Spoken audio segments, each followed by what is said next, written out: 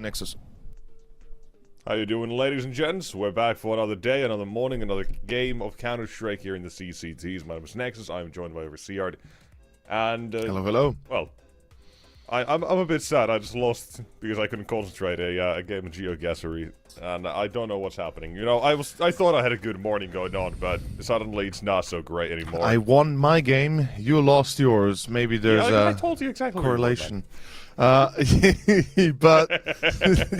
was playing 2 games at once, man. I know. You know what we're not going to be doing? We're going to be playing only one game at a time. Yes. We're only focusing on the one here for the start of this one. But we've got 4 whole games to go for the day. Hey, so maybe no forfeits finally. Forfeits? No forfeits. Yeah, exactly. Hopefully no forfeits. I mean... Yeah. All right, there we go. So, yeah, you can see the schedule here. The end of the day, Navi Junior, Chimera, the Copenhagen Wolves 9. And then the couple we'll be focusing on is 500 and Alaska. I said yesterday that is one of the games that I'm kind of looking forward to seeing Alaska play.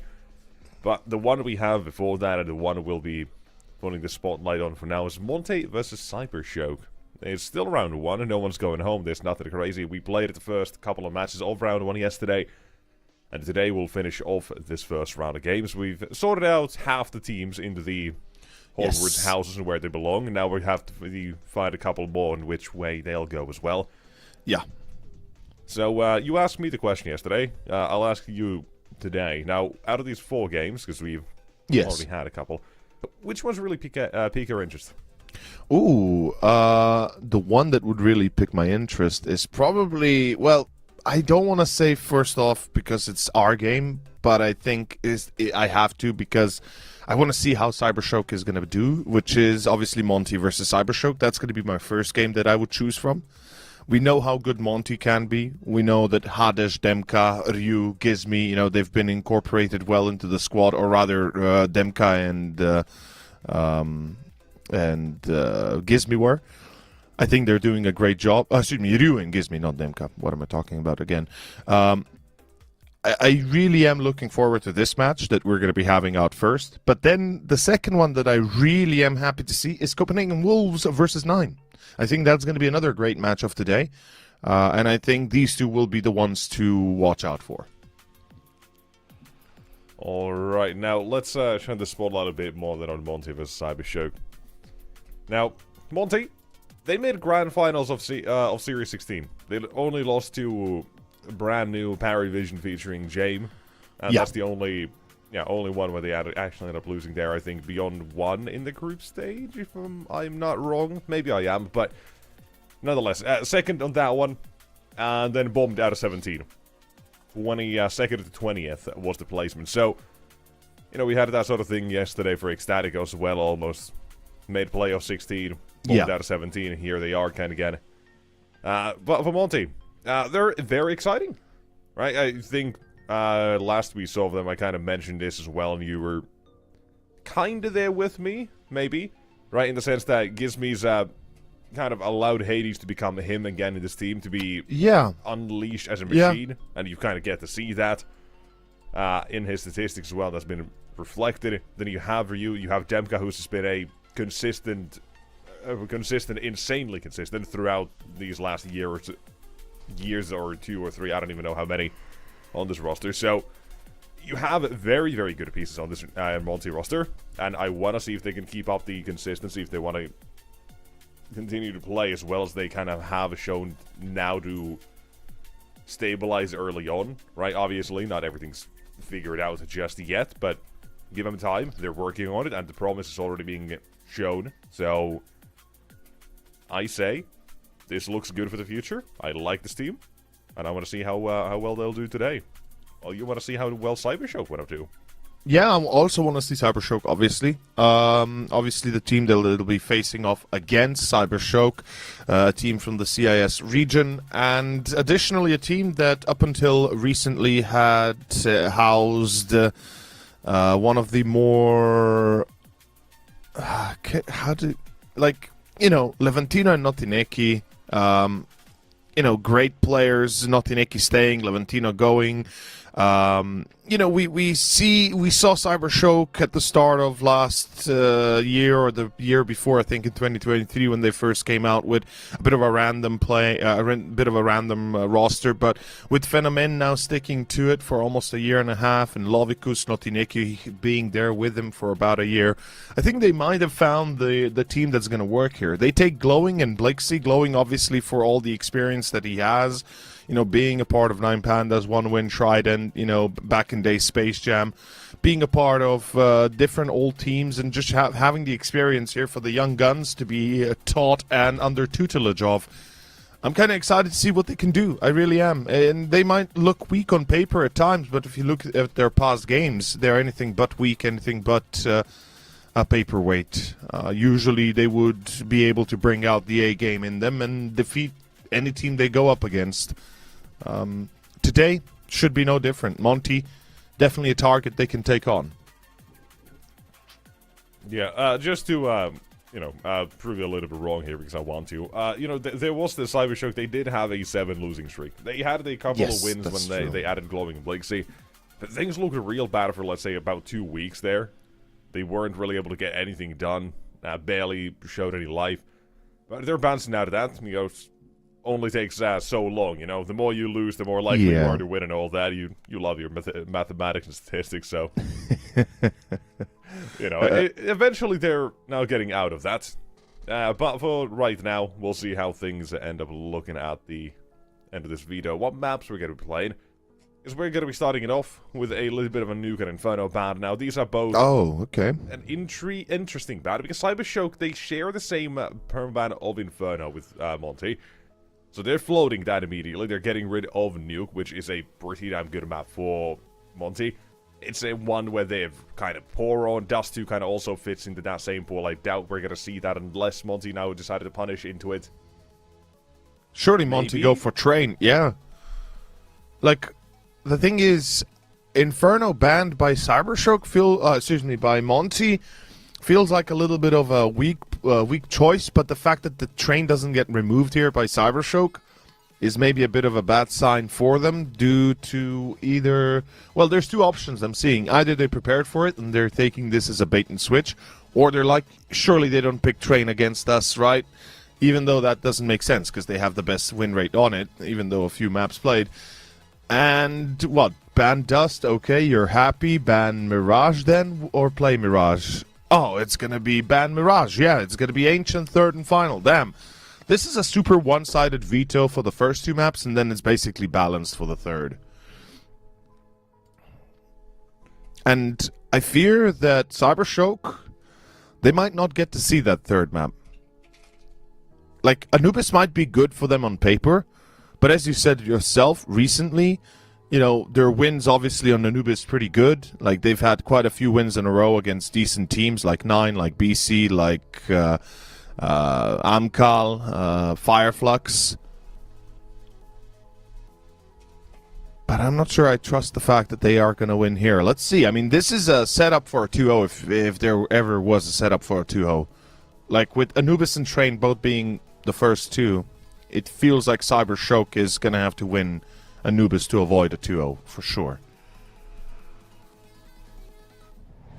Sure, I can get behind that, I think. But let's see what the actual result is going to be looking like. So we can theorize all we want for, well, however long we feel like it. Yeah. But for now, let's hop over toward the game here. We've got Anubis, we've got the game, and we've got both these teams ready and willing to give us a show, hopefully. At least that would be the best case scenario. Now, Cybershock, they did have a couple of off games here, or just one pretty much in recent times. Beyond that, they've been looking pretty damn good. You know, some of them have been closer than the others. That's kind of been the situation, right? Even though they have not been the greatest in these last couple of weeks, they've still not really dropped this map.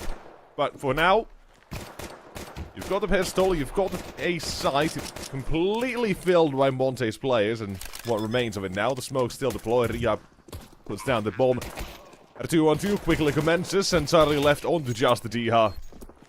And exposed as the smoke fades, not sure which way to look. It'll be just Blakesy simply walking in to take that bomb. tear it apart and take Cybershock their first round. Good job. Well played. Do it well to begin. Good retake, Blixie accurate. And it works. Cybershock 2v2. Transfer into a W. Now Monte, on the other side, do they force buy? Do they eco? They got a bomb plant. But usually we see force buys out of it. And yeah, it's obviously going to be Galil's coming in play. We're going to have a little bit of a start up towards middle. Pretty default by Cybershock. 3-2 split. Holding on to the sights.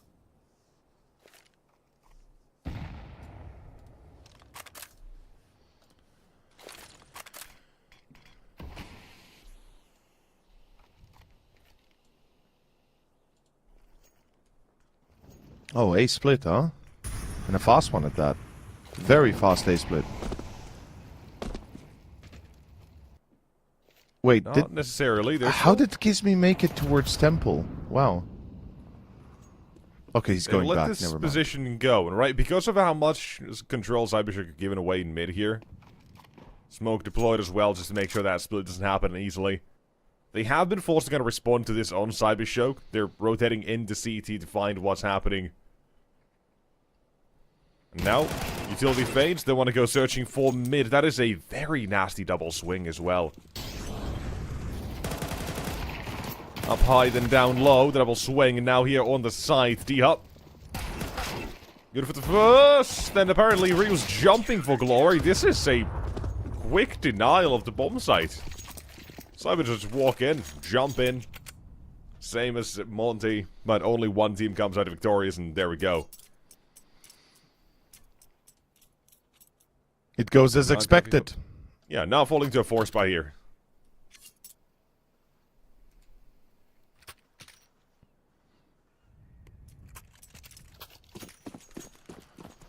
So, back to pistols. Shouldn't be a problem. Cybershock showcasing decent control.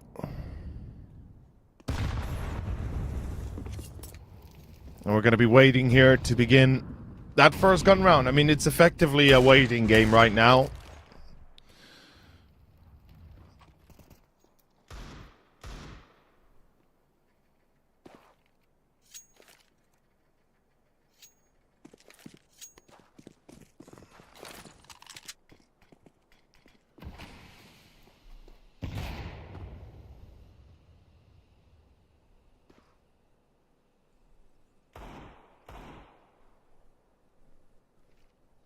Super slow. Yeah. I mean, it makes sense, really. It's just the pistols and nothing else for Monte. You want to wait out round, bait utility, and then if you get a kill on top of that, it'll be decent economical damage. Well, whilst I have your attention here, and since this is effectively an eco, there's a topic I want to bring up. Holy shit for you. That was beautiful. But, yeah, there goes Phenomen. There's a topic I want to bring up. Sure. And there's more like an opinion I want from you, and, you know, you tell me your feelings about it. How do you feel about the fact that Partizan are 44th on the Valve ranking, while, for example, 9 are 51st, or, you know, Gun 5 or GTZ are barely above Partizan at 43 and 41, or, for example, Monte's 56th. Or Fireflux is 60th, or Sinners are 61st, or who else? OG 72nd. You know, I just want to hear what's your thought, or Ecstatic or 80th, for example. Like, what are your thoughts on that? I have never even seen a Partisan game. I don't know. My point exactly. Yeah. My point exactly. Like, the Valve rankings is not. I've been going through the rankings and kind of comparing it and kind of seeing how they correlate, and honestly, horrifically so. I've seen a lot of teams that shouldn't be in a position that they are, not even close. So yeah, it's bad. It's super bad. Like Valve ranking, I don't think it's gonna work in the long run. Because there's so many teams that when you scroll down low, there's so many teams that we know, that we've seen, that now cannot play because of that. It's crazy. But, for example, Mouse NXT is 182nd on the Valve ranking. I just want to point that out. And that's still, you know, obviously that's a different team right now, at least, because obviously Bermilov is no longer a part of it. Haven't really been doing much at the moment, I don't think. Yeah. So yeah, that's fair. That does make sense. That does track. Haven't played again since September yeah. last year. Yeah, and obviously they switched out the whole roster, so that kind of, you know, kind of makes sense. But Gamer Legion, for example, they're 128th, which is insane. No. Yes, Gamer Legion are 128th on the ladder board. With the old roster might be, but... Yeah, I was about to say, because you are just making stuff up now. No, with the old roster, Yeah, they're number 12, man. Yeah, I know. They're up there now, but... Yeah, alright, here we go, though. We've got an attempt, and that's all it was. And all it ends up being... It's all it ends up going to be, yeah. Cybershoka and the results on this map, they start off today fairly well to show why they have the sort of near 80% win rate on this map with 18 games played, if I'm not completely mistaken. I think it is 18. And indeed, correct. So they've been looking pretty damn decent, or pretty damn good, let's be honest, on this map, and doing so consistently. A couple of closer calls, yeah, like we gotta say recently in this map, but that's also been a bit of a slump for the team itself. But for now, they're starting off on the right foot, because every CT side round is pretty much 2 T side rounds. Or twice as impactful, let's put it that way instead, to make it easier. Yeah. To understand, perhaps. So, everything's starting very, very well for Cybershock. Here, you've got Demka, the hero AK-47. I like the buys. It really is just a fun thing to do nowadays. To buy a hero rifle and nothing else. I say nothing else, just half buy a round of eco run, do whatever you want. Nice change to the meta, because even if Demka still dies here, he's got to get a deagle next round and can pick up an AK from his teammate, right? He'll be fine. Yeah. Should be fine. fine. The risk is really damn minimal, and the payoff, if you pop off in a round like this, is massive instead. So, one of my favorite changes to the meta in these last 6-ish months, maybe a year. I think it's about a year more now. And more. Ooh. Yeah. Prevalent Good entry. Here, Venom already feels how that AK treats him. Nozineki will be only able to find himself one, and Niha walks to the other side of the smoke right up into Nozineki's. And low HP Diha can't do much. Round is done. 5-0. Cybershock, hello, and welcome to the winning side of things. This is pretty impressive. 5 rounds in a row is not easy. Not against Monte.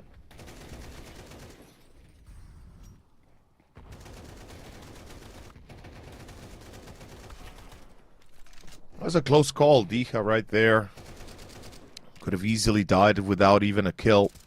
And round would have been over before we ever began. But regardless, ladies and gentlemen, round number 6. Monte, I'm not sure what's happening, but right now nothing's going their way. And Cybershock, like I said, I'm eager and excited to see them play.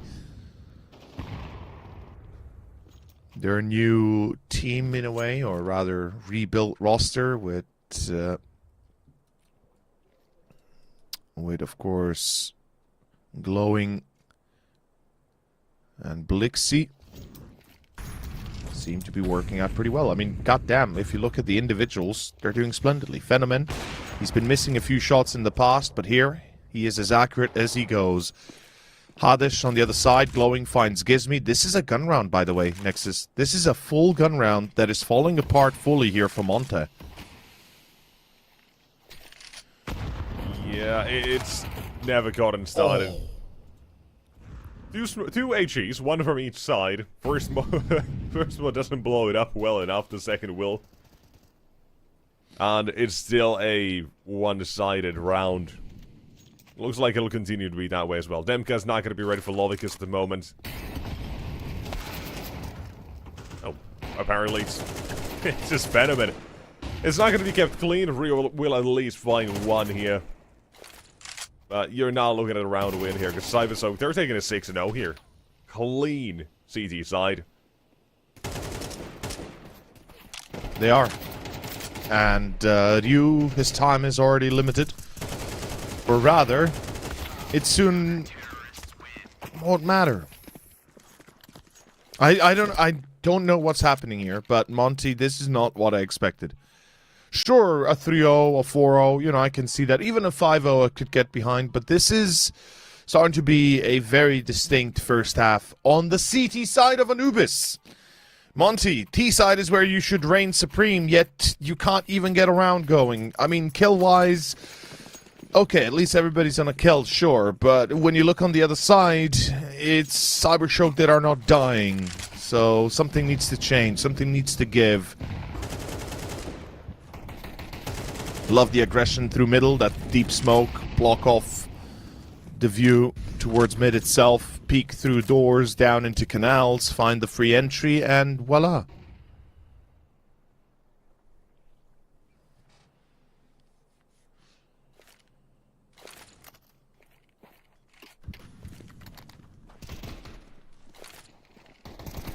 And big play. Sometimes the Tech-9s are the answer. CT aggression snuffed out the exact right time for the pistols. Monte find themselves working towards their first.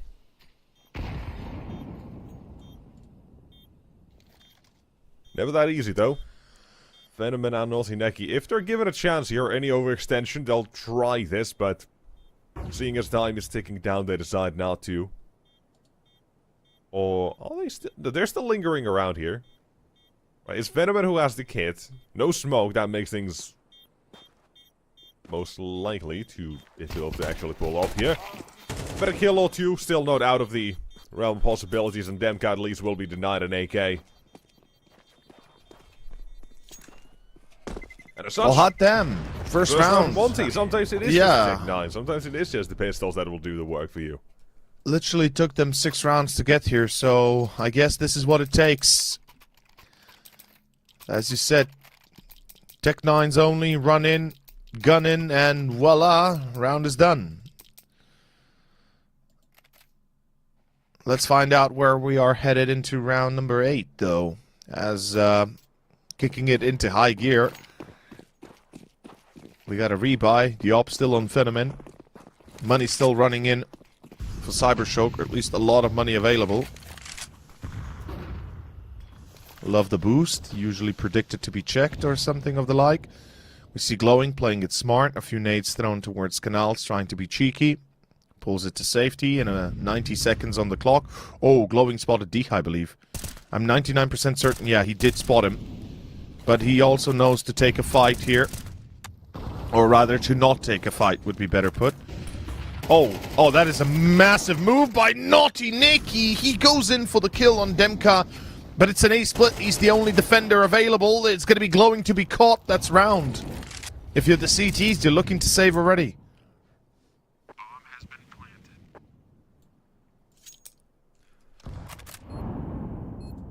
planted. Yeah, I mean, sometimes you give away these rounds. And that's one of them. Try to walk through the smoke. Even with the flashbang. Even trying to set up a play, it's not always going to work out. And in this case, one that gives Monte a massive advantage into this one. Is me. Looks to find the upper. It's Venom missing a big shot.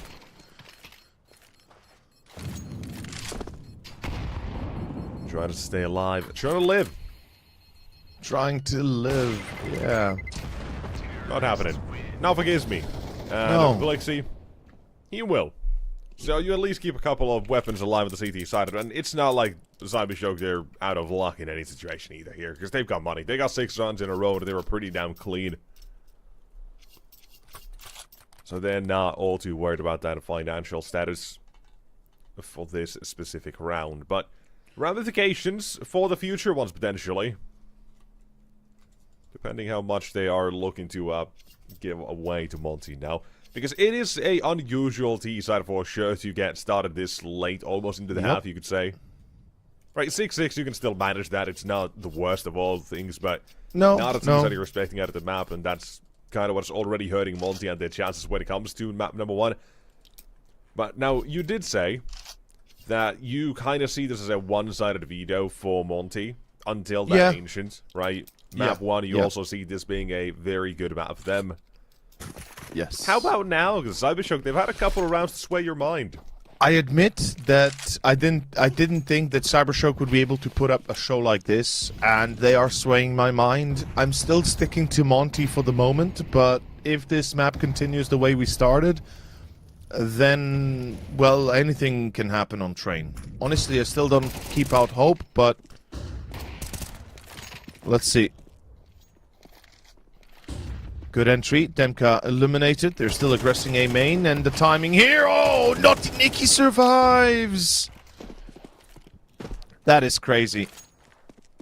That is absolutely ludicrous, the fact that he survives. He's made a minute with the usual, throws plenty of it out, but flames burn where he once lied. Where he once it stood. At Monte, they try to come back out of this round with 3 plays only to make the difference. Yeah. At least one thing to assist them is that they're all walking through in the same sort of position.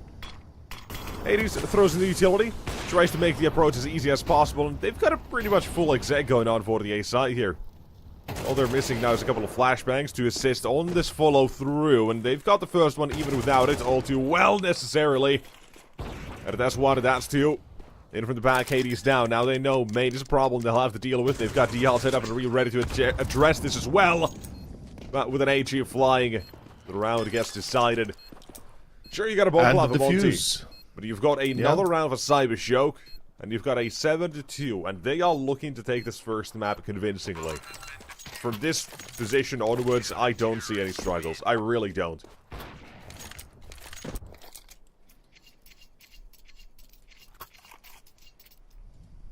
Good recovery, and pretty much best situation possible.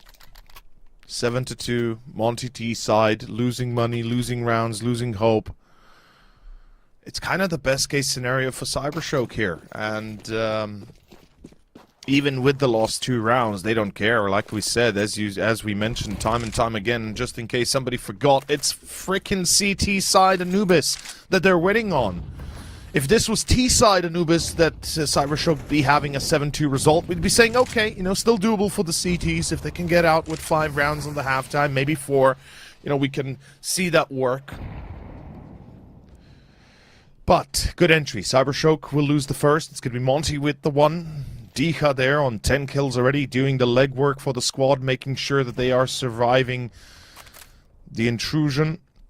Hades finds glowing as he's trying the same idea as before, peeking middle window, getting caught in the swing. Another A split. And will it fail again? Let's find out. Alright, let's get it. Minute left. You've got an A approach. And you've got Phenomen on the orb waiting. First one seen above the smoke, second one adjusted to as well, but not nailed the shots.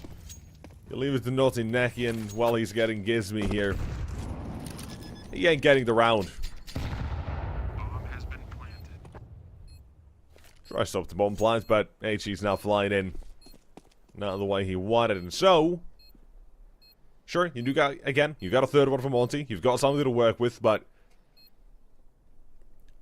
Cybershock, nonetheless, in a wonderful position no matter how this half now comes to an end here. And I just gotta say, man, for Monte, by the way, Diha is playing a pretty damn good game right now. Yes. Yes, he is. He's the reason why they're having a chance to even ring up rounds like these. Without his entry, we wouldn't have been seeing the A control come into play. Glowing getting caught obviously there early.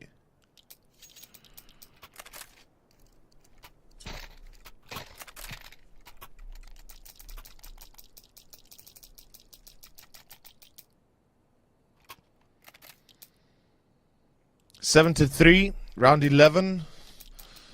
And would you say, if they make it 5-7, that they can be relatively happy with the outcome or not?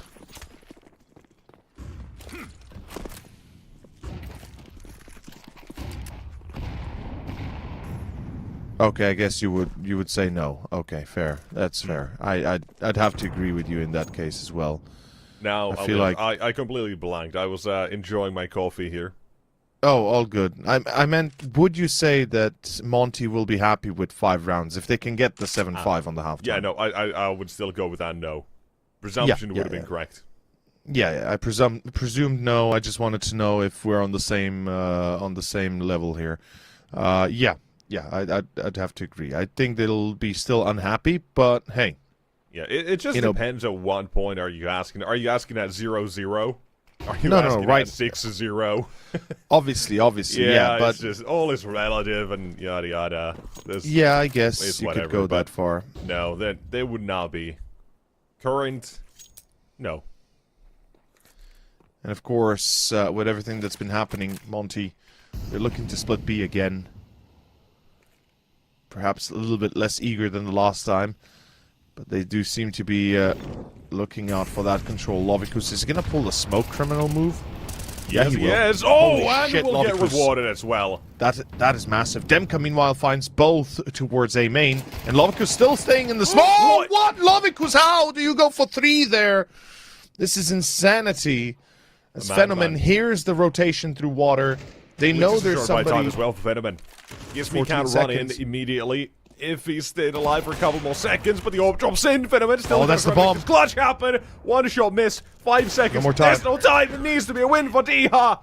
But he can't get it done. It's Venom instead. The clutch with a couple seconds to spare. Stuck in a corner. None of that matters for him.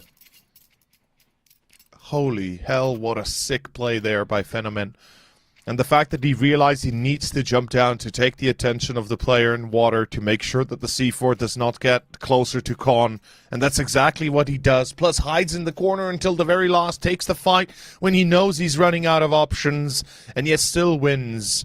Well played, Cybershock, as a timeout will be utilized by Monte to talk this one through. It's the last round of the first half, looking like it could go 9-3. This is a devastating blow to the T side of Anubis, as we usually expect it to be a better side, or at least, you know, the stronger side.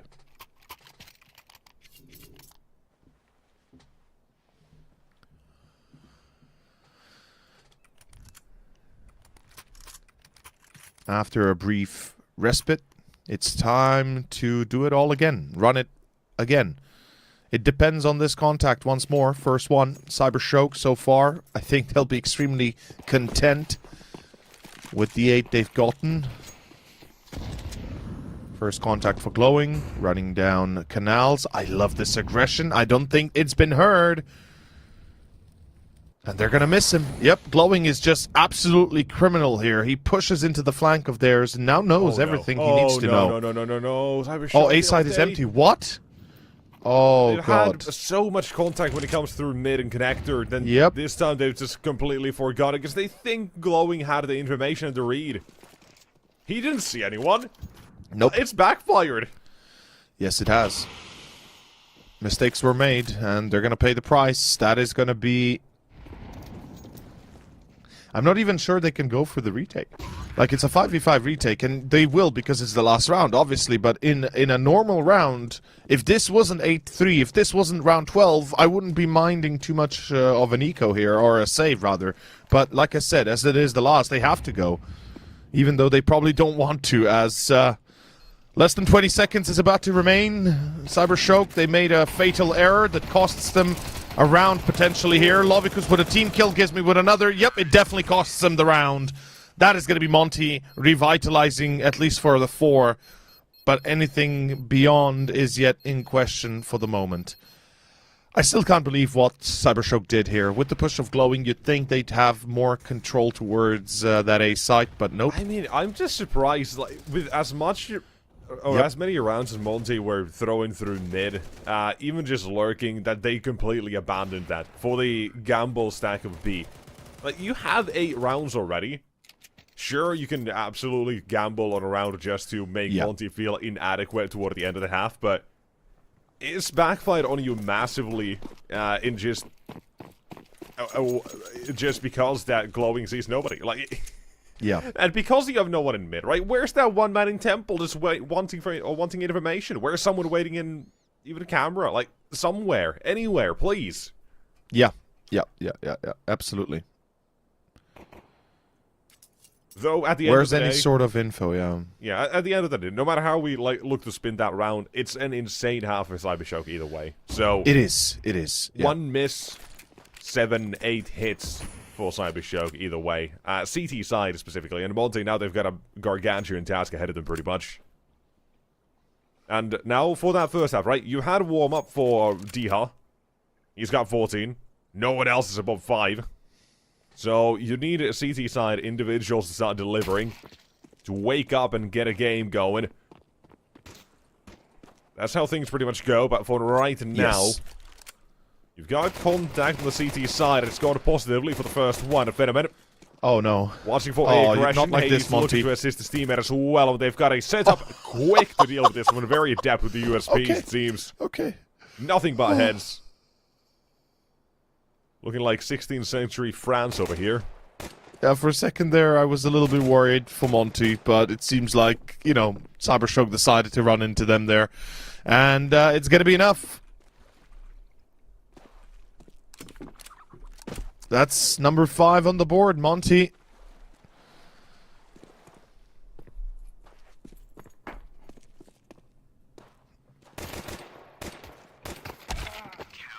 Yeah. Good night. Yeah, Rio will end the streak of headshots.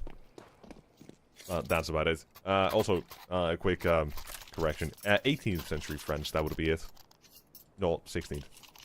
I think it was like toward the end of the 1790, like 1790 something. Did they invent the executions. sharpshooters? Yeah, the guillotines. Oh, the guillotine. No, the guillotine. The last guillotine was used, I think, in 19... No, like the reign of terror. Oh, you mean like yeah, the revolution? Louis and, the French Revolution. Yeah, and Marie Antoinette. Yeah. Yeah, like that was 1790 something. I think. no, that was in 1780, 1790. Yeah, I think, and then after that was before the rise of Napoleon. Correct. Antoinette. And 1793 and 94 apparently is the other years. 93 was when Marie Antoinette was executed by guillotine. Yes. About 17,000 people apparently. Yeah. They were not happy. No, they completely ate the rich people. I mean, literally, they were hungry. They were starving. So, you know, and when Marie Antoinette says you don't have enough for food or for bread, well, just eat cake, right? That's when you kind of lose it. But, well, I don't think we're far from that again here, potentially, within the next few years. I mean, given what's happening around the world and, you know, in Europe especially.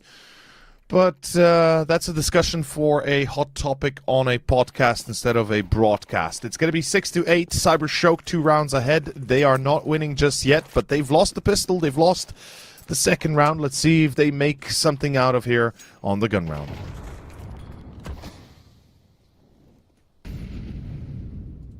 I've never been a fan of old 17th, 18th century history. I didn't like the Renaissance, or not even the Renaissance, but rather the, how do you call this period in time? It's, I mean, Renaissance, yeah? No. I guess it's not, is it the High Renaissance, or, you know? Someone's gonna know these things, but... I forgot exactly the way the timelines went, but I'm pretty certain... I don't know if it was the Renaissance. In any case, I forget. It doesn't matter. Point is, what matters right now is Cybershock trying to enter towards B and A, looking for free kills. So far, there might be given one towards canals, but nobody's controlling that. What?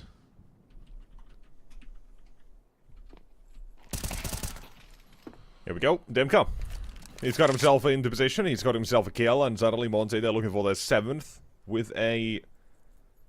chance, or with at least a lead to it. 20 seconds. Cyber Shock. Careful not to lose this one. They're very split at the moment. You at least have Blixie who's thinning the retake. If it does get to it, the bomb needs to be still planted here on the B side. They don't have utility to make it stop, so you are playing full retake. You've got one man in main. You've got a second toward the pillar. Gives me in a trouble, glowing into the flames. Down it goes. Now, after Demka will trade. Hades snuck out. First one, a smoke fades. A second one as well. And a retake for Monte, and a CT half that looks like it might be actually up to par here. Unless we're being sold a lie, you never know. You never know. I think this is 7 to 8. And by the way, Renaissance was up until the 16th century, and afterwards it was basically the early modern period that started, kind of thing. Yeah, I was that felt about right, but yeah, like basically it was the age of discovery where England became a proper force of power. I guess Age of Discovery was before between Renaissance, right? Because they discovered the Americas, etc. But yeah, basically Renaissance ran up until 1750, something like that, 1650, somewhere there, give or take. Yeah. Now here's the thing. Not gonna lie, most of my history knowledge, not great. There's some parts of it that are all right. I'm not bad with that. Yeah, I think but when it comes to the historical eras, a lot of that has come from Civ. I'll be honest, Civilization. Yeah, fair. Civ. Like, I don't think Civilization is historically accurate, no, but I mean, yes, it's when it comes to it, you have the modern industrial periods and such, and medievals, but all that. But for now, you've got the pistols. You've got a force buy for the T side. It's suddenly led them to only 2 remaining. Monte in trouble. Ryu will look to get them out of it. They'll look to bail them out, but it's not worked out. He's left 23 HP. And he's waiting, reading, gives me, walking into it and not gonna miss the shot, glowing with experience. damn. He'll show exactly how things will look if you give Cyber Shock a chance. And my god, what a way to take it back as well. 4K, and starts off with pretty much nothing. Not gonna let him get tied up here. By the way, I did not know that the eat cake was a lie. Thank you, chat, for bringing that up. I just wanna mention that. Appreciate Honestly, it. I didn't know. It's iconic. It is iconic because you know it kind of makes sense. Headcanon for people. It's Yeah, like, headcanon for me as well. Yeah. Exactly. It feels appropriate. Feels like, you know, she'd be edgy enough for that.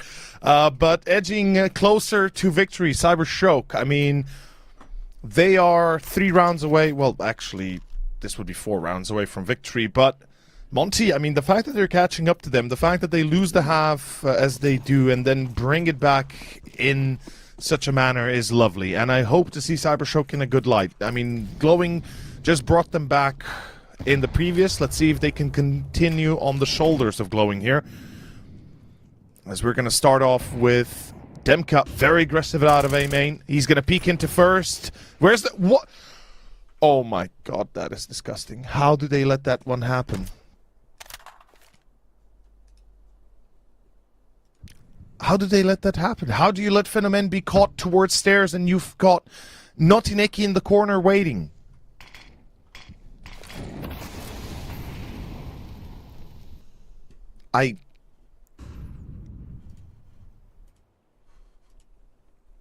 Was Notineki blinded?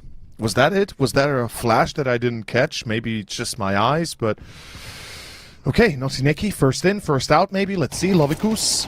Oh, spotted. Oh, the timing for Demka's bad. He needs to reset the engagement. There's the flash that supports him. The CTs come into play. Demka trades off. Lovikus is there. Oh, Lovikus with a double. This might be enough. There's still a player in heaven that you need to count on. That's Gizmi. He prevents the plant. He goes for 2 maybe. The damage is insane. But it's a 2-on-2 both from CT. All right, down to the last man here, Lovikus. Off the bomb plan, Ryu is going to know that he wants to set up for something. Now, Monte was going to tell him exactly what the plan used to be for Lovikus. And he's never going to get to exact that. It's a quick headshot. It's Rio with the 1 versus 2. And we said as well, at the end of the first half, and at the start of this one, Hades had to be the one man to perform, not Hades, Diha had to be the one man to perform so much. You need on the CT side for this individuals to deliver their own weight, pretty much. Here, that's a great run for you to do so as well. You already had glowing with the 1v2. Oh, 1 versus 1. So for Monte's side, you better need something to show some signs of life. That's a good way to put it. Definitely show some life, some sign of life. And I mean, they're doing pretty well in that department, but maybe Cybershock haven't set their loss just yet, as they are setting up for a B take, perhaps a split even. That is very lucky for glowing. It is. Guess me just looked away. Didn't know he's there. Oh, the nade. Doesn't do as much damage as I thought, but yeah, glowing can count his lucky stars. Love the boost here. It's going to be Phenomen. That's going to be looking for a free kill. Misses the chance. Now going to be sprayed through the smoke. The damage severe, and Dika actually gets him. That's a massive pickup that puts Monte right behind Cybershock's ass here, as the refrag happens, at least, and Lovikus brings it back for 1. Oof, Ryu cutting it awfully close there. Almost went for the fight. Yeah, back to the underworld now with Hades as well. Oh, glowing! It's gonna stop the aggression. Now, we kind of went into this game, we said that Monte, or I said that they have the pieces that have been performing. You have Hades, Demka, and Ryu who've been real damn good. Not right now. I mean, that's, to me, is a bit of a surprise, because they have decent results on this map as well. Currently, the only lifeline is Diha. In this round, it's not really going to work out for Monte. We're looking at double digits here. The wake-up call is real, man. Cybershock back in action. Yes, it is. Right? It is also kind of going back to another point we mentioned earlier, being that Cybershock, despite them being rocky or in a slump for the last 3 weeks almost, they've been doing pretty good now, like on this map. They've still been able to close out these games, some of them getting closer toward that 13-11, toward the last round pretty much.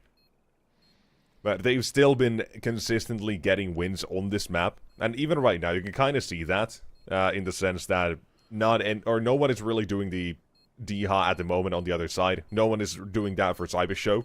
Yes, yes. It's just a team game. You do have Glowing's 1 versus 1 right on that half by whatever that round even was, I don't even remember anymore.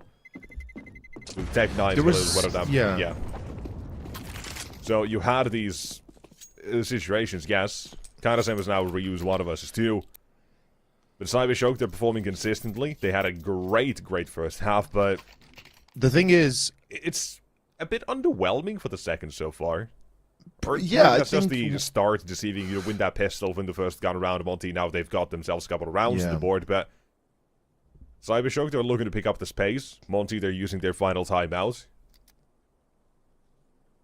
And now is when things get, well, to... tricky. Yeah, get tricky and toward the end, pretty much.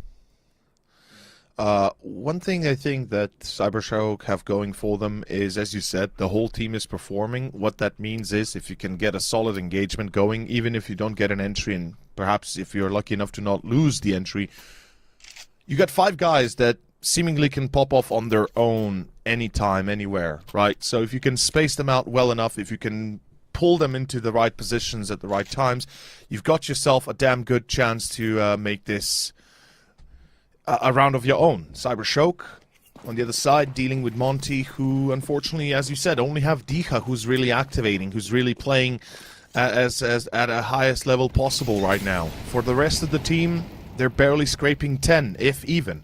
As we do see mid-control going to be contested. It's effectively a force buy for Gizmi, the rest with basically an eco. That is... And Demka just gets caught. Yeah. Yeah, that's very poor positioning for him. I imagine it was trying to dodge the Molotov, so it's... I would assume so. Yeah, but he had Gizmi there as well, so... Didn't he had anticipate to be the one a bit nade. more forward. Yeah. A bit awkward, but a very need protocol there for Cybershock to deal with that, in case there is something like that, because that's just couldn't go any better, really. You throw the Molotov, you blow up the smoke, you hope someone's gonna peek into you, and they're already there. They're not even shooting at you. Yeah, yep. Neat little trick. And we did say things will be getting tricky. And interesting.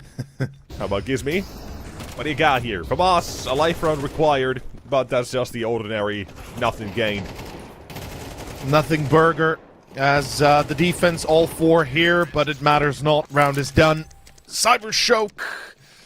They shall find themselves on the number 11. And this is where things start to take a turn for the worse. Monte, they either bring it back now, which is not happening because they should play an eco. They have no money, but nope. They... Okay. By the way, I don't understand what that previous round was then. If gives me full buys, the rest half buys, and now they buy again. Ah, okay. I won't even question it. I mean, they're trying Cybershock. to make something happen here. Yeah, they are, but Dreams, come on. miracles, all that, but Monte, they are needing Cybershock to overextend here, to give them an olive branch. Yes. Anything else? But also, why would they give them an olive branch, right? Yeah, it doesn't feel like it. It doesn't feel like they deserved one. Yeah. I like the early pressure as well for Cybershock to what be now. Yes. Yes. It's Likewise. very quickly pulled Monte here. They have made a very quick reactionary play to see what's happening. Is there going to be a commitment off the back of this as well? And able to call off their players away. They've left Rio alone. He has a smoke and a Molotov, so he's got what it takes to pretty much hold on to the site for now. But the longer it continues to go for the Monte A site, or whichever one of this one is, B, that's the one. It's got to be in a little bit of trouble.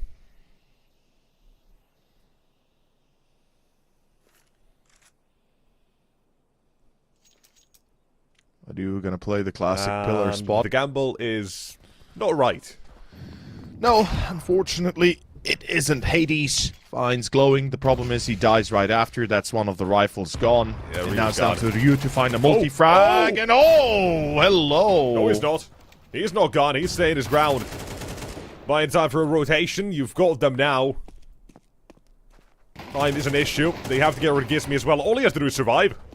Literally, all he has to do is survive for a couple of seconds. And he's done more than that. He's got rid of the ammunition on Lovicus. Just jiggling AD, AD. And that is Monte onto a 9. Stealing this one away.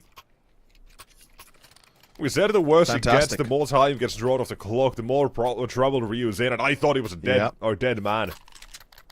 You and I both, brother. But yet again, the MP9 prevails. Believers stand up, the greatest gun in the game. Ryu will do it with that to buy time for his teammates, make a chance happen. Deny Cybershock that 12. And finances looking a bit low for both teams. So this one absolutely will decide how the game continues to go, and will probably go, depending on one side winning it. We'll see. But now, Util to one of the sides, sprays into the smoke. D-Hub with a 20-second kill, and Ryu with another one, with Blixie exiting through his. And a couple remain to be brought back. It's on to Lovicus. Last man. Down the smoke, hope for a gift to be given, but it's got to be 10 to Monte. And it's going to be an eco. Has to be at this point. Has to be an eco, and potentially a full comeback that we didn't anticipate at the end. I still believed in Monte. Like I said from the get-go, I think that they would be in a better position. It seems like it just took them a moment longer here to wake up and get back on track. As we do watch an eco here, 11-11 should be the new scoreline. And let's get to the party here. Cybershock, they got pistols only. They want to have a party with their let's say competitors, as Ryu and Demka answer.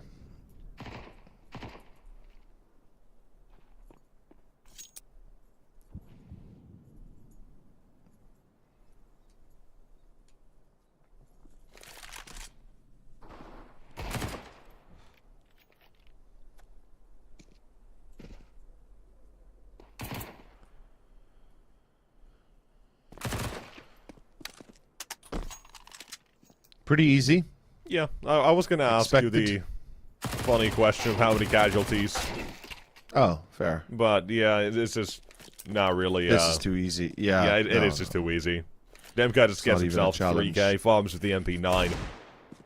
And, oh, seeing as we're entering now the incredibly late part of the game, oh my god, meaning, quite literally, the last 2 rounds of regulation, that money's gonna be so damn precious as well. And with the second man being taken down, feels like that economy is going to be even more necessary to keep as well. So Blixie, if he managed to get a third one here, could actually be something in terms of a win, almost, but no. Unfortunately, for Blixie, that's the round done. Monte doing their best to save utility as well. Molotov's thrown it over toward Diha. This one is a tied scoreline, 11-11.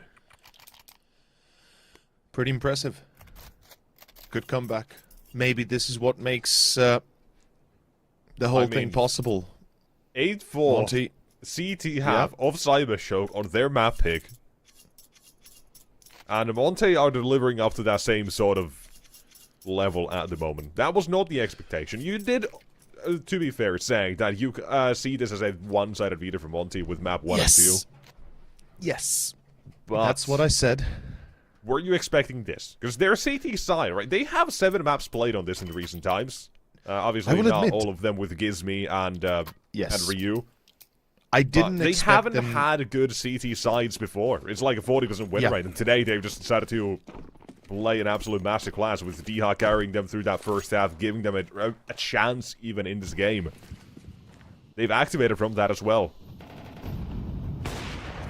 Playing a hell of a game. You have had Hades as well going for picks like this. Not in the exact same position. He's staying dynamic, but I do love the aggression that he's going for. Continuing to play in their face and in the just annoying Cybershock. So many rounds they're playing from 5v4 and having to trade it out.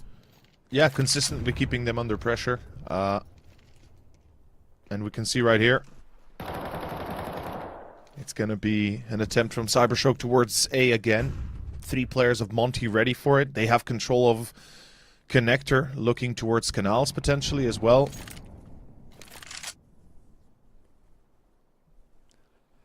The road to 12.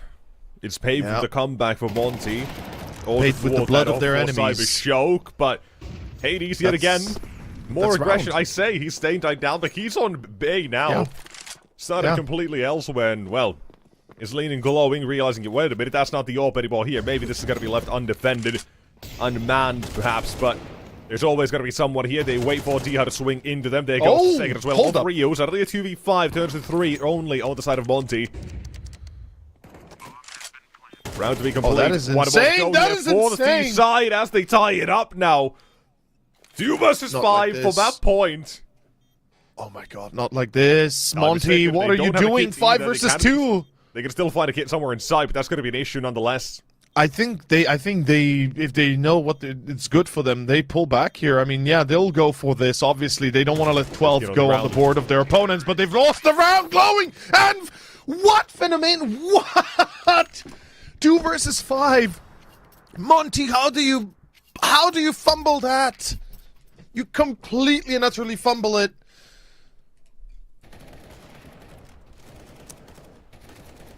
Aye, 5 versus 2. Man, that hurts. Holy shit. Oh man, that is That bad. That hurts. is very bad for Monte. That is a very bad outlook for them. I worry, man. I genuinely worry. Oh, you know what's going to hurt even more? Overtime, yep. Not that, but it's the fact that Blixie gets 2 with the Deagle in that previous round. Look at Ryu and Gizmi's economy now. They could have had M4s, man, if they had not lost anyone in that round. A 1v5, it'll take 2 in that round. And now with the consequences of that round is exactly 2 kills with the Deagle, and suddenly you've got a dual Beretta and an MP9 instead of M4s to contest. Cybershock, they've set themselves up for this first map. I said it, last couple of results, they've been very damn close, but they've still been able to take these ones. 13-11 to 13-11, those are the previous results here. They want to repeat that as well, yet again. They want another victory under their belt, and they're looking to get it. I mean, they are going to get it if this continues in the manner it started.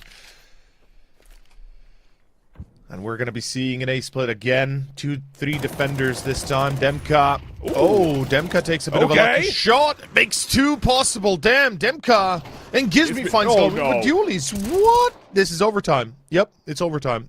Phenomen, 1v4. Can you do it? The answer is probably no, but hey, never say never or all that good jazz. I am wagering a big fat no. And putting a total of nothing on this one. A nothing burger? Must be a good one. Yeah, it's diet. It's a diet burger. Going for 0 right calories. Now as well, he's not going to be getting much here in terms of victory.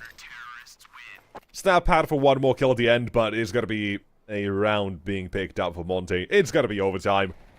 From a 2 versus 5 in the previous, to now this one, with a massive round of Demka. Because if that first one, right, he sprays through the smoke to find it, that is insane in itself. You'll find that second, continues that advantage. Massive rounds, because he was isolated, right, pretty much? Yes, Gizmi did have some help to give him, but dual Berettas, you're not really reliant on those weapons. Still delivers our kill from those as well. And we find ourselves now with 12-12 in overtime. And the game, somehow, from an 8-4 CT half for Cybershow, keep it in mind. CT sides of Monte in the past have not been anywhere inspiring, like 40% win rates, as previously mentioned. Yet here we are. Monte delivering us a renewed look, almost. Yeah, definitely feels like that. Overtime confirmed. We go the distance, and the question now on everybody's mind is, can Cybershock do it in overtime, or will Monte actually come out on top? We're about to find out. We do have a tech break. Could be toilet break. So, you know, a moment longer before we... Ah, fair. Makes sense. Makes sense. I gotta ask you something as well here. Yeah? How many monitors do you actually have? I have 3 monitors. Yeah, how do you not have the Discord on one that just tells us what the issue is? Because I used to have only 2 monitors, and I'm not fully accustomed to having 3 yet. Alright, buddy. Yeah. You're not used to the luxury of this. Of 3 monitors? Life. No, not yet. And I'm actually thinking of putting another monitor, like a big TV monitor, wall-mounted above me. So when I cast, I can stand up and actually watch the wall-mounted TV instead of the monitors that are on the sitting level. Okay, right? I see you. Yeah. That's what I'm probably going to pull out within the next 3 months, something like that. So I have a massive TV above me then. Or not a massive one, but let's say a 28, 27-inch monitor that's mounted on the wall, and then I can have that as my reference monitor for casting, which would be nice. But that's not too bad. Yeah, it sounds like a good idea when you put it on paper. We'll see how it looks in practice. You know how I do my Oh yeah, I know. I would love to stand up, but the mic and the everything is not perfect. It's not perfect. But what's perfect is wow, the start. Yeah, well, not perfect. Yes, but a good not trade. perfect. Gizmi still makes a 2.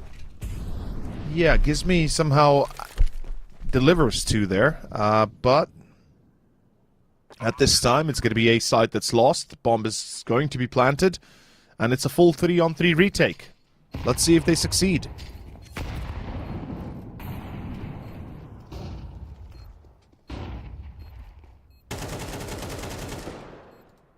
No, they don't. Blixie finds 2. It's over. It's round done. It's Cybershock on 13. I'm playing, obviously, but it is 13 for Cybershock. Monte... They will save the op Hades. He's got no business sticking around, and oh well, he's got no business surviving apparently as well.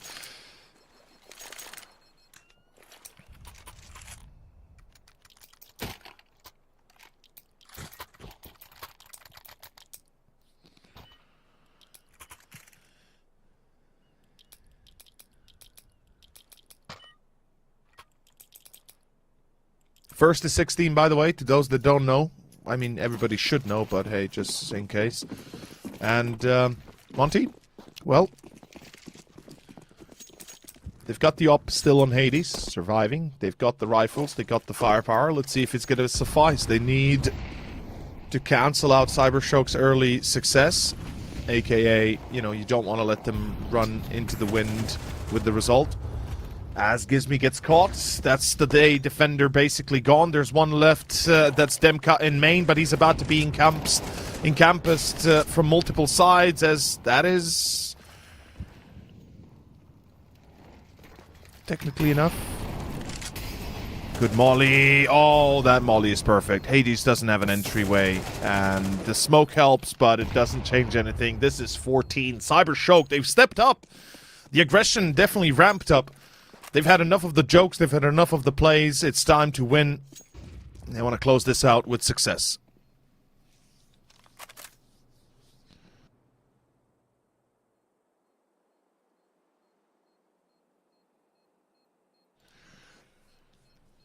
So basically saving again, 14 to 12, and if Cybershock make it 15, like if they actually go all the way, that'd be kind of crazy, wouldn't it?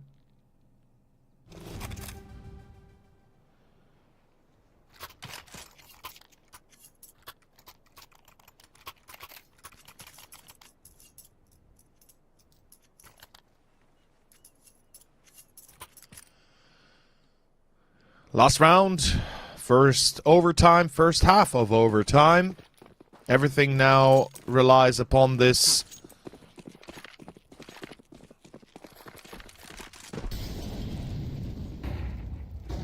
And Monte, as I said, everything for them relies upon this round. They have to find a W somehow.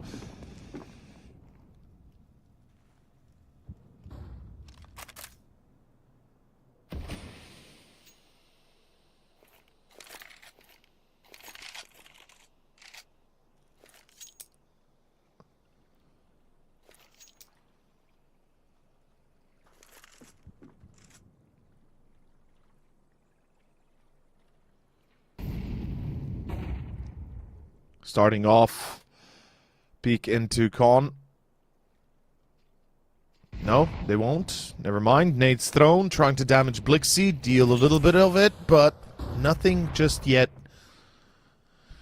to indicate Monte know what's happening. I mean, they've got one defender in A, as always. It's going to be Hades this time.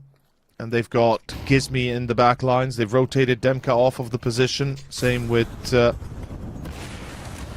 rest. Hades. Good angle. Finds Notineki. That's the start you're looking for. Second player now on the defense. Gizmi with the crossfire. Lovicus with the self-kill.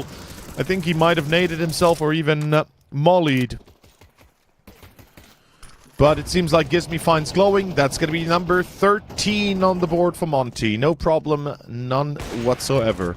So at least they avoid map point again. They don't have to fight for overtime. That's the positive note here.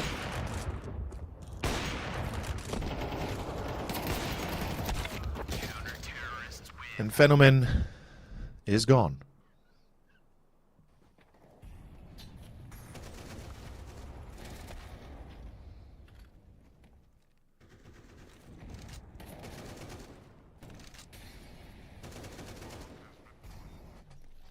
Show on the road, as we like to say, and the show is definitely on the road. Cybershock still got 2 rounds, well, 1 round lead, but 2 rounds on the first half, not bad. Setting yourself up for that second with your CT side that you played really well, I think is going to set them up for potentially quite a win. But let's find out first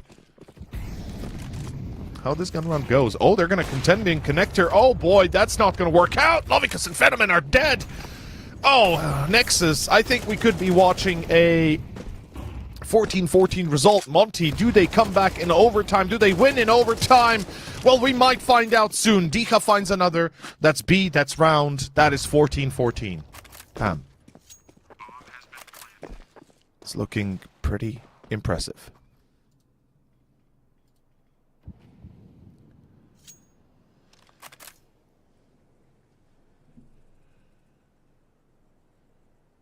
And since we talked about the individuals on Monte earlier, how they weren't performing and only Diha was putting up the numbers, well, Diha was putting up the numbers in regulation. Since going into overtime, he's only gotten 5 more kills. And just before the overtime as well. But on the other side, Cybershock, like, they had a pretty decent standing. They had an average somewhere between 15 kills amongst them, you know, kind of on average between the 5. But the problem is now they find themselves on the other side of the fence, and the grass is definitely greener on Monte's side. 14-14. They do have a bye, obviously, still. Phenomen with the opt-out. But this is far from done and far from being successful just yet. Kick it into high gear. And we go into round number 5 of overtime. 2 more to go for Monte if they want to win, and same for Cybershock. 16 is the winner. 15 is overtime if both get to it. Another overtime, in fact. B execution. Cybershock, are they ready or not? They've got full set of utility. Nobody's throwing anything. They peek into it dryly. They lose the Opper. They lose the defender. Good nade by Lovikus, but he dies as well. Holy shit, this is not good for Monte. This is, excuse me, for Cybershock, not Monte. Cybershock have just lost control completely. They have no choice but to fall back. Such a bad hold by Cybershock. The fact that they aggro into main. They have an op lined up on jail, so it's an off angle that usually catches you free kills. They had full belts of utility. They used none of it. And either that's a stress kind of stress relief or stress answer, or, well, the stress is what lacks the answer here, or kind of makes the lack of answer happen from the CT. Cybershock, mistakes made, and they pay a high price for it. They will be losing the round, 15-14. 'Tis double overtime or no time at all. Ladies and gentlemen, this is pretty fantastic. Monte is setting themselves up to take map 1 and potentially map 2 too. Keep in mind, that's what we went into the series with thinking, right? Or at least I was thinking Monte is going to be able to take this potentially 2-0, especially if, you know, we see Train second, which we will. And Nexus, I gotta say, Cybershock, they seem to be, again, back to their roots of cyber choke.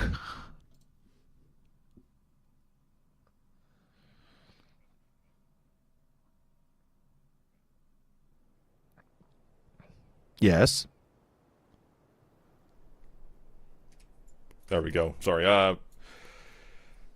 So, I had a. Let me just get this out of the way. I had a colossal issue. Okay. That I can't explain in any other way besides my interface just broke. Interface for the camera? Audio. My microphone, or as others, you know, phantom power, you know, that whole thing, that broke. I didn't even spill anything on it. There was just something real bad happened. Thankfully, I have a spare, so I'm now using this. Okay. So your audio interface burned out? No, I'll explain it at some point, but... Okay, fair. Later. For now, that is, what I've been fixing up the last couple of rounds. So, well, let's continue. Let's continue indeed, ladies and gentlemen. Cybershock, 1 round away from second OT, whilst Monte 1 round away from securing Anubis and putting themselves a map above Cybershock for this best of 3, looking like they might be able to catch it off in a 2-0. Let's find out for sure. First start, it's going to be double op for Monte, by the way. That's kind of crazy. That's kind of cracked, not going to lie. I didn't think we'd see a double op play, but hey.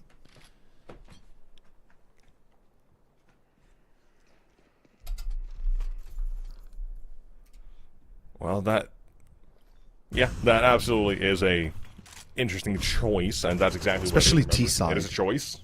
Yeah, it is an active choice, and you can tell Cybershock, they are just patient here. The call has to be, okay, boys, we know they're going to be coming for us.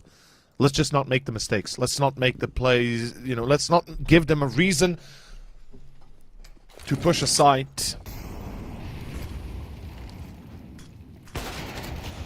Oh, no, Phenomen! Yeah, let's see how the game boy. now goes. Is it the end? towards Is A. it not? Oh, they're going A! They know Monte- about the second! They are Monte going A! to be the end. And this one, the end. it really is the end now. Cybershock, some issues recently. This has been their home turf nonetheless. This has been the map.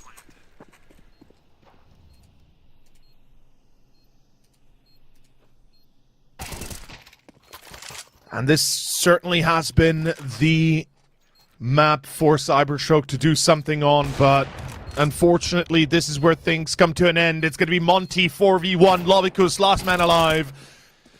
I feel like it's near impossibility for him to do much, and indeed it is. It's going to be 16-14, final score here. Cybershock, one-man army, not enough, and that is going to be Monte with the round and overtime in their hands. They secure Anubis for their own. Yes, they do. They take this first map. And Cybershock, they are left wondering what happened. Their T side was not enough. 8-4 up, and in they go, and yet here we are. So, what happened? What went wrong? I think we can definitely talk about the fact that Monte had a very, very bad first half. That's a fact. Like, Yep. It was an 8-4 half for Monte. T side. Then somehow CT side is where they find their strength. It's 8-4, and they don't stop afterwards. Cybershock really choked on T side, just like Monte did. But not only that, Cybershock choked on overtime as well.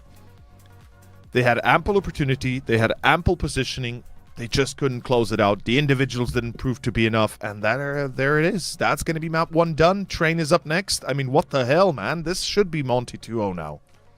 Yeah, I mean, there was a reason you did say at the start that you think this is Monte 2, or Monte favored in the Veto. And now they've got to take in this first map. Yeah, they absolutely are setting themselves up for success. Because Cybershock, they've only played a train once. Monte, they've had a couple more games on it. Clearly a bit more practice as well, you would imagine. Although, I'll say, Cybershock, the game they did play, it was back on the 20th of January. So it's been 3 weeks almost, something like that. So, there's been a little bit of time since then. They've had a time to practice. No one's really picked it against them. They haven't gone to pick it either. We don't know what they've been planning. So, I still think we're in for a bit of a surprise. But, in this new testing grounds, this new time where brand new terrain is still introduced to the pool, people are coming up with tricks left, right, and center. All these different things, all these new things.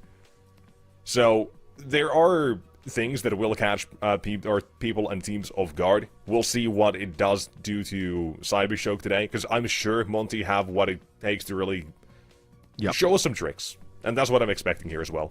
Because I've seen a couple, we'll get into that later, when we're actually on train.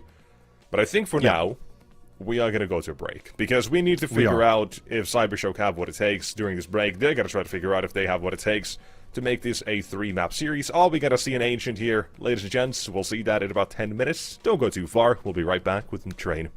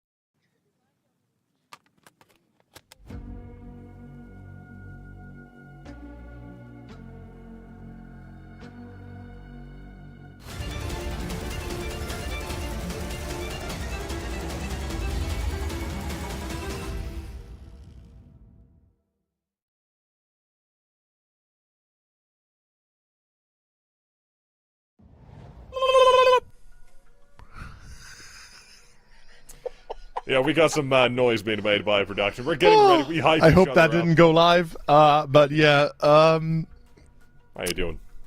how you How you doing? doing? How you How's everyone doing? doing? I see you're petting the kitty, which is nice. Yeah. So, what's next is the question, right? That is a good question. Do you know? Yeah. I do know. What's next is Train. What's next is possibly Monte's win, as it is their own map pick. We are a little bit disappointed into Cybershock, given how close they were to winning that first map, Anubis, and making it actually a 3-mapper. Meanwhile, with overtime going in the hands of Monte, and now with Train coming up, I have my doubts. All right, what sort of doubts? What's your biggest doubt here? As a problem for Cybershock, what is the big problem right now you have? My big problem for Cybershock, I think, is their teamwork. They do seem to know how to get about going for the kills or going around the kills, but they seemingly forget every single time that, you know, they can do it as a team instead of alone. So I feel like they just have to, kind of fix that a little bit at least. But again, that's just one thing out of possibly many. As yeah, it's looking pretty decent. Well, for now, it's a decent start for Cybershock, yeah. It's 1-2. It's slowing down whatever else plans there might have been for Monte. That is left done with Hades and Ryu. This one should be a fairly easy deal, I imagine. Yeah, that's what I think as well. Yeah, I mean, complications, maybe. Bomb plant, no. You've got Cybershock more than willing or more than able to hold off this area. Though, Molotov, smoke a couple flashbangs. I mean, you could try to steal this. I mean, it's obvious that Monte is going to attempt this. Or Hades and Rio, let's now say these are the full forces of the team. Molotov towards Pop Dog. Is that maybe something? Yes, it is. Yep. Naughty has to forfeit this area as well quickly. Yep. Smart choice, and You they still can have run the to smoke, plan you B. have flashbangs. They can plan B if they find the player on site that's not Neki. Oh my god, the reaction here is insanely bad, but luckily Bomb dropped though. that's the C4. Luckily Hades is the one to push forward, loses the C4, and it's down to the one man left. And that is Hades. Yeah.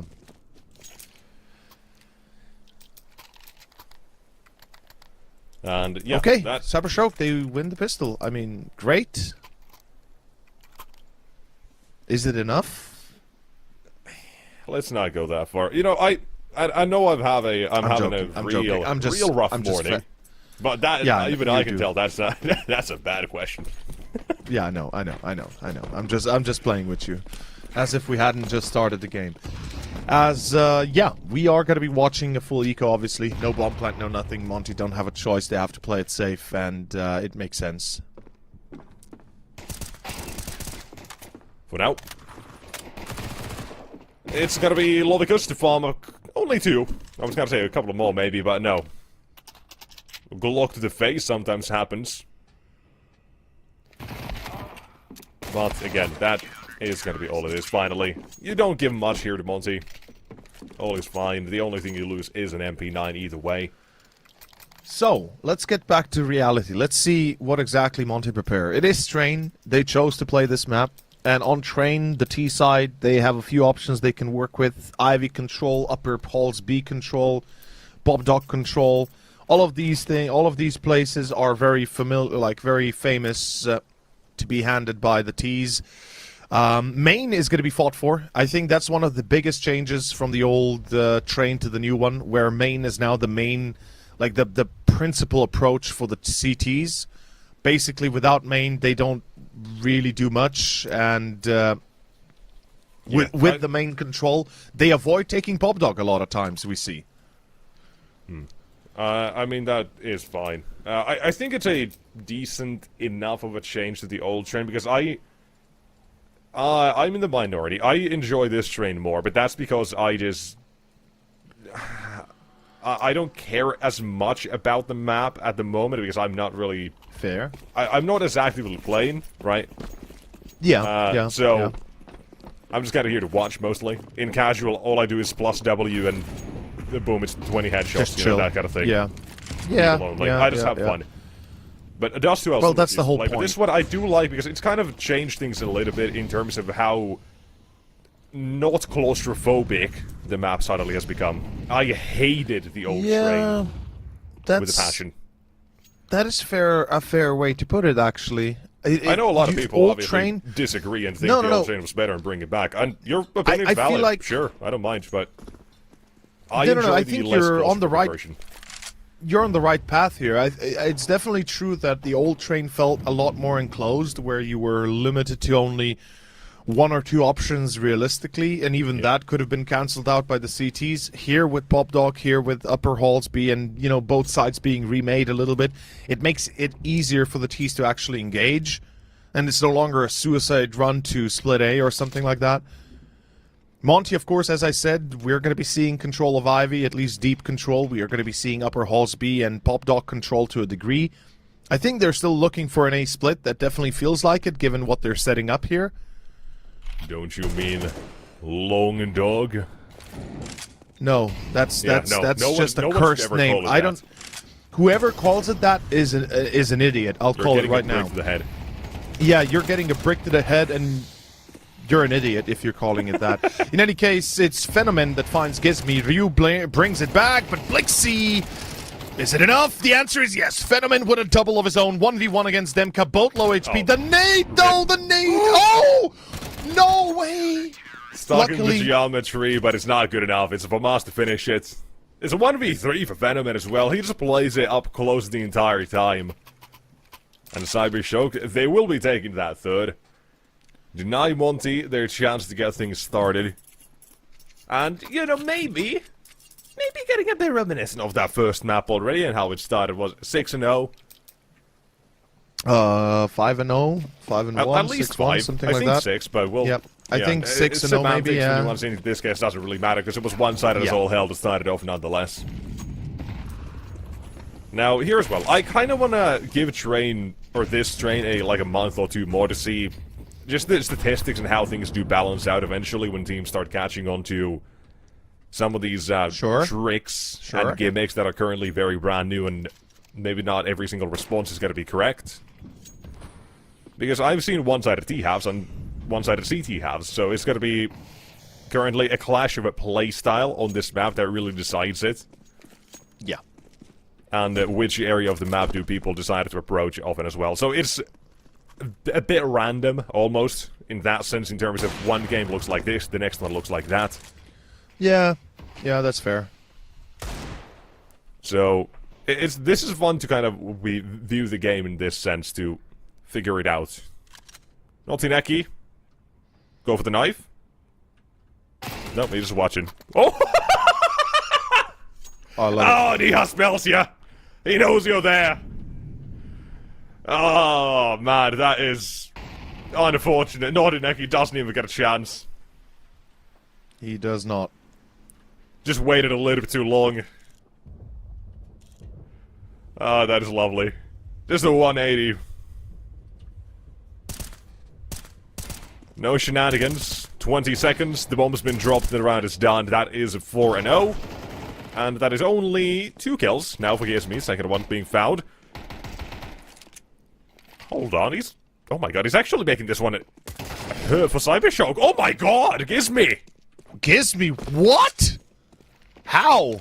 Round's still done, but he's made his presence known, and he's absolutely made a difference for the future. 3 massive kills. Keeps that AK alive as well, and he's got money to buy around that AK. Everyone else, obviously, they will be buying. So that is a huge round to kind of swerve into toward the end there. Almost even taking it, right? Give him 5, 10 more seconds. Who knows how that round goes? That could have gone wholly different. Yeah, exactly. My god, what a... Damn. What a... controlled pop-off, I think, toward the end. It's not like he's gonna win the round. But goddamn. Highly unlikely. And in the end, it was. So, 4-0. Guns coming up for Monte. It's their map. They already won to their opponents. Now they have the chance to close things out at 2-0. But we don't know what Cybershock have been doing on this map. That's the issue.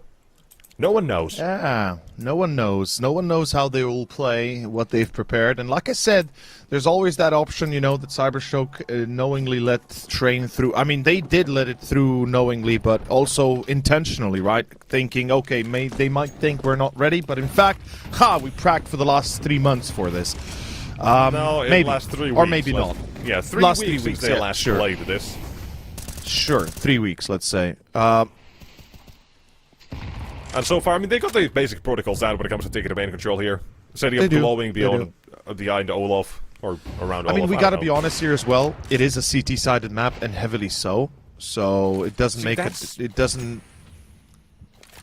Don't you dare be one of those that says, "Oh no, but it's G-sided now." No, I told you exactly what I think, and I need to give it a couple of more months.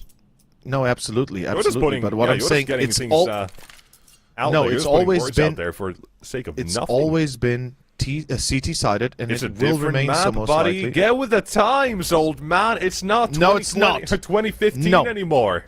It's still train. It's train forever, be it a different map or not. But in any case, the T side is getting entries though, and it's going to be Ryu with a double. And perhaps the first round we don't have to wait long for it, as already deployed into the afterlife. Most of Cybershock are. As this retake, it's down to Glowing and Phenomen. And Phenomen currently undefeated. He's at 8-0 when it comes to the HP. KD, but close enough. KD, sorry, yeah. He'll add his. KD. Couple more kills. Beautiful. KD is now last man remaining. They'll have the idea where he's going to be. Flash with the swing, Molotov down, and all the defuse. Glowing is 10 seconds, though gets off of it and back on it. 80's is freaking noise in the Molotov. And that is gonna be another one. 2 versus 3. They'll come back. No, they won't. What? Hades wins it out just by running to the flames once. 10 seconds, no time. What? My God. How? That's crazy. That is crazy. Okay. I am a little bit shocked myself how this has been allowed to happen, but I guess as all of a sudden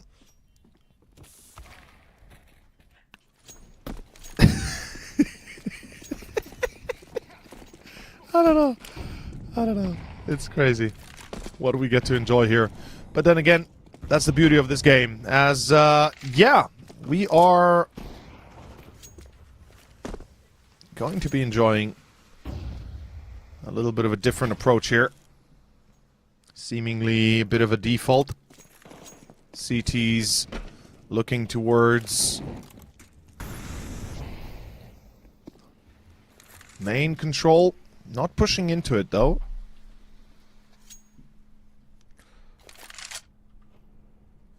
You wanna have a argument real quick just for funsies? Yeah. Okay. All right. Do it. So let's get into the roles here. You are you. I am me.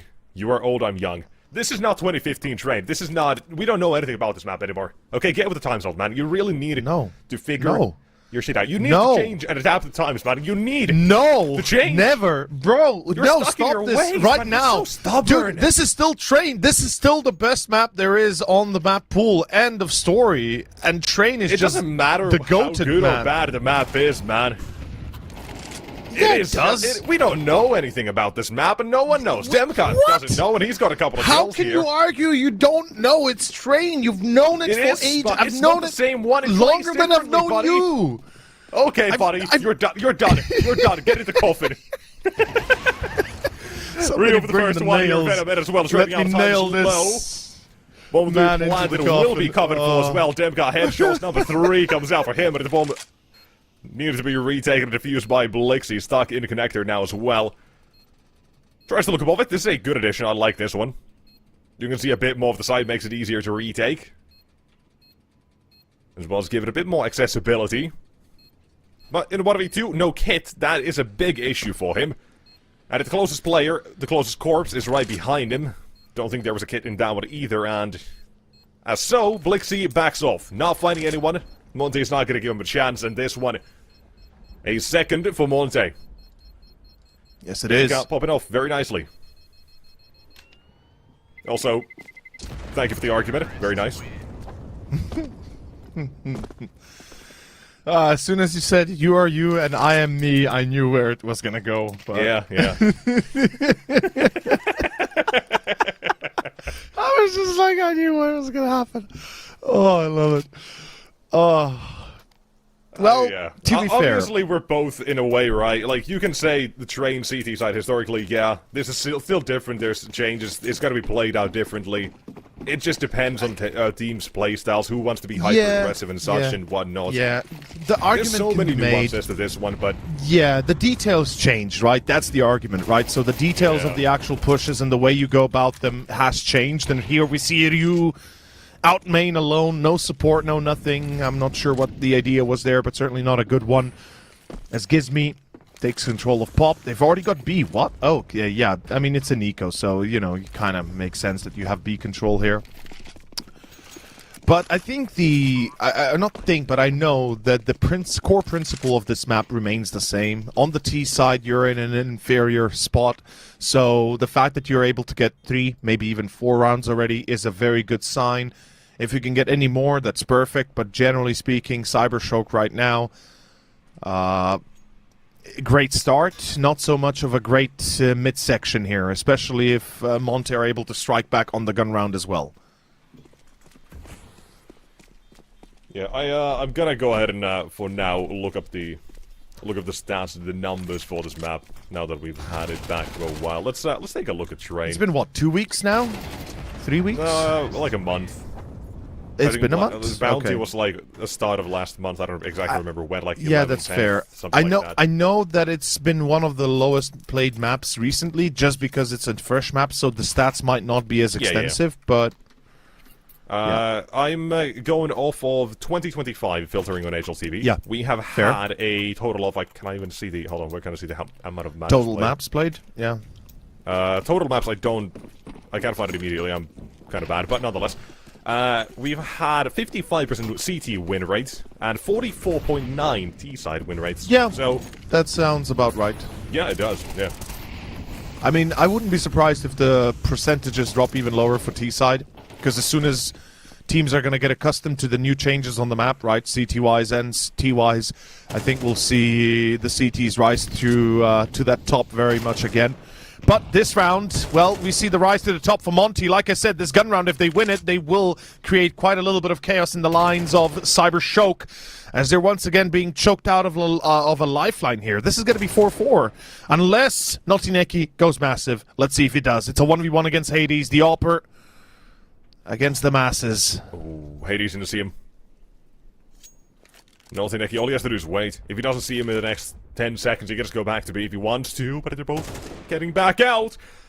Now the information's there. Spotted. Swinging back to it and a missed shot. Hades gone.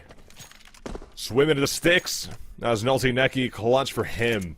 You already had one from Venom in 1v3. Now you have instead of Notineki 1 versus 2. And you have Cybershock. Massive rounds being picked up from those. Starting things so damn nicely. Massive W, honestly. Yeah. Exactly what it is. Now, I'm kind of going through this more and more. Now, this is pretty much... I'm kind of just looking at the heat maps here. We're kind of trying to figure out if there's anything interesting that, you know, strikes my eyes here on this map. Now, I'm looking at the kills for Trey. The heat maps provided by HLTV. Like, there's a lot more Ivy, CT aggression for Pop Dog than I thought, like, all the way Pop Dog. Like, very much at B as well. So, kind of like this round, where you now see the push up the stairs. That's an area of contention that has been a very big game changer as well now. Because it lets you have the fast rotation. You don't have to worry about any ladders, anything of the sort. And Lonicus, he has nothing to worry about, apparently. He'll add 3 more kills to that heat map. Make it a bit more red.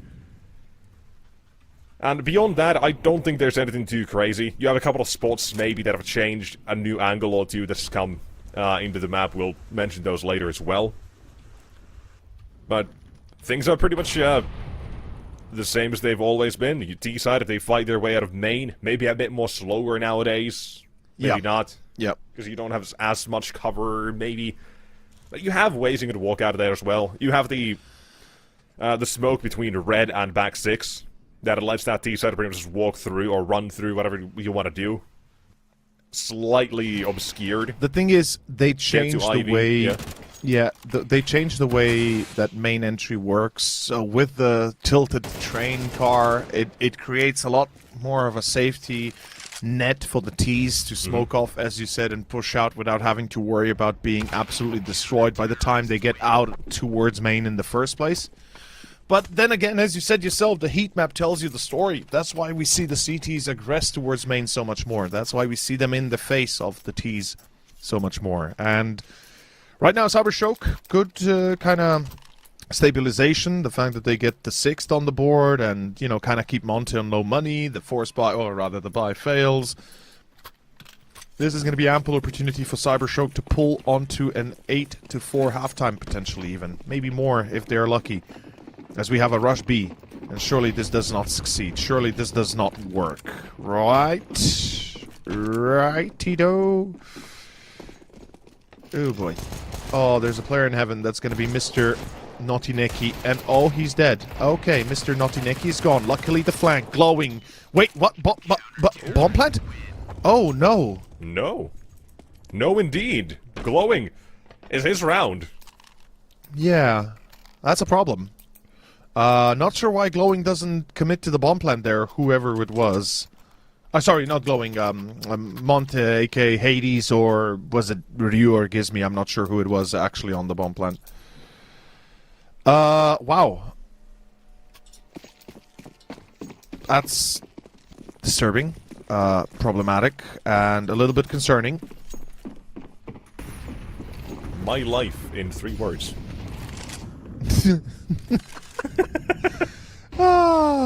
Venom, his life is easy. Oh, wow. Choosing between a couple of targets, one goes out, and the second one is flying right at him. So I'd say that's an easy shot to nail. Yeah, and thus, like Monte, they are looking a bit inadequate to deal with this round. Lixie as well. I like... This is a big change I do like. Opening up Ivy like this for a couple more angles. And also making it more streamlined with the second train being removed, or with the trains being removed from here as well. I think there's obviously a lot that can still be improved on this map, yes. But for now, the fundamentals, I do like them on this map. For the game itself here, Cybershock, I think I'm liking what I see from them, because they're looking like they're very confident. They're not shying away from any fights, they're taking map control, and Monte just don't have an answer for that, which is making me wonder where's the reason they picked this map? I was about to say, what is the reason they've picked this map, right? Not much of it's being shown. Glowing. Yeah. He'll continue. 1, 2, 3. Out of the round is done. Thank you for watching. Cybershock, they're going to take a 9-3 half here. Led by Glowing and Venom, both 15, 16, maybe even up to 18 kills for Glowing.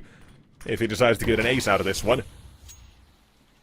First half is just gone for Monte. We barely see them. We saw Hades 1 versus 2, and that is the only reason they even have this 3. Out of that round as well, had they had the diffuser, or the diffuse kit on the bomb, that would have been a lost cause as well. That would have been 10-2. It is one hell of a half of Cybershock, and it's fueled by Phenomen, Naughty Neki, Glowing, the couple of clutches they've had, now these rounds they're receiving out of them as well, and it is just all too easy.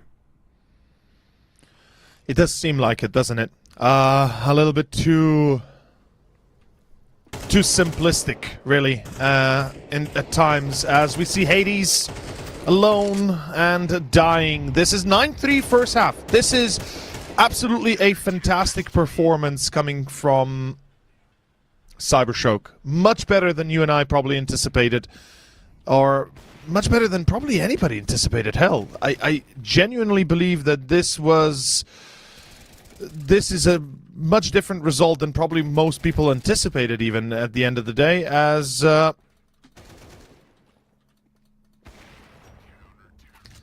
what we see here is a very one-sided first half that I'm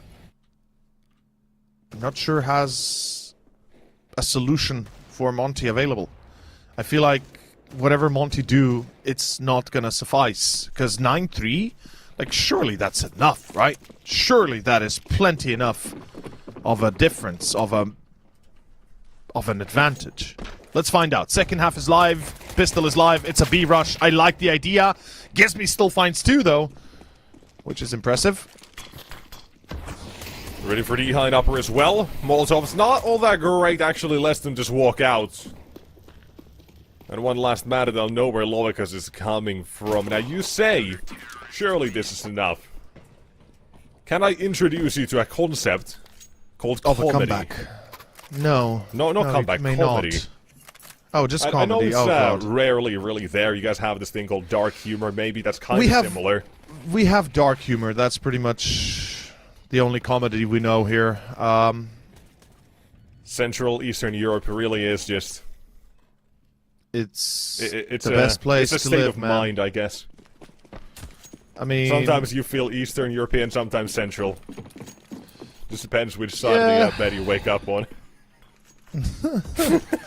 Well, I am not Eastern European, that's for sure.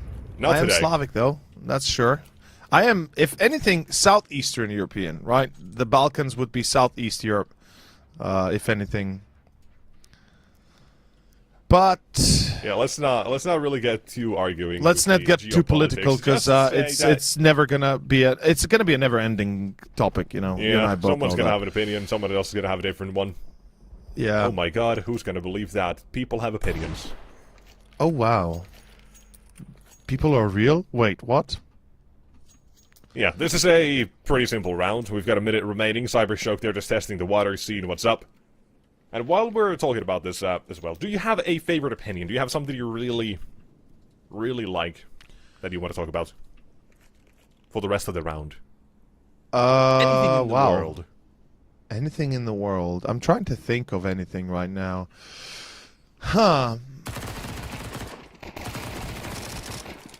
Not really, do I? I'm not... I mean... No opinions, wow. Depending on what you want to know. Ask me about a topic I might have an opinion on. No I thanks, don't the know. round is done. It gives me gets a 4K. Yeah, exactly.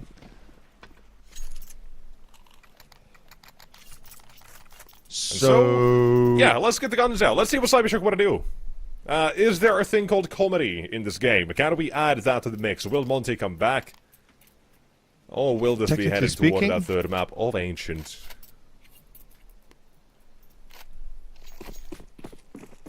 We're about to find out, I guess. 5 to 9. Comedies come in threes, as you like to say, and perhaps this will be a third map. Let's find out. It's going to start off with a little bit of aggression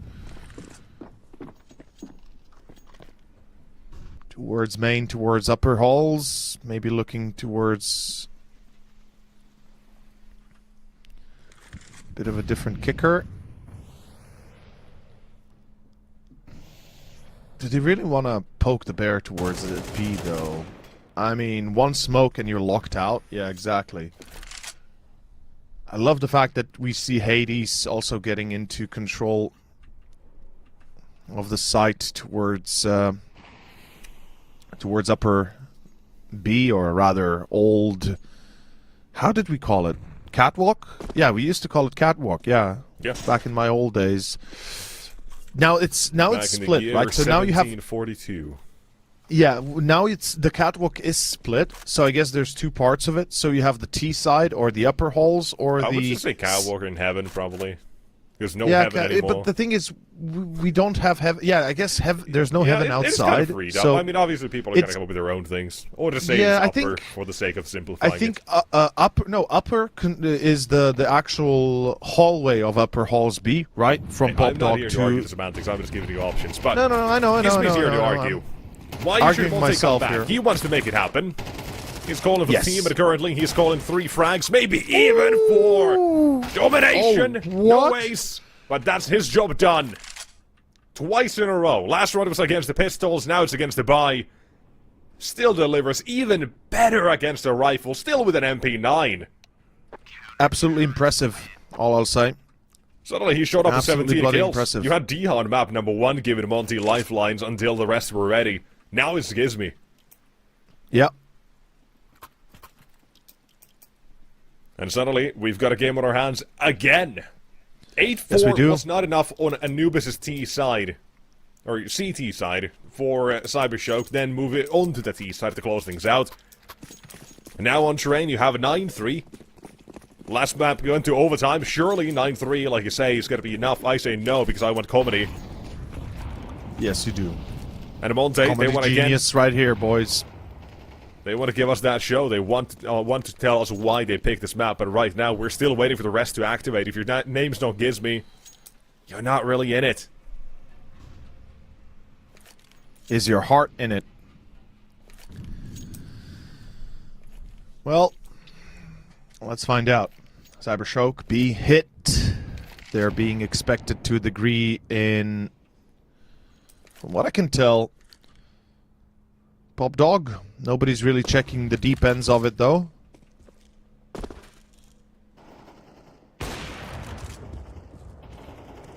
This is... Yeah, I was going to say, this suddenly turned out to be a bit more bloody than it was supposed to be. Yeah.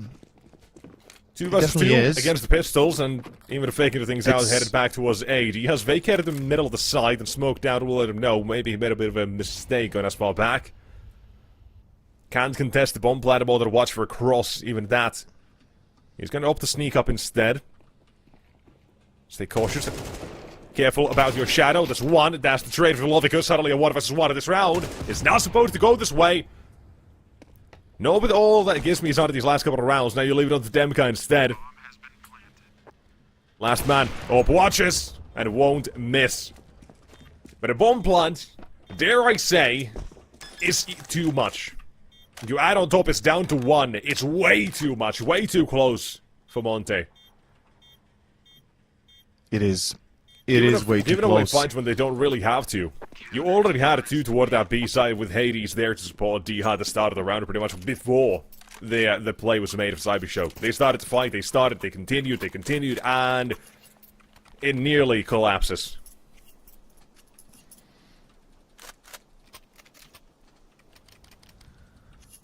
It does Gotta be a bit nearly more careful than collapse. that. Financial ramifications from this round show, perhaps in the future. Let's see. But 7-9. What do you got here? We're about to find out, won't we? It's going to be a bit of a main pressure play. It's going to be no. Lovic. What? How is he allowed to do that? Oh, Glow into the next one as well. Oh man. Yeah, this is Cybershock on 10. I just don't see Dika, Hades, and Demka holding this. They don't have enough between the 3 of them to do so.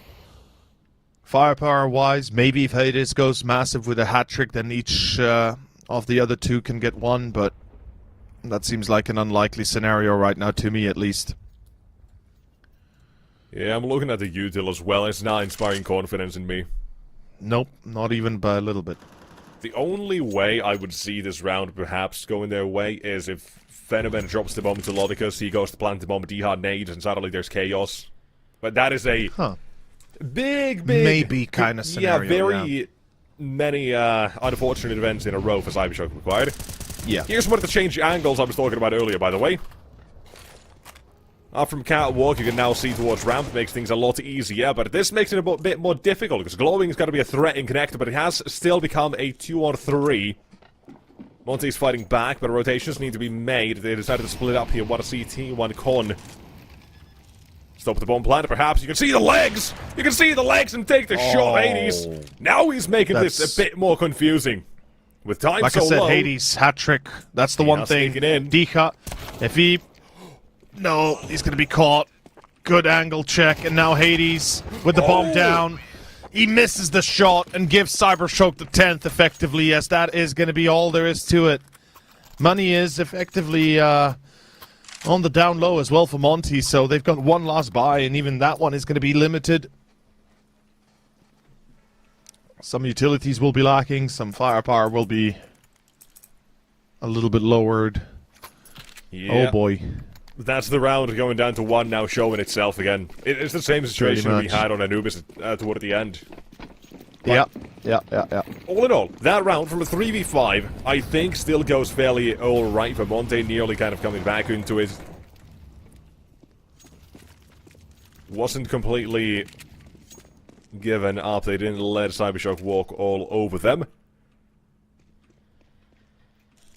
See some signs of life, perhaps, so. And we're gonna need to as well, right? Hades, we talk about Train, it's an AWPer map, man, what's happening? Exactly. Venom on the other side, he's been stuck at like 15, 16 for, I don't know, like 7, 8 rounds, but he still had his time. Where's the Hades that we know, right? It's Glowing who's picked up the slack now that it's happened as well, but Hades needs to step up here. Start delivering. He does. There's Finds one. Dika second. There's pressure, more coming around the corner, you're missing your shots, he can't be whiffing. Not like this. And Glowing wants to keep every round in contention, with a potential 4K up for him to grab. And he's forcing Diha into an awkward fight. He's gonna make this happen. Oh, no way. From a dream to reality, it's 1 more to go, and Ryu is not gonna know exactly where he's gone. Might have an idea, might hear now the steps as well. An MP9 up close, it's a deadly weapon! And it will stop the clutch, it will stop Glowing, it distracts. But again, Monte, you're giving up way too much here. You're giving them chances and you don't want to do that. Such a close call here, for real. Like, this could have gone so differently, so much differently, so much worse.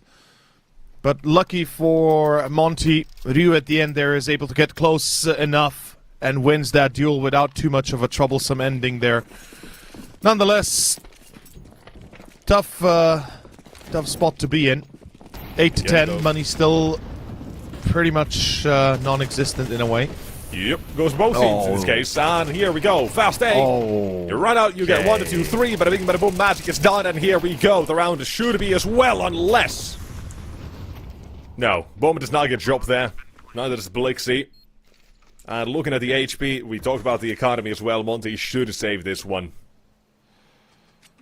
And sometimes it's Tech 9s. Sometimes it's run on gun. Sometimes you just full bum rush it. Exactly. Send it, don't think about it. And here, results reaping them for Cybershock. And we talk about again that economy. Yeah. You need something here. Monte are not going to be able to fight effectively with just a couple of M4s, and especially not with what they are not going to have around of those, because they're not going to have anything else. The loss bonus has 0, or, well, 1400. Yeah. So, there's nothing to really fight with. Even if you full eco this one, you're not going to have full weapons the next round. You're going to be still missing No, you plenty, won't. so the force bias is the only option you really have available. They're in a terrible position on Monte's side. But it's the only one that can realistically work out here, and that's because you have those couple of M4 saved. But you're not happy about this. It's hard to be happy when you're losing like this on a map of your own, where you were thinking that you are the top dog. And we can see right here. You get a bigger dog on the other side. Cybershock is gonna put everything into controlling upper holes and Pop Dog. And they're going to be splitting A here. I like the idea. They seem to have figured out that there's a bit of a weakness on the side of Monte towards that A side. And they're abusing it pretty well. I mean, I don't think they're ever going to want to try B again after what happened 2 rounds ago, where Dika gave them a fright with a triple.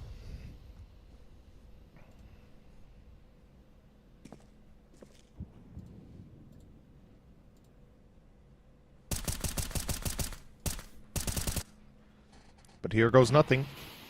It's about to begin towards A, and Cybershock, a lot rides on that first entry. If they get rid of Ivy control, if they get rid of main control, they're winning this round.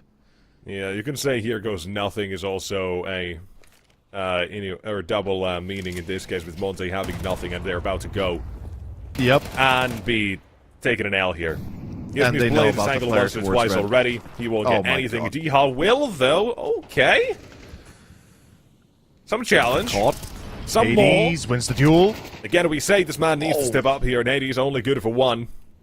Now they know where Diha should both placed be. so damn low. It's up to D-Hut to come up big time here. At the moment, it has to cross. That's the big issue. Has to start running soon as well. Wait a minute. You can throw the Molotov. D-Hut can swing into it and drop the bomb if he wants to. But not allowed. It makes it cross toward the site safely. And with a second or two to spare, it goes down. It's still 2 bullets for D-Hut. Is all it takes. But this crossfire, the setup they have right now, is not Gives himself an up. easy one. Yeah, it's impossible. He knows that. It's literally impossible to come out, to get out of Pop Dock safely.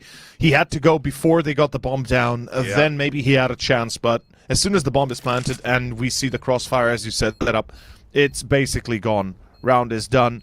And 12-8, Cyber Shock. They'll either win the map or we go to overtime. again. But regardless, I think Cyber Shock, they're proving to be one hell of a tough cookie, right? Terrorists win.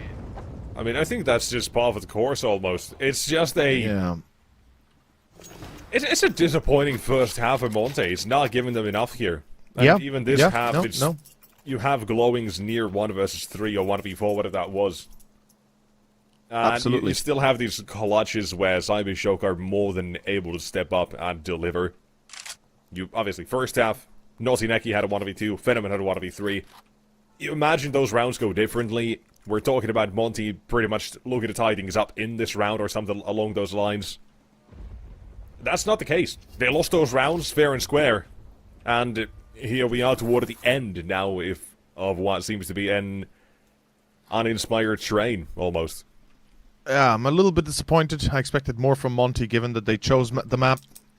I mean, I guess it's hard to expect more when you're still kind of figuring it out. But nonetheless, I think everybody was hoping for a little bit of a better show. Monte, though, unfortunately, not delivering on that department.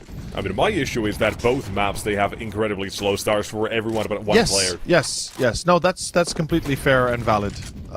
Both maps were kind of horrendous for Monte to begin, but they were lucky enough on Anubis to have been very close to overtime before it went there. In any case, Blixie finds one. Lovicus is down. It's still going to be a 4v4, and the A-take continues as Blixie is effectively forcing Monte out of train here, and the round is effectively gone. Oh. He's got a couple, sure. Again, the one hope for Monte at the moment. But you can't rely on anyone else. You have to do it yourself. His Thanos moment, his villain origins right here and now, but shut down, denied. And map number There 2. it is. It's not where the series ends, because we are going to be headed towards Ancient to figure that one out, aren't we? Yeah, And we're going what to a show Ancient. we have. What a show we have, what a game we have, and indeed to Ancient we do go next. It's going to be the final map in this best of 3 series so far to start the day of the first stage here of the Series 18 here at CCT Season 2. My name's Over, joined by Nexus. We'll be taking a short break. Ladies and gentlemen, Ancient is coming up next. We'll see you in about 15 minutes.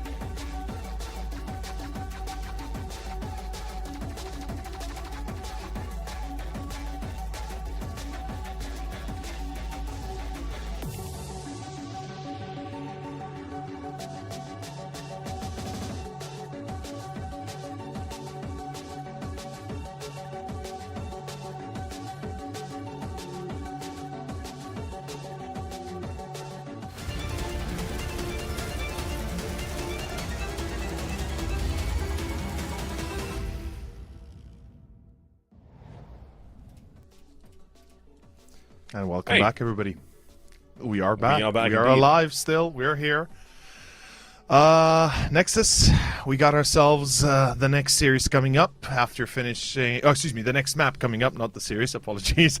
After finishing Train on a bit of a low note for Monte, it is Cybershock that pulled it back, and where are we feeling here?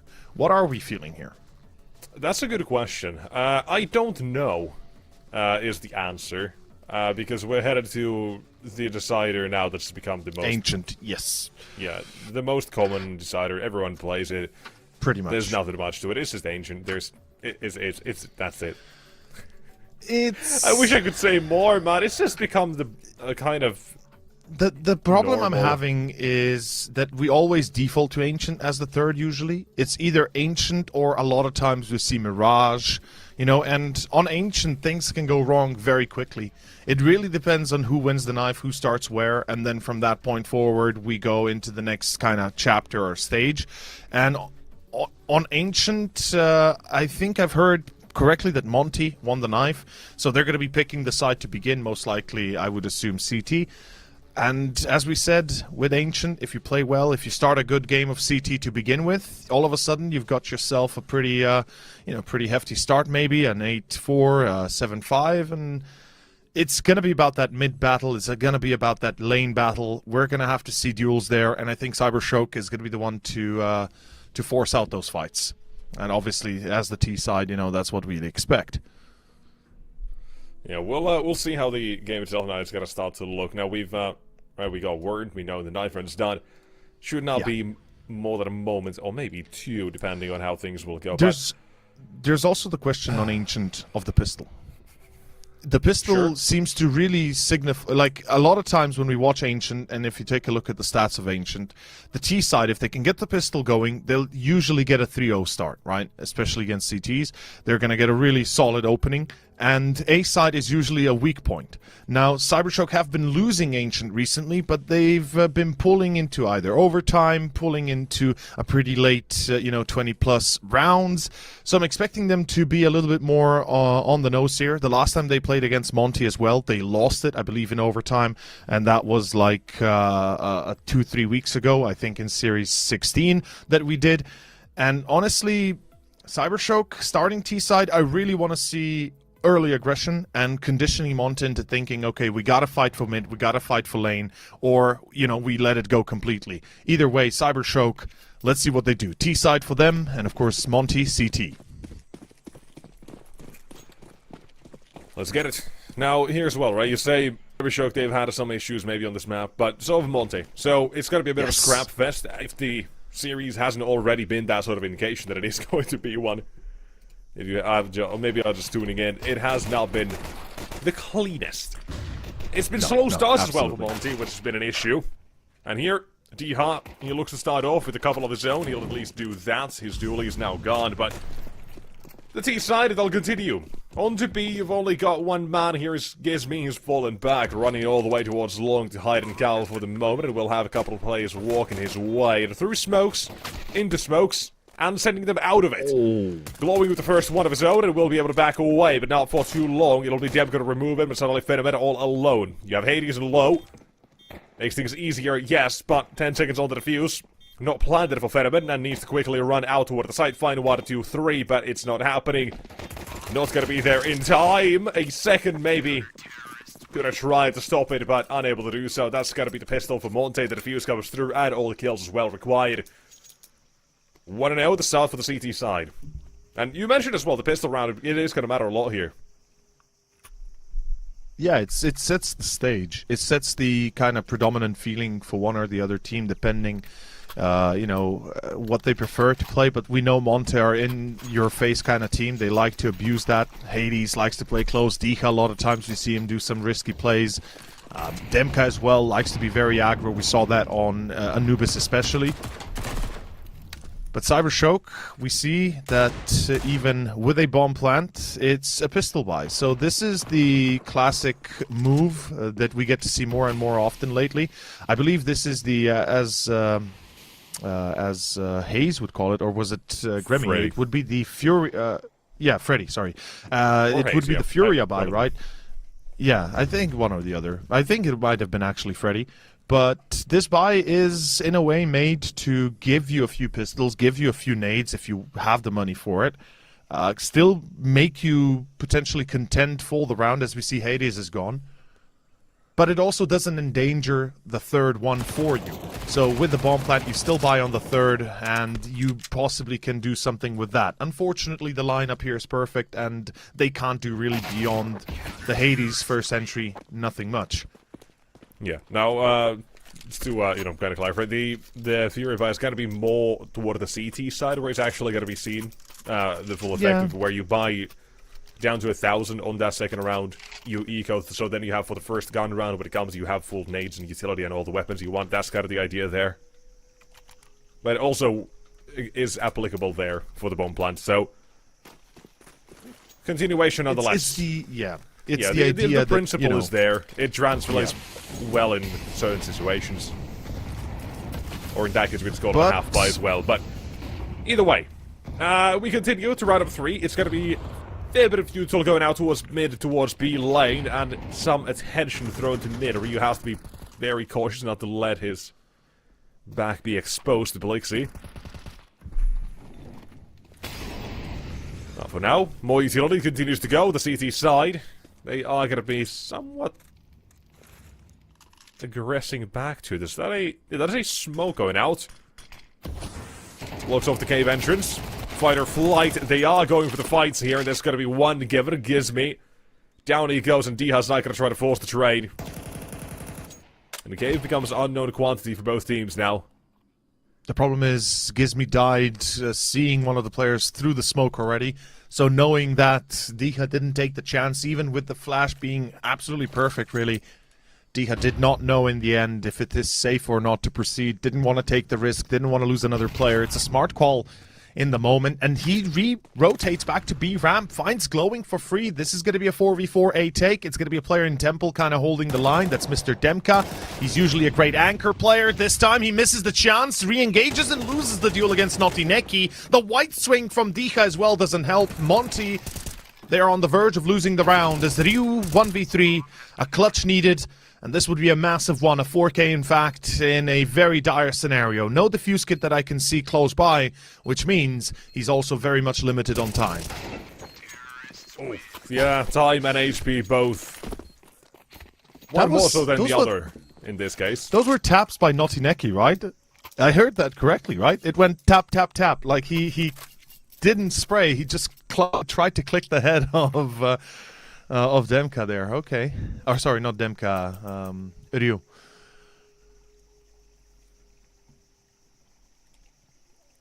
Tactical timeout though. And one thing I want to mention, previous round, what we saw, Monte, very aggro on mid. They even mollied and pushed far up close.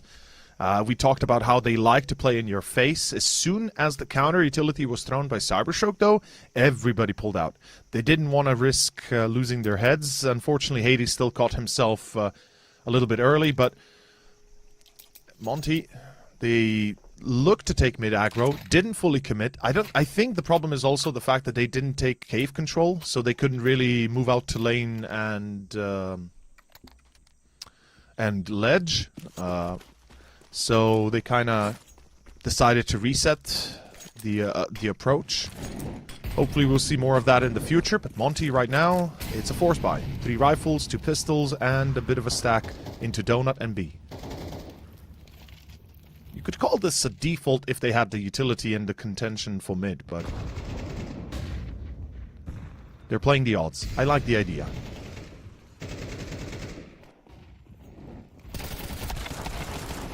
Ooh. Okay. 1 and 2 for the CT side of Monte. They know they've lost Red Room. Ooh, gives me... yeah, tries to bring some back here. Catching more than he was bargaining for at that point, but... you've still got someone to hold for this. Hades and the Deagle. We'll get a chance or two on this one. There's also what might tempt Cyber Show now to officially go toward that B side. That is exactly what it will be doing. You still got the bomb stuck on a ramp. Can be the difference maker if he finds the shot. He finds that kill, but Venomous is going to wait. Lovicus will be joining him. Diaz getting spammed as well. They know he's going to be there. An easy shot. One last man as Demka. Flashbang, try to make it cross perhaps, but 5 HP. You're not really liking this one. And Demka's not expecting demand from Cave either. Does he check Cave? He does not at all. Okay. Down he goes. Cyber Shock, up they go. First round. Second round. In fact. Tie it up second here. Yeah, tie it up. And not only that, but it also breaks Monte. Economically speaking, they're back to 0. And it's a great start. The T side wakes up early. Don't allow Monte to establish themselves, to get a bit of bank going, right? Dictate the terms of the gameplay. And I think it all stems from that mid-control. Cybershock were emboldened to once again try it. They do, and they successfully kind of hold on to their advantage. Monte. Oh. Hello. That is, I mean, that is so annoying if you're Lovicus, right? You have an AK, you have Kevlar, you just want a nade, you're around the corner, you don't see anybody. You don't even spend that much time throwing the nade into Red Room, and you just get dinked. Unlucky, buddy. All I gotta say, unlucky. Yeah. Real. Oh, you gotta be...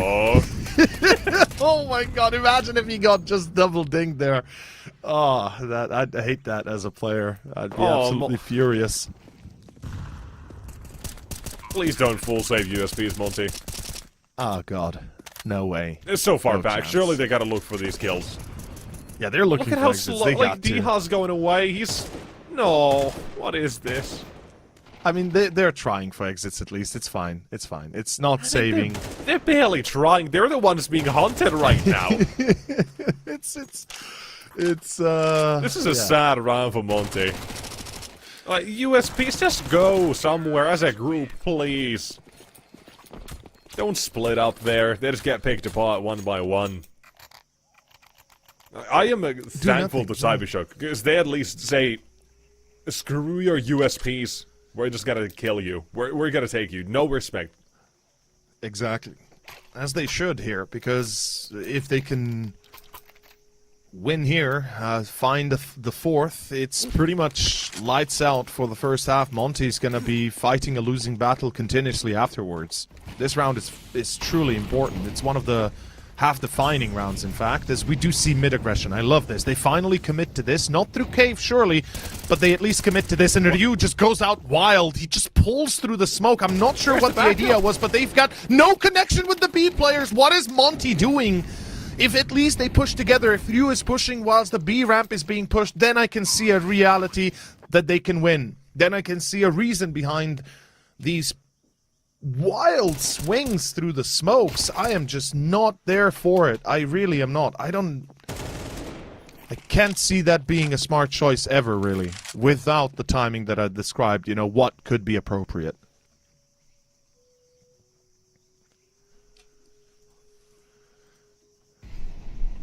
That is certainly not it. Nope. And, yeah, I mean, rightfully so. Cybershock, they just wait. They wait, and then they double swing together for ramp. After being already rewarded at first. And now they're looking for the last. Elka won't be found out. He's at least going to be able to stay alive. But this first half it's already again shaping up to be an extremely one-sided one, and yet again, believe it or not, for Cybershock. And it's the side of an Ancient of all things. They just keep doing it. Well, you don't expect them to be one-sided or dominant, they'll do it again. Already did that on Anubis, way back when, about 75 years ago. Had it in 8-4 CT half on Anubis. That game was still taken by Monte in the end, because they could not close it out. Didn't have what it took there, but now, same as on Train, that was 9-3, they won up themselves. Here they have a chance for 10-2 to keep it going, keep it going. Keep it going, keep it up. Make a pattern out of it, perhaps. But we're going to have to see more rounds nonetheless from Monte, and they have to be better thought out than the previous, no matter what. There's another factor that is soon to be a big one. I mean, when we talk about Monte, we cannot not talk about Hades. And he's currently 0-5, no op out yet, so we can't fault him for that, I believe, right? We hadn't seen the op so far. Might have been once, if even. I don't recall it here on Ancient. I mean, all I'm saying is we saw plenty of him on oping on Terrain. Yes. Didn't really do much either way. Wasn't all it. It wasn't all it. I agree. But surely you gotta play that trump card. You gotta play that ace card. He is that card. And he's gonna have to deliver eventually. Ryu? Oh, he's dead. yeah, RIP Ryu. Yeah, quickly mentioning as well again, like he's supposed to be him now, and he has been revitalized since relieving himself of the IGLing duties back to Gizmi. Yeah. To Gizmi now. But today has not been his day, and absolutely would have been enough probably to change the outcome of the day. Maybe close things out in 2. That was the initial read you were kind of making as we headed into this series. Anubis already proved to be on the right track for that prediction, then Train, they fell apart. It's unlike on Anubis. You didn't have the rest activate. You had Diha Anubis who played a lights-out game until everyone else was ready. Now, number 2, you had Gizmi stepping up. No one else was ready for it in the end. Barely delivering in here. Well, we're not really seeing anyone be him just yet. So it would be about at the time for Hades to become the man that we kind of have been setting himself or setting him to be this entire time. Have you ever seen the StarCraft 2 trailer?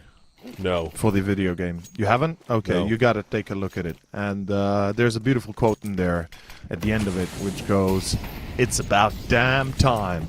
Yeah, Monte. They I've never have heard of to that start one before. Yeah, I know you haven't. That specific string of words.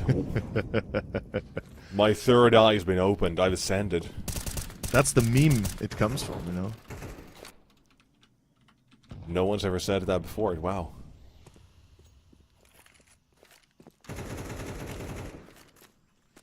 Ancient knowledge unlocked here. If you're part of the 30 and over club, it seems. Over 30 and rusty.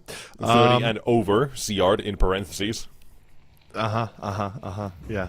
You're gonna call me T.O. over CR'd, are you? No, T over CR'd. All in one. All in one, yeah, no. Oh, God, It's me. that is horrible. Let's get it. One found, an entry for Monte. It's a slow round for Cybershock, but they've been respecting this one plenty. And finally setting themselves up for that B play. Utility goes out. Players go in both ways. Second having been found for Rio. The trade is there, so the loss of manpower mitigated for the moment, but Lovicus has to be careful as well. The light behind him might expose him if he's not cautious. Hades will find him. The last 2 will be found by Demkai instead. He's going all the way through, and it will find themselves, or will find himself 2 in the back. And a third round for Monte, right? Get some lifelines here. Don't let this be another Ancient, or Anubis. Don't let this be another Train where it's one-sided until the end. Get a respectable score, like at least 5, right? Realistically, 5 you can get there. If you manage to break that economy now as well, you take this round, you take the next one, that's suddenly 5. That's 6 being set up as well with Cybershock running out of economy, running out of funds. And a chance for 7. You can still turn this around. but it all relies on this one and not fumbling against pistols. So I'm hoping for the best here for Monte, because I sure as hell hope that we get to actually see them play a good game at the start of start of a map here. To change up the status quo for the series. About to find out. Is it too much to ask for? Maybe. I think so. Maybe. Not of everyone, but right now today's not a bit of a... the best day for Monte, but it's it's the a start great of one. the It's a normal day for Cybershock. Or at least the normal I would expect of them, at least. Yeah, I think that's a fair assessment. It's what we expect out of Cybershock at the bare minimum. What else you got here? On to 8. You have a man waiting for you. Is it going to be again Demka? Should be an Playing on easy the boost. double for him. They have to check in, right? If not him specifically, then at least towards main. Oh, he goes out, and suddenly the support from the CT, they can't do anything. They know Elbow's in trouble. Yeah, there's no two prongs to this attack, it's just the one. They are going to take duels, however, toward a CT where Hades wastes off, finds the first one, swinging it back out for another. Activated again. How is Cybershock fumbling this one? They had it. They were all locked in CT for Monte. They had the man from main boost gone. There was no pinch to it. It was just a simple, straight-up duel. They never implanted the bomb they had at the site. You can't do that. You have to do better. They just fell apart, man. What happened? Yeah, that was pretty disappointing. Man.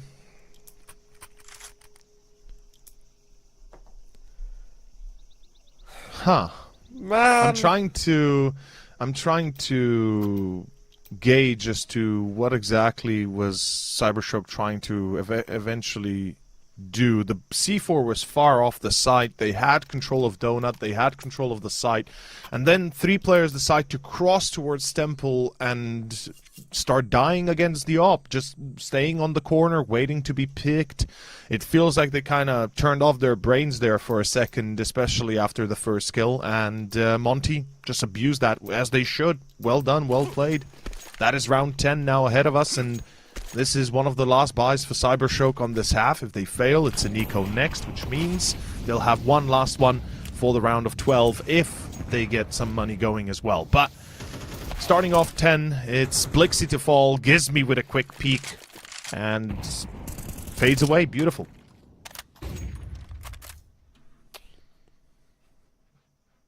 All right. We'll say if they take that last one, if they take this one, it is 5-5 and economy is gone. Monte, part of the job is done. They still need to finish it. Molotov does force out the first fight, and the rampant fights will continue. With Diha and Rio both delivering at the same time as well. Bomb to be Molotov. And glowing on his own. In terms of Monte making this comeback, 7-5 suddenly looks a whole lot better than it did just a minute ago.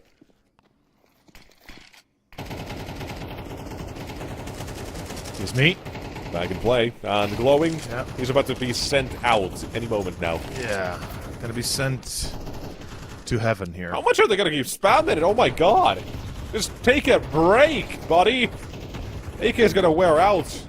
It's gonna break soon if they keep spamming it. Oh wow, zero damage. Continuous fire, man. What? Suppressing fire. Calm down. He's just one man. It's just man, glowing. You don't need 700 bullets. Just one well-placed one. Please, thank you. That's the American way of dealing with things, or the Russian, right? Just throw bullets at it. Just keep shooting until it stops existing. God. Unfortunately, Counter-Strike doesn't work like that. You know, just you let a hail of bullets go and you delete the structure. But that'd be a pretty fun thing to have, wouldn't it? It's called a Negev.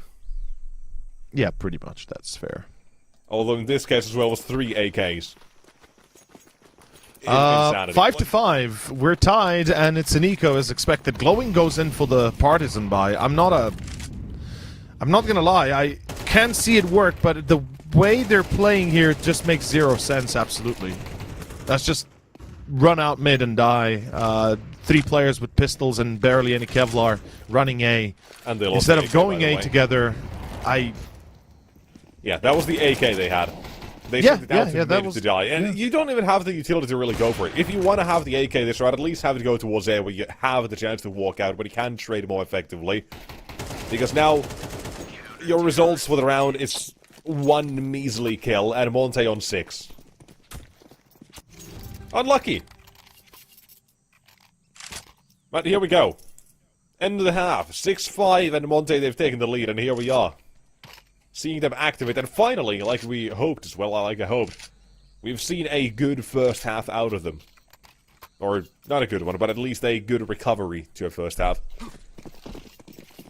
Not letting Cybershock have that easy of a time. you know Not what 3 times in a also row. gets me? Tell me. It's the fact that this... it's been a bit of... there's been signs that this is how the game is going to go. Like, when you think about it, Anubis and Train both, like, even with the victories they achieved, the rounds and the maps weren't the greatest. And it feels like we just gaslit ourselves into thinking it's going to go any better. Cybershock still making massive tactical errors. And then, you know, they play a brilliant round on the other side, on the offhand. And then Monte, same principle, massive tactical errors into brilliance. And it just seems to be a bit of a coin flip of which one will you see on any given round. And right now, I like what Monte is doing. They've taken the space across the map. Cybershock have closed themselves in like a turtle, and now they're about to be boiled alive. Let's see. Ryu just lets loose a spray here. It doesn't even need to think about it. Just spray. Keep on spraying. As Hades finds more, it should be the end of the line for Cybershock. Good kill by Notineki, finding Demka, yes. Though long from being done just yet. Glowing on site A. Gizmi's going to go through Red Room.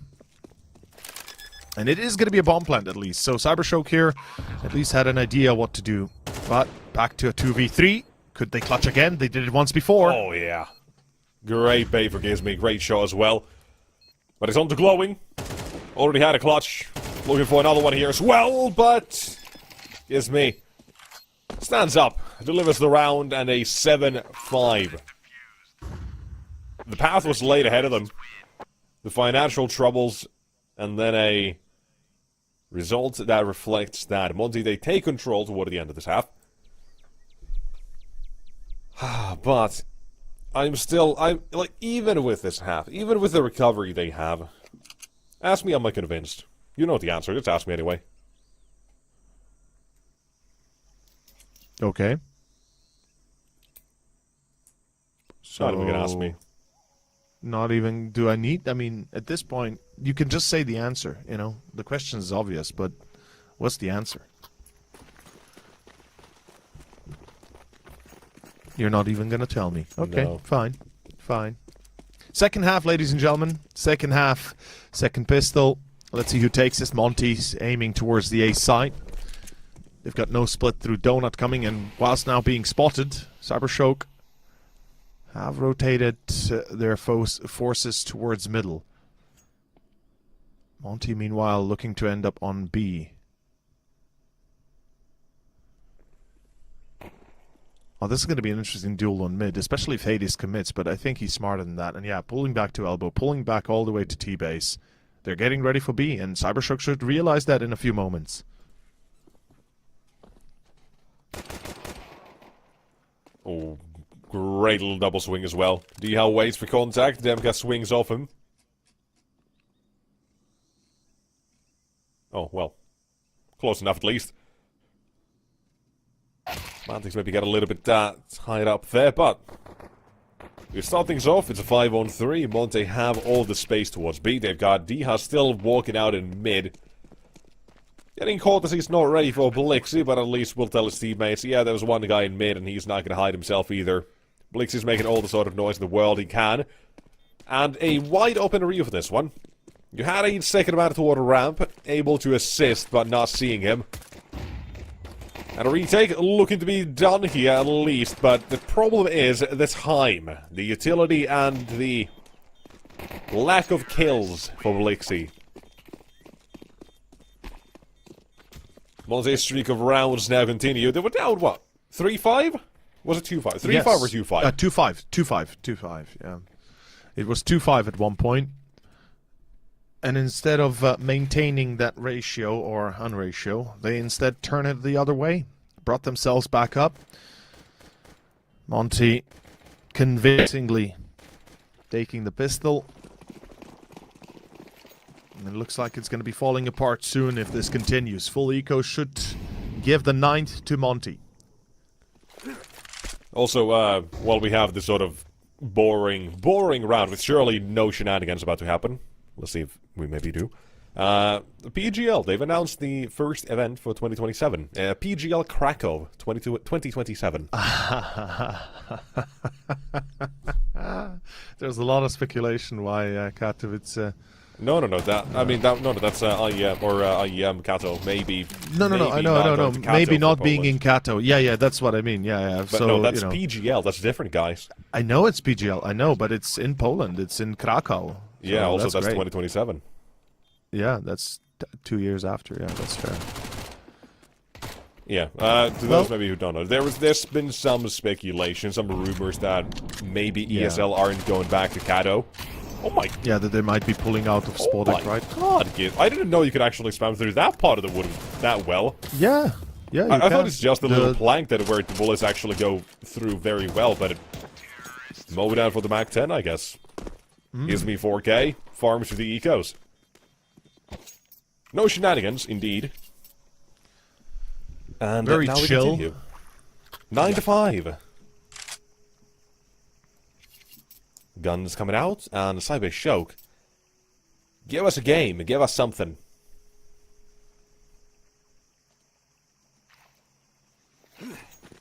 So far, individually, I would say that Cyber Shoke have been better.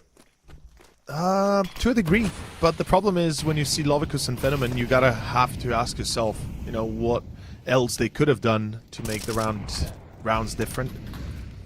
The odds don't seem in their favor as well, which is a little bit concerning, obviously, but Monte, they have mid control. They're still fighting against Lovicus towards Donut. There's still some action towards Red Room, and it's going to kick off with an entry here. Beautifully done. The nade could finish off Demka. If they have one, Notineki brings it back, at least clears out Red. And we can see Demka now concerned about potential utility being thrown at him. Though none in the bank for Cybershoke.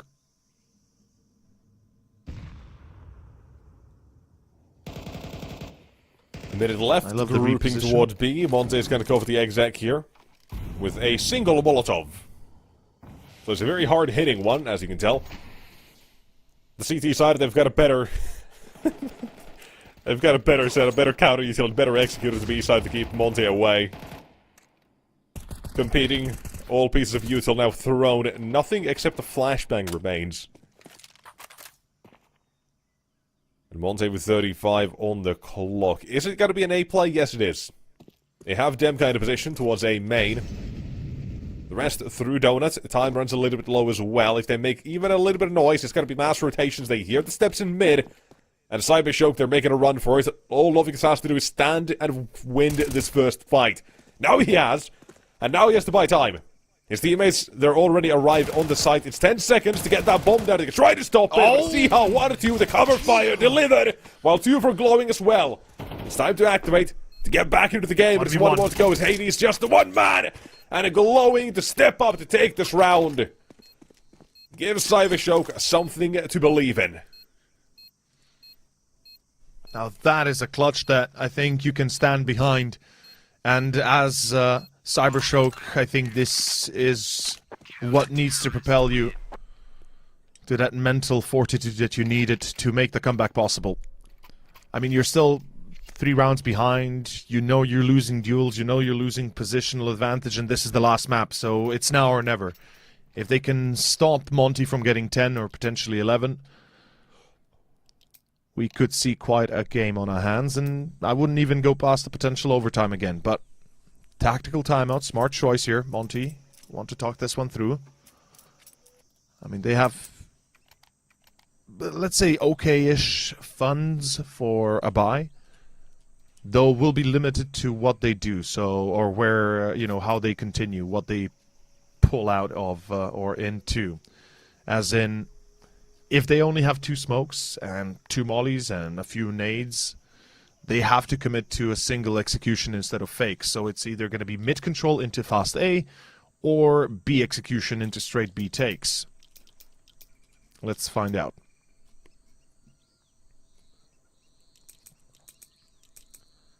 By the way, Hades currently has the lowest amount of kills throughout the last 2 maps, I think.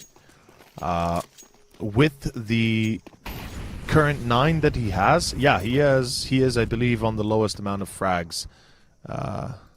Amongst the lowest amount of frags. I guess Lovico says lower, but sure. Yeah, that ain't great. Yeah, and that's your primary operator, the guy that you rely upon that is going to secure you those entries, secure you those after plans. The someone will be called out to be better. Who needs to be better. A standout player for Monte that makes the difference usually, and Diha is doing everything he can. Great entry. Very careful, and I love the way Monte plays here. They do buy. They're limited on util, but they will use this time and this utility to clear those close corners, and they find all 3 players defending B. This should be an easy B take and a round for Monte. As we talk about Cybershock and a clutch that brings them back, potentially returning them into the game, it all collapses not a round after, as Notineki is lost, and this is disaster for the CTs. Money is gone, and so is their potential conviction that they can still win. This is the worst possible outcome that you could see as the CT. Now you're forced onto Nico, which means it's 11. Or yeah, even a forced this life. is unfortunate for Cybershock, I think, but it is what it is. We have, like I said, now Cybershock, I think, so far individually they have been better throughout the series. But now on map number 3, they are falling off. You do have Lovicus and Phenomen not hitting their shots, they are missing. And Monte, that first half, it makes all the difference. It's the first time where they aren't completely down, where they aren't 8-4 or 9-3 down. And they're not going to let a chance like that go. You've got a big exec coming through, though. You've got pistols, and you've got a side that Monte's taken, and immediately they should be recognizing as well. There's got to be something happening here. 80s, watching for the back line. Looks to farm a couple of kills, perhaps, and now would be the time to get some confidence going, but he'll put a couple more in the death cam. Kills, however, to be taken. Diha to farm him, the Terminator. We'll take 3. Demka 1 more, and that is the round. It's still 2 casualties. 2 kills for USPs only, a full eco. You'll take that. Absolutely you will. But guess what else you have to do? You have to take this round if you're Cybershock. You do. This is it. And when we talked about rounds previous for Cybershock, they were like, okay, you know, vital rounds that will make the difference. Well, this is it. We've come down to the last choice, the last hope, the last one that will stop this from being a 2-1 for Monte. And potentially the end for Cybershock. Let's find out. It's round number 18, and Phenomen on 6 kills with the op. Close range towards middle, it's going to be Notineki, supported by Lovicus. I love the aggression from Cybershock towards mid. It's a smart idea. It might give them a lot of control. The problem is they're not really doing a lot with it afterwards. Glowing with a double glowing again. He needs to go huge every single time, and Blixie will ping onto Demka. As Hades and Ryu are the last 2, and Monte will be stopped potentially. Not that it's impossible to win this round, but it is improbable, as Hades finds Blixie. He's at least got away with that. With him still staying alive, it might keep the eyes of Ryu just for a moment. Just for a moment, right? It's only going to take a couple of seconds until those utilities and smokes and all that starts to fade, and now you already see Glowing getting ready for this. So that timing is gone. As easy as that, as quickly as that, and getting tagged up. They know he's going to be here, and so I think this probably just turns out to be a save here. You could obviously... Actually, no. No. Don't save. You have yourself on 11. You have money in the bank. And Cybershock, they're barely clinging on to this one. I say go for the damage, but Monte's opting for something different here. They want to instead save the weapons. Play the long con almost for themselves. Play their own game. Not worry about Cybershock, because right now they're on 11. They're feeling confident enough. But we're still having, like, the spectator's point of view here. If we know the economic position here for Cybershock.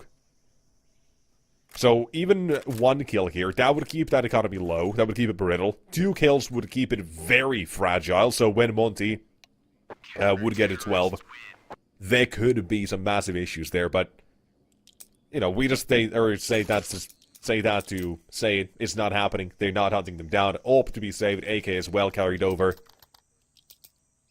And Cybershock, they've been given a chance now to get into the game. Because they needed that round. They delivered. What else you got? We need more. We do need to see more.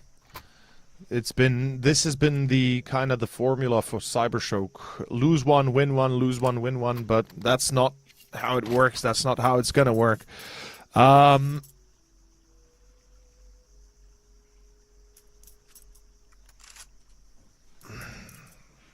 That kind of play has brought them to this point where now they are 2 rounds away from losing this best of 3. All that hard work they've put in map 1 on Anubis to make it potentially their own. Then all that hard work to bring on train, and it still was not enough as Monte, 11-7. Their plan seems to stay the same. Focus onto a bit of a mid-control play. Delayed, potentially even. Oh no, he just goes out mid here. Okay, Ryu plays this beautifully. The elbow angle gives him the free kill, but he goes too wide for his own good, and we see most of the team focused on that A play, in fact. Monte, they're going to be striking out in a moment. No, pull back. Okay. Mid-round calls. Back towards B. What comes after B? C. After Did B, you know- usually around, but let's see. Do you know what comes after C? We're back to B. Nah, you should see these nuts on the site of A. Yeah, that was a poor one. I don't really have that. I was trying to save you there. lazy. I was That was trying lazy. to save you there, but you kind of dug your own hole. No, As- I just had it. I was just very lazy. Blixie, he's not. Element. A hard worker, finding himself a quick flick at the depth cast. Just on the side, he's gone. And Glowing, he's taking a position. And where's the man in main? Hades never shows up here to support. That is leaving his teammate out to dry. Unfortunate. Yeah. Very unfortunate indeed.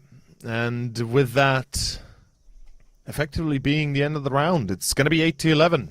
Cybershock, good hold.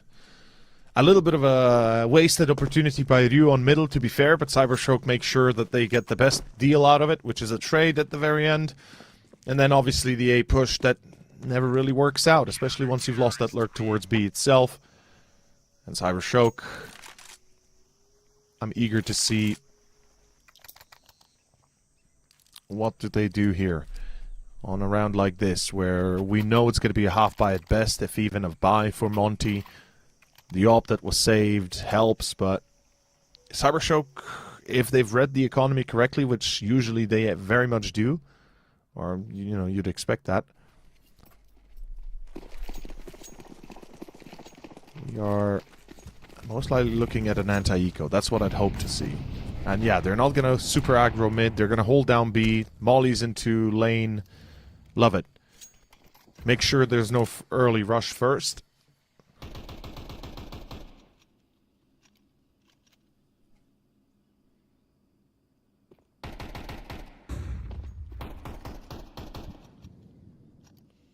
I can't believe... I'm still trying to look at that last round kind of in my mind. I can't believe how easily Monte just let it go, Fumble? almost. They Yeah. let the aggression come back toward the side from both Blixie, from Glowing.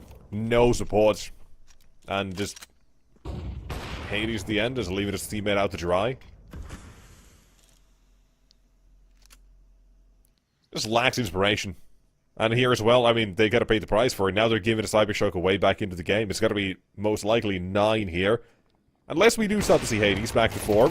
Because that's 1. There's that trade, but a shot. It's not good. Oh. It's not great. It's glowing instead.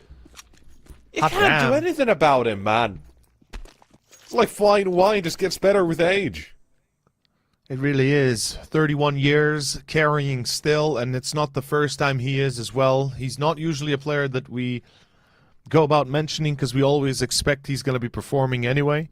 But when he does, it's still a special occasion as he absolutely devastates Monte. That spray was wild. And imagine if Lonovicus and Phenomen had had a good game as well. This could have been a wholly different result at the end, the way it's been going.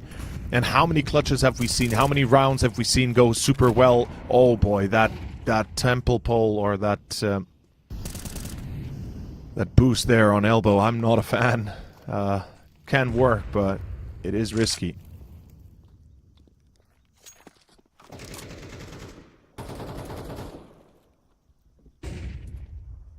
Straight up. Prepare for another B execution. They Yeah, just it's don't gonna be even straight up take just map B play here. control.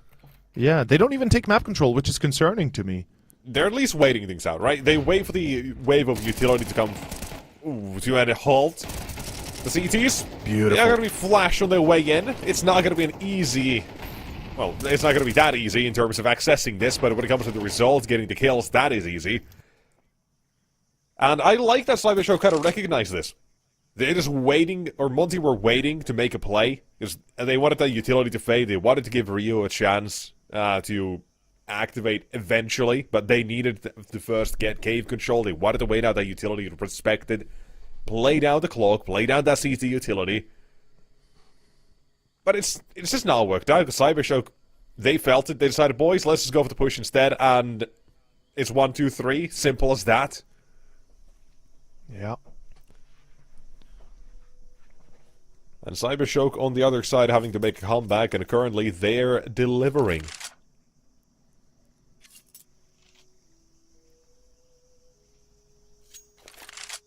We said this was going to be a scrap fest. I would say this absolutely is one. Yeah. It is one. It is one. Unfortunately, really is one. And like I said, maybe we gaslit ourselves into thinking it's going to be getting better from map to map, but unfortunately, we're still seeing the same kind of issues, right? The same kind of principal mistakes at times, and you just got to ask yourself, what is going wrong? Monte, they've used their timeouts. I believe they have one left overall. I'm double-checked just to make sure.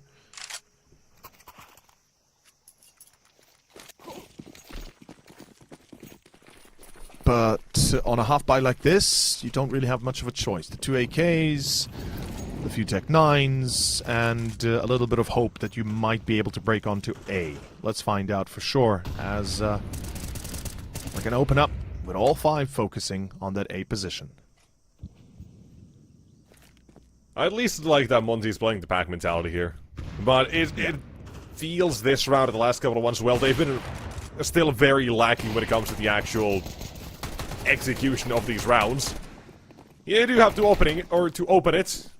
And he's finding himself a weapon, an AWP, his prime. His bread and butter, but has not really been hitting every single one so far. But this has been a second one now being given toward Monte.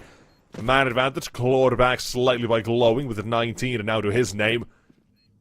Ryu getting assistance from Diha as well. There's going to be a deadly setup. Not one that he'll be easily getting past either. In no way will they be getting past this one because it's the pistols towards A. Sealing the deal. Look at the HP as well remaining on Monte. I was about to say, Like just 30 look at the HP, 21.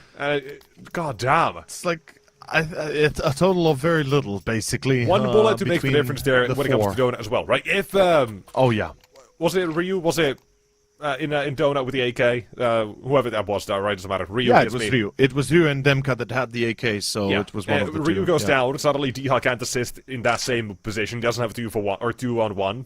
And it becomes a different sort of round, right? It's one bullet that makes that retake doable for Cybershock. Why, that's true. One bullet. 1 HP. That makes that difference.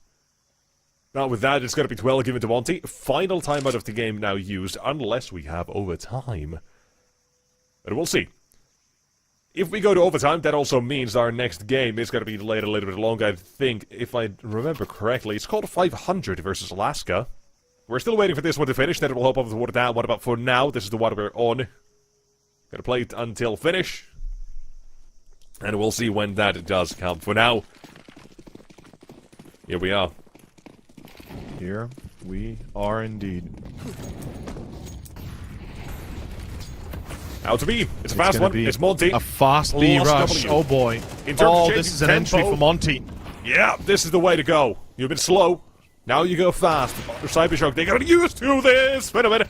Barely any headshots this game. But now he's finally getting active. A couple toward the end here when you most need it. Your team, they need you to perform. They'll do it. Ryu and Hades, however, left on their lones up 2 or 4, but it's been brought down to the last man. Molotov as well. That could be enough to force Blixie into the fight, and it is to take the game away at 2 versus 4 suddenly.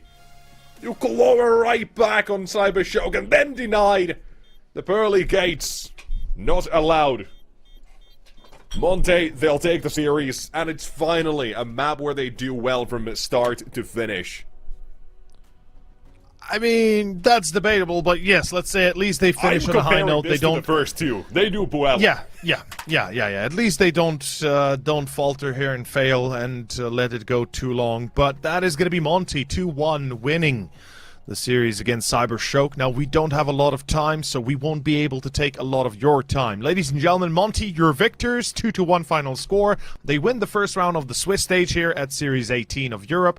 And with that being said, we have the next game waiting to begin in about 15 minutes, as mentioned. So at 13:30. So at 1:30, we're going to kick off into our next best of 3 500 versus Aljaska. Next is, what else do we need to say?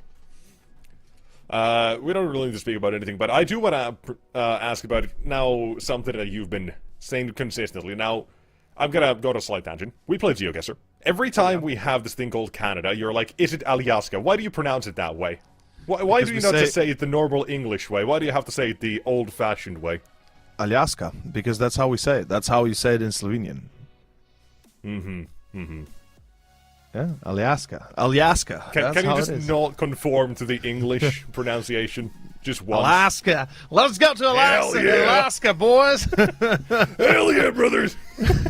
All right, that's it though. That's all I wanted to ask. We're going to be coming back with 500 versus Alaska in about 10 minutes or so. So, ladies and gents, we'll see you guys in a few minutes. Don't go too far. We'll be right back with the next game of the day.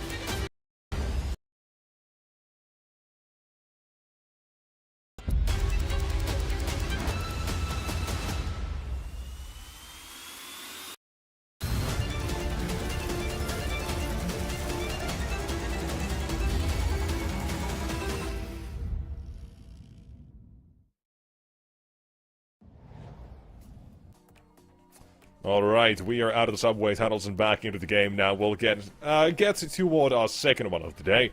Because the first one, it's a bit of a long one. We have overtime involved, a couple of comeback attempts, and actually completed ones as well. And now we have our next one of the day. And we're going to see if we can get back on track with this one. Now, yesterday I said this is a game that I'm interested in seeing. Mainly because I think Alaska kind of have the foundation set up for a very good team. Or a good team to become one, at least. They've got the basics, they've got the fundamentals down in my eyes. And then you have 500 on the other side, who are kind of looking like they want to come back into form, almost. Maybe they'll get there. Maybe they won't, because I think they've been up and down. But they at least have been, I'd say, halfway decent nonetheless. They're showing inspiration, and not really inspiration. They're showing promise that could maybe be back to what the sort of old form of a couple of years ago. I mean, maybe Skate, Wendigo, Outlaws, Mortal Kombat. Skate period maybe. It's pretty much similar team, or very similar team, because you just recycle a lot of the same players. Pretty much. It's not to throw too much shade, but pretty much all these players have played with about 17 others as well, and everyone knows each other. Pretty much. And with that out of the way, of course, the big man on the squad, Ships, Rainwaker, and Cirque. I think these three will be the ones to look out for most. We can't forget Oxygen, obviously, but definitely Ships and I think Rainwaker are the two that we kind of most expect out of. Spellin, of course, leading the squad from what I remember, if he's still the IGL, unless something specifically changed. And Popo, their coach, and that's going to be 500. Next up is the team they'll be facing off against, though. If we take a look on the other side of the bench, it's going to be Aljaska, aka it's going to be the UK's and Irish team, the old team of, what were they? I always forget, Verdant, right? Or what were they called when Verdant disbanded or stopped existing in December or something like that? But yeah, we got artists. They've made a change, right? They back in Verdant, they had Divi, French Upper. Nowadays they don't. Yeah. But they've also made now some changes as well. Now Ducky no longer part of the roster, from what I can tell. Apparently 360 officially in the team. Yeah. To my knowledge, somebody can correct me. I'm sure. Also no longer playing, right? Oh God. I don't know that deep. My lore does not go that deep. Yeah, unfortunately, but nonetheless, right? Yeah, they've been looking good, right? I kind of put that a bit. Oh my! Why work so hard, man? Why am I struggling today? Why? Same as yesterday, man. I'm just living life in third person. Maybe you are, but that really is it. Otherwise known as disassociating. That's a bit of an issue every now and then, but sometimes it happens. You just got to go through it. And today is one of those days, or 2 days in a row. But nonetheless. Hopefully, today is not going to be that kind of a day for Aljaska, right? We got, obviously, artists. Let's hope they'll be in first person now that they have their motors on and everything is good. Exactly. Because they are going up against some pretty heavy firepower in that 500 roster. We kind of went around it. And I was going to mention as well. You said, as far as you know, Spellin is leading that team. You're correct. There was, however, a point a few months ago before Spellin joined that Ships was actually IGLing. Had taken on the role, to my knowledge. So there was a little bit of that going on for a while, but I'm very happy to say Ships now back on a nothing about mouse 1 and a plus W. So I think pretty good. Good changes. Good decisions to be made. But we've got a couple more things to do, and one of them, what's the maps? The Veto. It's the Veto, folks. Yeah, it's which maps we'll be watching. Train Band, not surprising. It's never been a fan Bulgarian map, or a map for the Bulgarian teams from what I can remember. Next up, Mirage Band, a smart choice by Aljaska here. The fact that they go for Mirage tells you they understand they could be in trouble if they allow that pug map to go through. So first pick should be something in the likes of either Inferno, Anubis, or maybe Dust. Don't ruin my day. Let's see what is the first pick, in fact. It's already bad enough as it is. My interface broke. Oh, God damn it. Yep. I thought so. Okay. I thought that it would be Dust, because I was thinking Inferno, Anubis, right? And yeah, it's going to be Nuke second. Okay, so Dust, Nuke, and third then should be left to Ancient or Anubis for sure, because we get a ban on Inferno. Although 500 love to play or used to play Inferno, I think Alaska might ban it. They just don't want to take a risk of playing another map where, you know, if you get caught in the same ideology and you can't break out of the cycle, you're going to lose that half significantly harder than anything else. Ancient banned, should be Inferno banned, and then what that leaves us is Anubis. Yep, it is. I know you don't like Dust, and you're not the only one. Look, you're not the only one. The problem with Dust that I see is just it's too shallow of a map nowadays compared to the other maps. Always has been. No, it's like it always has been. It's too streamlined. It's too basic. There's nothing you can do in terms of yes. The thing is, strategy besides change the tempo and if you're on the CT side, maybe get aggressive, or you probably have to get aggressive at some point. Like, it's just so boring. As soon as the CT economy runs out, every other round is going to be a save, man. It's just... And the reason why we say this is because the problem is, on this map specifically, on Dust, if you're not going to be able to be on par on the aim level as your opponent is, you're going to be losing. And that's a guarantee, simply put. Yeah. You will be losing straight up. Yeah. We mentioned 500. They are aiming pretty well. You know, I think their names speak for themselves. But Alaska also have a couple of those. Giraffe has been an entry machine. In the last couple of games I've seen, he's just been going out. Let's say Ancient goes through mid, util, smoke, flashbang, bada bing, bada boom, 2 are dead. He's that sort of player who will take those duels and will be aggressive. If the team needs him to be another there, player. I want to see that. Vacancy is another one I would also point out, and that we didn't really talk a lot about during our kind of introduction of the squad. But absolutely, it's going to be Giraffe. You talked about the man. He's got a tall neck. He sees over obstacles, and he definitely sees in your soul. That's going to be Spellin on top mid. Towards double doors, we got ships, and yeah. Also, I did have a man reach out to me by the name of Zerfer. Somebody who actually knows a little bit more about this. Divi left the team. Yeah. Leaf came in to replace him. Artis is back on the op. Ducky was a stand-in for a bit, as Leaf was away. Now removed, as 360 is now the new 5th player. I knew there was some shenanigans going on, because I knew Artis used to be an opper as well on this team. Then Divi came in, and there was a whole shenanigans going on. I knew that much. But now they've settled with this, as it seems. So, I'm hoping they can at least stabilize the roster. There's been shenanigans. Yeah. Thank you very much, Surfer. Spellin says no thank you. We'll remove Giraffe. He's already done his damage in this round. You got 360 at least here. Jump shots. Phase clan applications. Nope. Vacancies found ships in the meantime, but it's down to the last 2. Rainbreaker and Spellin. They are going to try to find 360 here, and they at least put pressure on him, but it has cost Rainbreaker's life, and Spellin put into the open as well. Now, puts round number 1 on the board for Alaska. I don't know why is my neighbor also decided to drill at this moment. What the hell is happening? I'm sorry if you can hear that in the background. Probably, maybe. I don't know. I don't hear it, so you should be okay, I hope. But Alaska, yeah, they're going to take pistol number 1. Yeah, they're going to take the first round here. I'm going to see myself. I'll figure it out. All good. All good. We'll deal with that as we go. As Alaska, of course, scout on artist, as you said, back on his primary role of being the opper or the sharpshooter, if you will. And I'm hoping the 360 pays out well here as the new addition. Haven't seen them in this new roster. Last time I saw them was with Leaf, so I guess we know that much. But 500. What do? They force up, and we have 2 Galils, a few pistols, or rather Tech 9s.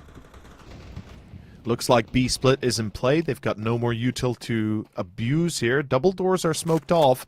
What this means is Aljaska could miss the timing, but hearing the cross, Extinct goes wide, gets caught, but Spellin as well. As he finds the refrag, it's not enough. On the other side, it's Giraffe in CT to support, and that stops the whole plan of 500 from working. Two players are holding on the B side itself.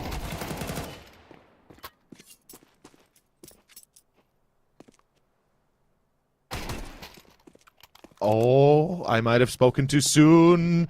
Both players on B now left, in fact, as Aljaska lose control. 500 will plant the bomb. And usually I'd have my commentator chime in when he can, currently under the effects of bombardment, as 500 are going to be defending the site. Ships finds one, the crossfire is set, now he knows for the last where he is, doesn't even need to fight this. 360's being given options. Ships, if he had died, that all of a sudden turns into a 1v1 for Rainwaker with a FAMAS, but luckily Ships trusts his quality and his skill, and that is going to be the first round to him in return. Fighting fire with fire. And as round 3 comes around on a force buy, no surprise there for Aljaska.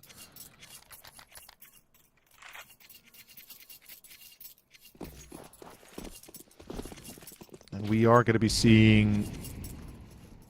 Well, are we going to be seeing a little bit of a...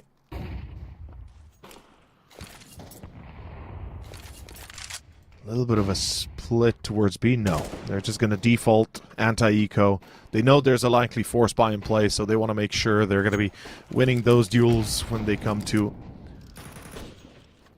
500, playing smart, keeping eyes on the smoke, keeping eyes on short, and they're going to close in short with the... Oh boy, with the pop flash, but Vacancy still finds one. Decent damage on Spellon. Things are on the up and up if this improves for Aljaska. It's going to be Spellon finding Giraffe, and all of a sudden we got ourselves a 3 versus 4. It's Ships and Rainwaker to continue, and down to Artist. The force buy, unfortunately, as it starts well enough, but falls apart at the very seams at the end. The pressure too great. As Artist still finds a kill, though, and all 3 are low. Hold up, Artist. If you can isolate the duels. No, Cirque, this time ready. And by the way, a lot of times I think people forget that Cirque is definitely one of the most recognizable names on the Bulgarian scene, even if he's no longer the most impactful of the Bulgarian players, right?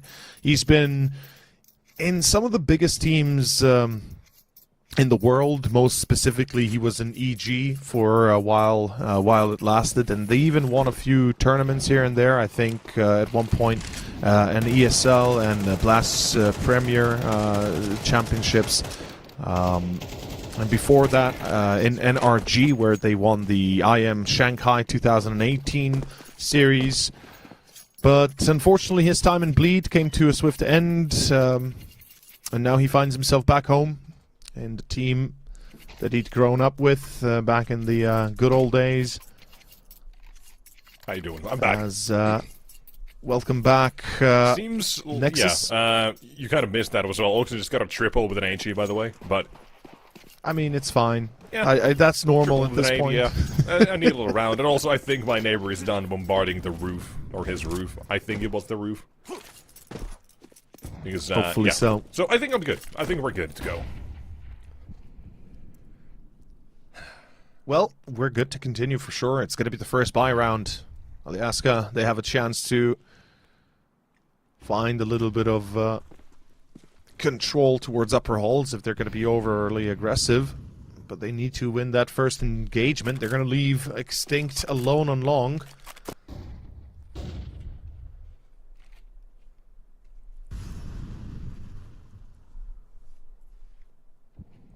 Starting off a little bit slow here, it's just the map control, right? You have the questions of what map control you want to take on the CT side, a long short, maybe you want to go push mid if you're feeling a little bit crazy, or tunnels. None of that for now to start things off here on Alaska's side. Taking their time. Not yet, yeah. Just waiting it up. But the problem here is, right, 360 is the only one with any piece of util. They are headed towards B, that does help. Smoke will be very effective. Vacancy's got a second one towards mid, and that smoke at the same time with the B tunnels, now with the B split stopped, it is gonna completely thwart them. It'll send them elsewhere. Might also send Alaska searching for a chance to take Oxygen out of this. Flashbang, if the swinging giraffe will find him. Oxygen removed, and suddenly it's just the one man on B. Smoke will wear off shortly enough, but 360 needs to go for reinforcements. Ships to clear him. That's one. That's the B side taken over. Normally, we'd be talking about a save, but not in this situation. You've got the man advantage.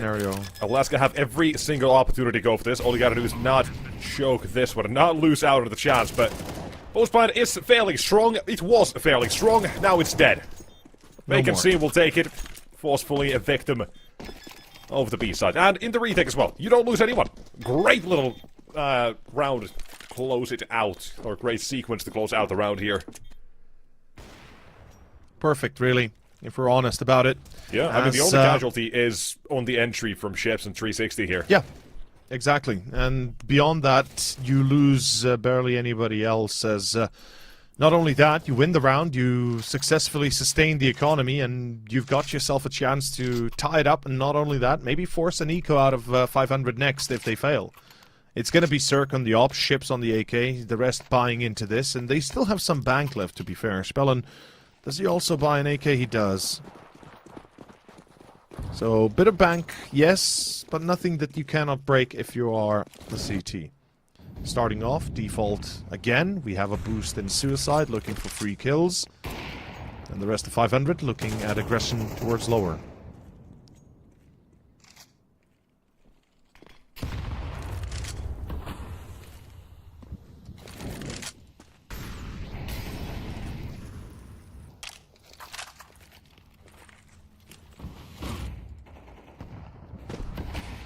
Again, it's just basic Dust 2. You've taken shore control here now 500. Alaska did contest it for a little bit. Effectively so, yeah. But they decided that when it actually comes to holding for it, they say no thank you. They'll back off. And 500. It's a 5-man assault pretty much from short. Maybe ships decided to go toward the double doors instead to catch off rotations. Would make sense. But keep an eye on it nonetheless. The main forces on 500 still going to be here. Right, sometimes you might see a drop down towards CT here. Whether that insinuates a B split or not, probably not in this case, but we might get to see Extinct being pushed from a couple of different angles, and it is going to be into CT, just as mentioned. First one, Extinct will be taken down and traded. A couple more CTs to be dealt with as well, and Vacancy from Long, he's up next here as well, but the one to stand is ground, the man itself, or the site itself taken down. With Giraffe removed here. Looking for that retake now in ships. We mentioned him. Catching off rotations toward the double doors. He'll find it first. An artist. AWP unsure which way to look. Ships just finds it. And this one is going to be rounded down to Shirley. Unless Vacancy suddenly does pop off because casting the second. Knows where ships used to be. And is the ball planted onto one of the ships is the question. We might not get to even see. Because Raidwaker will deal the killing blow. But the round. Yeah, that was a... was going to go the other way, I'd say, if Raidwaker does get found out. Because Ships is not in position here. It all comes down to the mind games, and does Vacancy really read it? But in the end, it's got to be another one for 500. Yes, it is. Another 500 on the board. And a great shutdown at the end there. Vacancy, he tried, but with Rainwaker being able to re-rotate from Gandalf already halfway across short, catching him off guard. Cirque finds Vacancy. And this eco, unfortunately, does not bode well for Alyaska. It's going to be 5-2 most likely. Long control now basically broken up.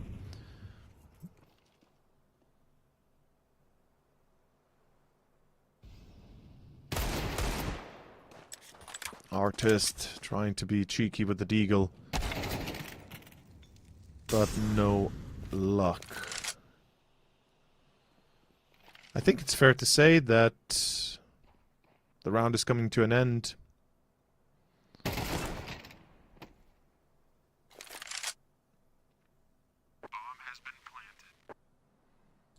360 with a little bit of a catch and release, but it doesn't last him long.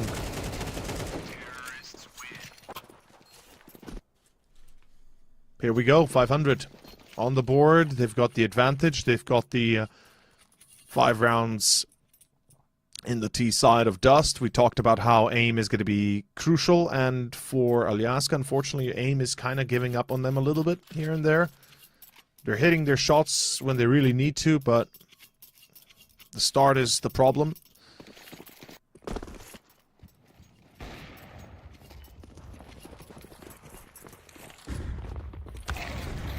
We're going to be having long control now.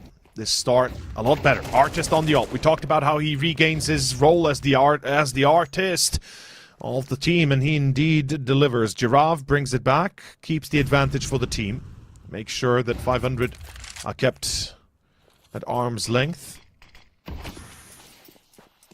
This seems like it should be a doable attempt for 500, though. Nobody's really keeping an eye out on Pit. With Spellon checking all the flank behind them, they're committed to the A site. Alyaska, they've already pushed lower, though. They have eyes on upper as well. Info now gathered. Here we go. Surely they check car, right? They're slow walking the corner. They check car 100%. They do, but they lose the duel. Extinct! Accurate, deadly. And it's Spellon to bring it back to a 2v2, 50 seconds. There's 2 mollies available to 500, so this is far from being done just yet, and maybe Alyaska had been burned once more. Let's see. The smoke is up. That wasn't even a molly, it was a smoke, yeah. Make it cross. Oh, Are we feeling about some Kukli style? The flank. No way you jump here if you're Artist. You're risking too much. Your teammate has full util, but you peek into him, and Artist has no choice but to jump. Oh! He hits him! He hits him! Baby! That's how you do it! That's how you do it! Give him it! Give it to him! Oh, one chance and one opportunity, man! I'm telling ya! You gotta channel it! Oh, what a way to take the round! The artiste. That's what he is. Hot damn. What a day, what a play. And it is 500 that are denied a near impossible scenario almost. They start off with a disadvantage. It was a 2 versus 4, and they brought it back to a 1v1 effectively. A 1v2 even, I would dare say, and it's not enough as... Yeah, that is fantastic. That's how you win games. Alyaska, they might have just bought themselves a chance to get back.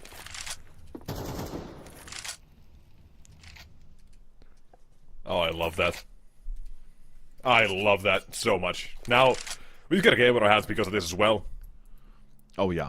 500, obviously, they did manage to get themselves the force buy in the second round. That's why they have this 5. They got the 3-1 from it. But here, in the next gun around, it's Spellon instead. It continues 1 of 2. You still got it extinct. Blinded. Trying to hold on toward the side for Moss to try to line them up here. He's got a couple at least to keep it doable, but this one, again, in the hands of Clutch. A 2-on-3 required, and they're afraid of ships. For good reason.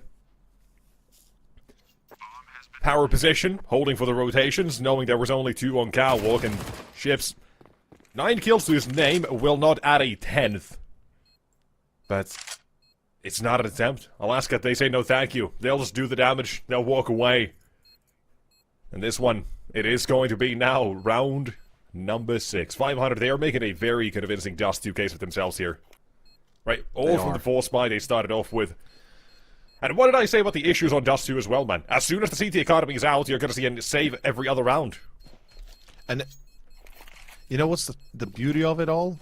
If it wasn't for that clutch, if it wasn't for the pull of Artist, this would have still been very much favorable to 500. I mean, it still is, but it would have been even it would have been further favorable for them, I guess, in a way, weirdly enough. And Alyaska, they can count their lucky stars. They have 3 right now. It comes down to number 10, where they have the 1 AK, the 1 op saved. And what I wonder now is, do they... Yeah, they don't risk the buy, obviously, but... How do they commit to it? Let's see.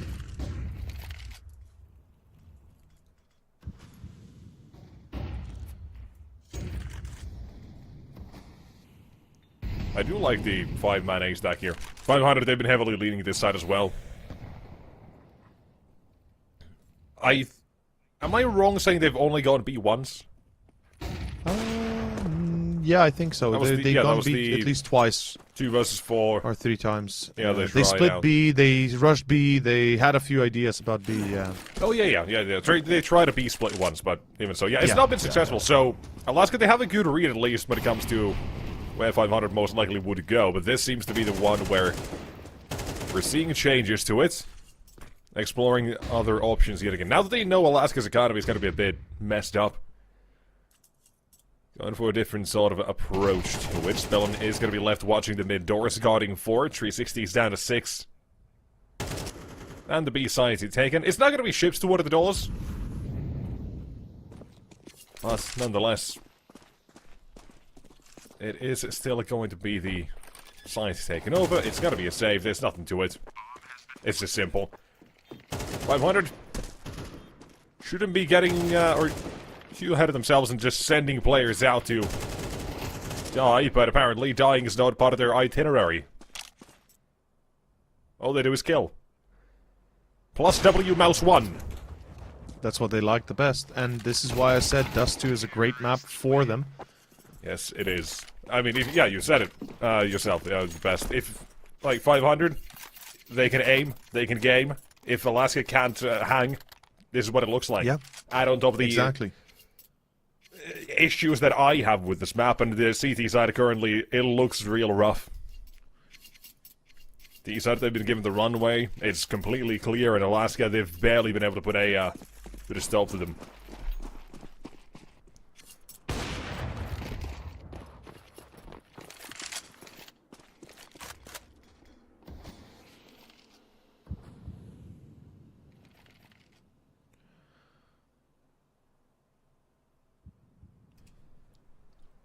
Started off the round, Zerk was boosted in suicide and having found an entry. Let's 500, breathe a sigh of relief already, knowing the round's gotta be a bit easier. Because, at this point, you kind of have to recognize the setup the CTs are going for here. Now that B-side was yet again attacked by 500, they've got the avenues open back up. It's not just gotta be the same sort of play again. And the question is, have Alaska decided to go for that second man on B to reinforce it? Are they watching the doors? Are they afraid of that short play again? As soon as 500 gotta recognize the setup here, if they find even an inkling of an idea of the setup here,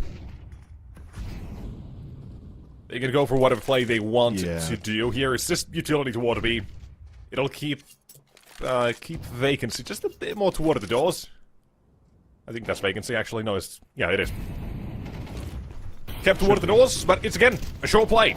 We go back to basics 4-500, entry 1, entry 2, and I think we say round done.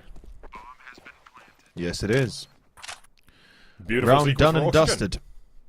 Good utility as well, because the CTs never even have a real time to react to it. The flashbangs keep coming, and Oxygen just has 3 kills. Everything kind of works together perfectly well, yeah. And 360, his days are numbered, unfortunately. He's about to be checked out of the hotel he's in. And this is getting a little bit out of hand. 500, they are on the verge of pushing into a 9-3 halftime. That is a fantastic start, T-side Dust. And you can only hope that Alyaska will bring the fire once we switch the halves, as... I mean, to do so, they first gotta get, I would say, this 4th round. If not, at least that pistol is required. Yes. The pistol is definitely the start, for sure. But, I agree there. I say this. 500, they have yet to win a game on Nuke. They played it 8 times. Every single one has been an L handed to them, though they have been playing some fairly decent teams as well. Which we'll get to later on, but for now... the half coming to an end. You've got a couple of trades back and forth. You've got the B side completely vacated, but look to push for Extinct here. All the way in top mid. You'll spot the 1, get his head chopped off. That's the price he'll pay, and suddenly we go back to that A side. Artist vacancy. I don't really believe.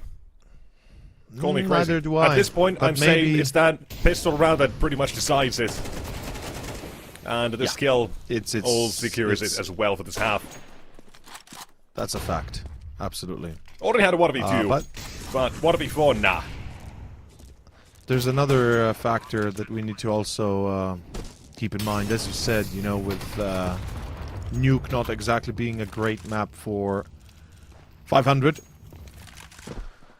You know what they say about maths and statistics. Eventually, I know what you gotta you break say. it. If you're referring to yourself in the Eventually, as a you they, gotta- I know what they say. I know what you say. The more you lose, the more you play, the more likely you are to win. Exactly. Something along those Exactly. lines, Yeah, pretty much. That's kind of almost word for word there.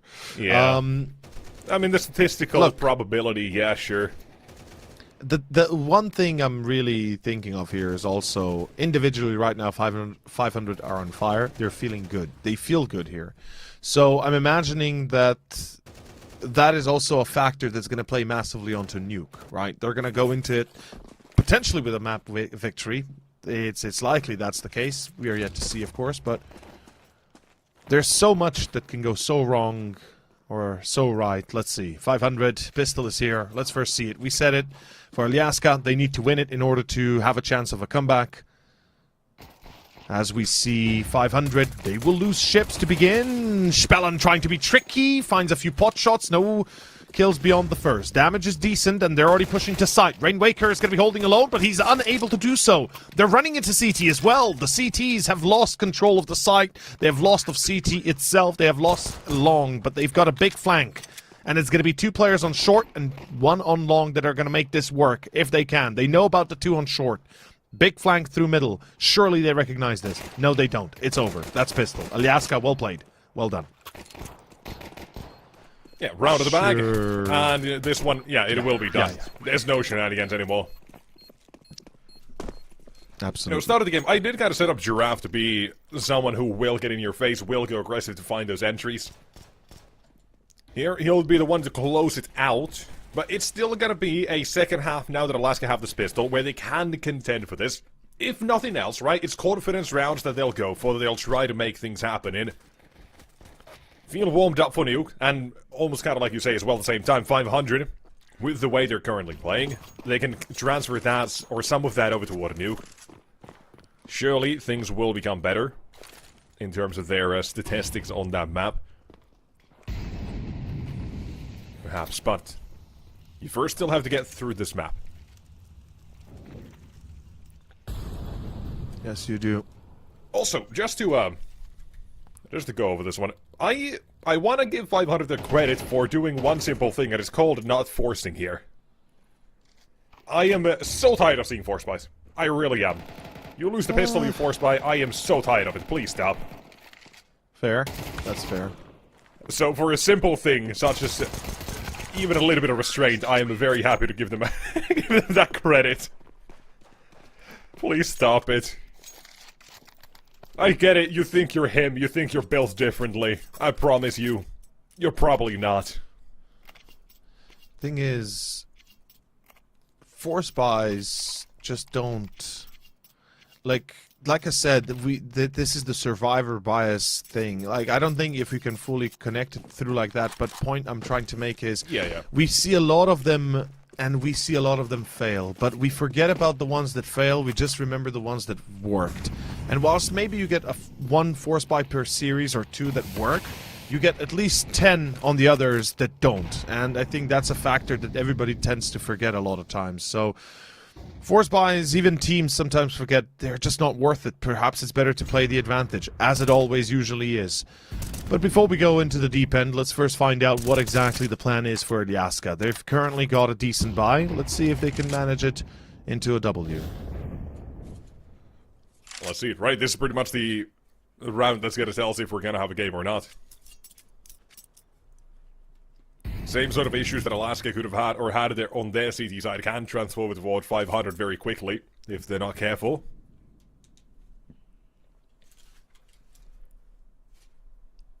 So let's see if we will have these issues or not. For now, we're just chilling. Waiting. And guess what else? We're waiting more. Alaska's they're gonna try to wait out the time as much as they can, though. A second smoke has hit short. That, again, it's going to take even more time off the clock here as well. On B, you've got that look. Smoke deployed by 360. Take the attention. Split B. Put it toward this side of the map, but now we still got more to go to decide how that's going to be played out. There we go. It's going to be a split B. They're going to be going through middle. The smoke is there to distract 500, but they are well aware of this split. Ships finds one. Decent damage. A second almost. The Oxygen delivers as well onto the 360. Oxygen finds two. That's massive. And now there's no choice but to plant an Artist.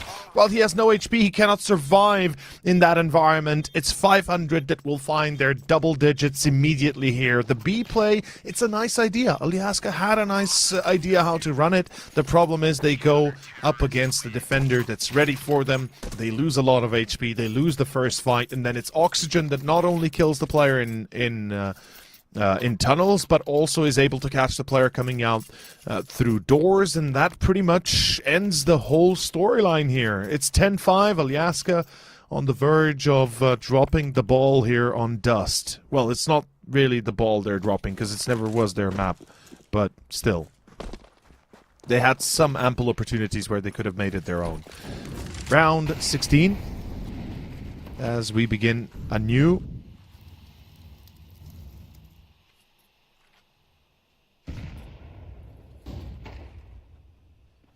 We do see perhaps a fast short play. It's quite possible we get to enjoy something like that here. It all depends on perhaps where Alyaska get the next challenge, entry if you will. What I'm seeing is likely an A split, given 2 players long, 3 players mid. Deviating from that seems like not the right decision, but perhaps, let's see, Spellin. Here's the flash, and here we go. Extinct finds him. Nexus, this could go into an A play that concludes Alyaska's 6th round. But they're still thinking about B. They have a player in lower. What is going on here? Alyaska taking their sweet time. Yes, they are. They're still waiting to see if Zerg wants to push back towards long, perhaps, and see what else there is available. That is Oxygen going down for the B push. 360. Still wary of ships, assuming there might be a second on this as well, because if not... Now, you have the time below. Ships still awaits, and bides his time. It's got to make a race for the B side. You've still got a man dropping down towards CT as well. Ships having found water. Waker with the second. And the bomb to make its way toward the side. Will barely make it. And now from long, Extinct 1 and 2. Shots hit, and ships to him it goes. 17 kills deep in the game. 2 more to go in this round. Again, last almost put us in the situation where we're saying goodbye to this map. Now Ships wants to say goodbye to this one. Tap the bomb, but Extinct is already here. Wait. What was Ships doing? Looking for he the was bomb? Looking for the bomb. Yeah, but how did he... Couldn't find it. It was right beneath his... Tap it, and then Extinct was already there. They wasted too much time. What if the... Oh, dude, I'm having a feeling like that somebody in the team talked right now. That somebody was talking during his clutch when he killed the player and he didn't hear where the bomb exactly was immediately, and he couldn't hear the steps because at the end, Extinct was running towards doors, right? He wasn't slow walking it. As soon as he saw him cross and lost his teammate, he ran to the double doors. And that's going to be 10-6. Alyaska, 6th round secured. Yes, it's not over, but far from being done just yet as well. So Tactical it timeout. seems. And I'm 100% certain that somebody talked during that 1v1. 100% certain somebody said something, he couldn't hear it, and that is going to be it. I mean, hey, that's given Alaska nonetheless a new leaf 100%. in the game. Giving them an opportunity to make this map of their own, that would be massive, especially given that we go on to Nuke next. Yep. What did I tell you about CT side of the economy as well? As soon as it runs out, you're going to be playing like Jabe. That's the map, that's the economy, that's the way this is going to be played. So for Alaska, this is the best chance they're going to get to, well, cement this comeback pretty much. But it's not going to be free, we've seen that already. And Ships, his game, nearly immaculate. Nearly is the key word. First half, he was pretty much set up for success in so many of those positions, just lurking toward the mid doors, wherever he kind of wanted in many situations. And here, still delivering. Maybe a little bit baity every now and then, right? Let his teammates go in first, he'll trade at least, but it is working most of the time. Here they've got a 3-man setup toward the doors. Rainwaker's up on short. Has a flashbang, a swing, and one victim. Make it 2! A second is audacious, but it does work out, because that removes a wild 360 from this one as well. Gets the advantage going for 500, and the push for mid is gonna need Oxygen another one! He should not be winning that duel! Extinct shouldn't be running! And he's gotta realize, yeah, there was more than just one there. It's total of 3, and vacancies left against 4. And his chances numbered, that's 1. And it is Oxygen through the railing. Through the cement will find himself the kill. Will 500 now find themselves toward 12, however, is the question. Because again, that was the one where Alaska were supposed to be back in the game. You don't choke this one, you don't fumble the bag. And you reap the economy away from 500, but that's not the case. It's a well set up round there for 500. With that first shot peek, with the push towards mid that continues. So wonderfully done. There's layers to it. It is. For Alaska, no layer, just one, and it's on to be. Let's see how it's going to work out. Oxygen ships, they each find their own ships with a double. That's it. That's 500. And unfortunately for Alaska, things are running a little bit dry now. 12-6, money's gone, so are the rounds. It's 6 rounds in a row they need in order to bring it back. And that is going to be a long-ass comeback that we're going to have to watch if they want to pull that through. Oxygen, beautiful spray, 2 killed. And then obviously in comes the man himself, Ships. As we said, the man of the hour for 500. And that is enough. Tech-9s, a Deagle, and some hope. That's what they have. This first map is coming to a close. Next up will be Nuke, the choice of Alaska. And I'm hoping they're going to be ready for this. As we see long control, Alaska fully committing to it. Player on short, 4 on long, but they're ready for that. They're going to spray them down. That's it. That's the map done. There is simply no way back from this one. Alaska down to Artist. It doesn't matter.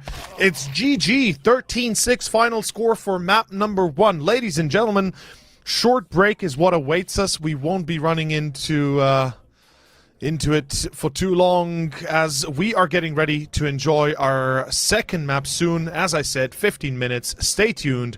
We'll be seeing you soon.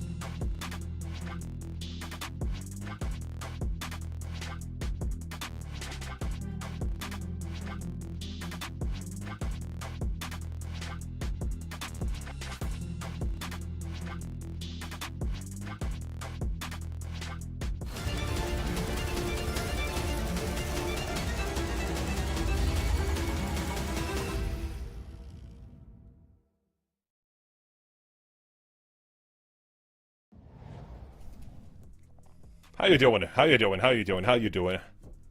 Mr. Doing Old good, Man. I think. Wow, that came out of nowhere. Yeah, sorry, nah. That was a bit out of left field. I'm good. I'm good. I'm old as fuck, but I'm good. At this point, Halfway in the we're grave. ready. Yeah, halfway, 1 foot in the grave already. At this point, perhaps Alyaska is too. Ladies and gentlemen, we're watching 500 versus Alyaska. It is going to be the second season here at CCT, and of course, Europe Series 18. With me, Nexus, with me, you, myself, over, and we're jumping into Nuke, our second map. The choice of Alyaska.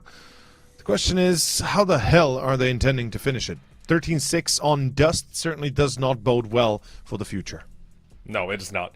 It feels like it's not good enough in terms of just getting us confident to start, but the fact is, a very simple fact in this series, is that 500, they've never won a new game in their, or I say never, they've not won a new game in the last 3 months. They've played it a fair bit, 8 whole games, and not a single win mixed in there. You know, so Alaska absolutely have a clear way to make this a 3-map series. We'll probably decide this on Anubis if you do ask me. But you have your thing. You like to talk about the statistical probability of you play this map, the more likely you are to win it eventually as you keep losing. How much do you actually believe in that right now? That 500 actually give us a game, give us a show, and probably even win it? I believe a lot in it. I believe so much in it, in fact, that I've already described what might happen on map 1. I said that because of the fact that they have such a great game on the first map, they're going to feel emboldened, they're going to feel empowered by it, and we see it right here on the pistol. They absolutely destroy Alaska. It seems like the Americans really got their hands on it, as Extinct is going to find Spellin. It's going to be down to a 1v5. Extinct going to have to go for the ace clutch, and unless he pulls out a massive clutch out of his somewhere, the round is going to end, and indeed it does, as 500 find the pistol. And as I said, I believe in them actually winning this series. More than I do in Alaska, unfortunately, as I've had, even if fewer, still more experiences with 500 than I ever did with Verdant beforehand. Now, I've got a question. Now, remember there was this, a couple of weeks ago, I think, I had a thing show, or come up, you were with Freddy and, I think, Zola for a game. Yes. You bet your left testicle in the game. Is this one of those? No, I'm not going that far. That one I was 100% certain. Here, I'm not as certain, but Alright, just to make sure where the line currently is. Yeah, You're not putting your family jewels in this one. No. My family jewels remain where they are, in my family. Or rather, well, in my hands. My god, that sounds even worse. Yeah. In any case... Okay, alright, buddy. Enough time for you on the internet. Let's stop that for now. Artist did a 1v2 where he's got a chance, actually. Not that bad of a position to be in. Yeah. Bomb on his back. However, 2 to find, and 1 does approach the secret stairs from which he will be hiding from. Finds himself now headed toward what the signs. He's still got plenty of time to decide which way he wants to go. If he spots anyone, contact anywhere. But none of that, right? So you have now a Rainwaker who's cleared most of outside, hasn't seen anything. He's got to let his teammate know, okay, boy, we got something here. We've got something up. Got to figure out exactly what that is, though, still. And they decided to split up here, right? Sometimes you have or you just want to play together here on the CT side. Situation like this, you've got 20 seconds left. Time has been a very rough community to go through. You can absolutely just wait it. Alright, 20 seconds. He's not going to even fake that bomb plant, but still Artist does get it down. And I do enjoy or respect Rainwaker just for waiting for the bomb to actually go down so he's not faked out. Sure, it gives him a bit of money. That's fine. You win the round, you're fine. You don't want to make it any more difficult than it already is, in the sense that it's down to 2, even when it shouldn't be. That bomb plant, it's not going to give them a full buy.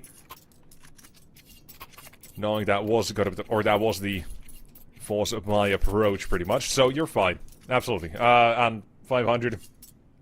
They thwarted off the last round. Surely this one as well. A lot of yapping just to say they're fine. Yeah, I was about to say, a lot of talking just to bring up the fact that 500 are winning. And they seem to not be talking as much as they are doing. Right now, looking at another aggressive move towards ramp. I like the idea. They're going up against pistols, in fact, and it's going to start off pretty poorly. Vacancy and Giraffe already tied up for a fast kill as potentially they fall. Vacancy takes further damage. Doesn't actually get killed himself, but ooh, Ships might get closer, and he does go for the re-engagements. That's a crazy choice by Ships. Oxygen and Cirque, though, make sure They clear up the confusion for a moment as Oxygen delivers again. Spellin might have been caught, yes, but the bomb has been lost as that is a 3-0 start, or at least should be when we talk about round 3. And I guess Nexus's neighbor once again says no. He's going off. He's had enough of your shouting. He wants to go absolutely off his rocker. And Extinct, no chance. Round is done. 500. Close it out. Good job. Looking solid. By the way... Yep, well, I think it's safe now. Yes, ask your questions. I've just opened Twitter, and I've just seen the new picture that Dosia posted, by the way. Can you describe I don't know the picture? The picture is he had a regular-ass haircut before with basically brown hair, and now he's got basically white hair, or yellow. Is that like... You know, how do you call it when you make it white hair? Like, it's not white, but it's yellow-white. I don't know. Blonde hair, basically. He pulled a... I know what you're trying to say. I know exactly. I'm not going to help you. Oh, come on, man.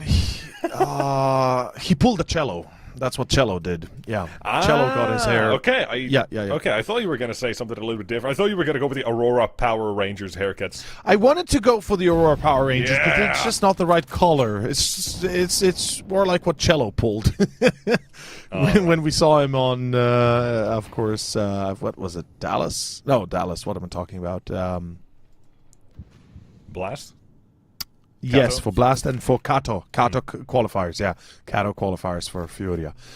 In any case, we're talking about the hair color here of Dosia X-God, who's not been a player for a very long time. Meanwhile, Alaska's hair color might go white as well, or gray even if they fail to win this round. It's going to be Spellin on default on B, and he's going to be checked immediately. Jervath, smart about this. Sees into the future. Precise. Yes, very precise. B-sides taken over and total of the retake. It's on and it's off to one. An O-scope that will connect from Cirque as well. Finished off with it as his Eagle. That is going to be yet another round of full 500. Now, I'll say, these first few rounds, they're looking fairly decent now for 500, right? It's not free. It is Alaska still getting these bombs down here a fair few times already. It's not going to be all that easy by any means. But they're doing a fair bit here. They are. Yes, they are. And that was a fantastic retake, by the way, for 500.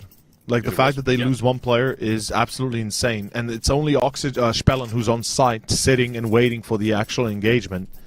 So, that is a great hold. And we go into round 5 thinking perhaps there's more of it, as we are ready to enjoy a little bit of action. Let's see. I don't hear it. I don't hear that. So luckily, I'm in the safe zone. Our production might hear it, and our viewers might, but luckily, luckily, that is not being heard. A Sturk and Rainwaker instead have made their statements known. Another free kill here for Oxygen. Effectively, as Extinct literally walks into his crosshairs. And we have come to a close of round 5. It's 5-0. Alaska, they've chosen Nuke, but they might have chosen poorly. We could be in an Indiana Jones movie here. The Riders of the Lost Ark, or maybe... oh, damn, what was the name of... The Last Crusade. Yes, The Last Crusade, where Indiana got to choose a chalice, of which supposedly was of Jesus' make. And then he remembered he was a carpenter, so he chose the right chalice instead of the wrong one, because the army officer next to him chose the wrong one, thinking it's gold and plated and whatever. In any case, lovely movie, great movie, absolutely adore it. Miss the Indiana Jones world. It's unfortunate that we didn't get any further movies after the third and final installment, which was the Temple of Doom. Or no, it was the Last Crusade was the last movie, I think, of Indiana Jones. Yeah, nope, that does not count. Dial of Dysentery and the Alien Skull Gold.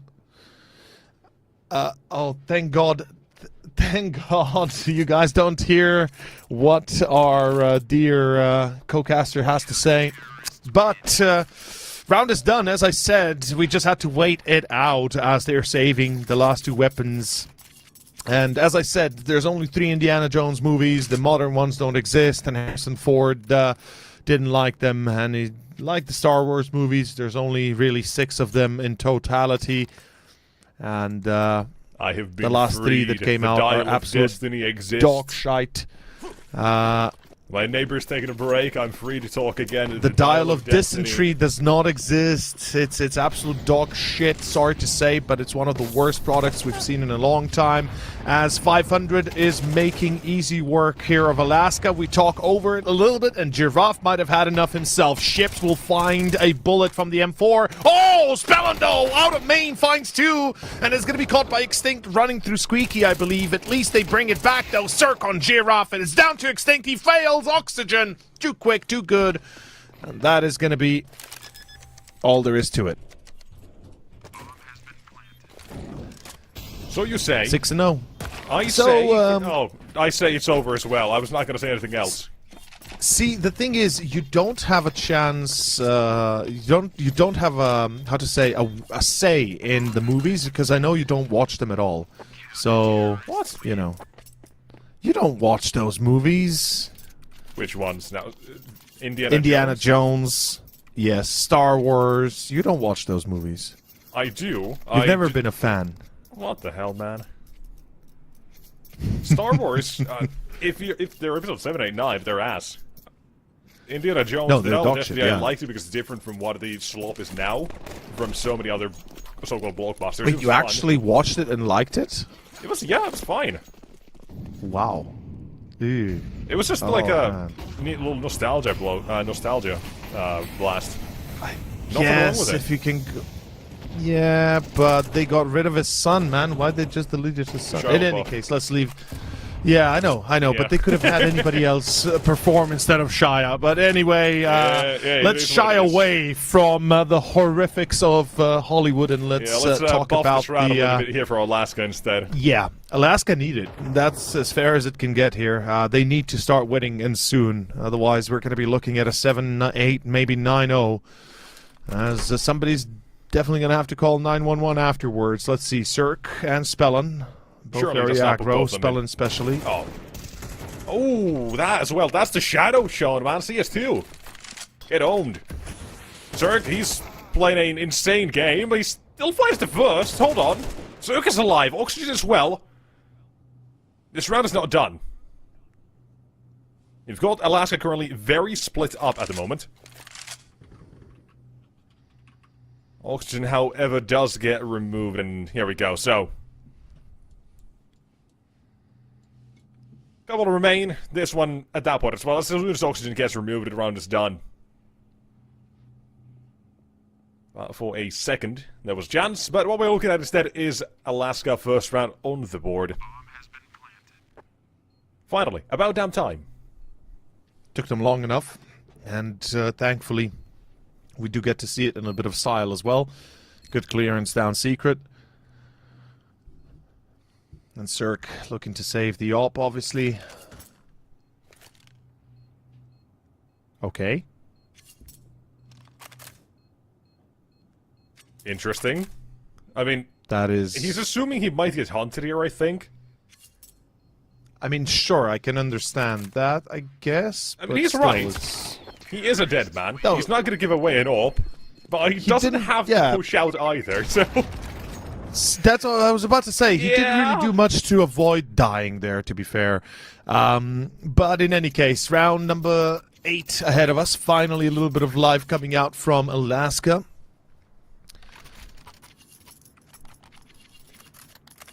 Alright, let's see. With the first one on the board, Alaska obviously have to double down on this. They can't afford it to let 500 run away with it. Now, you're very confident that 500... can win. Yes. Yes. Absolutely.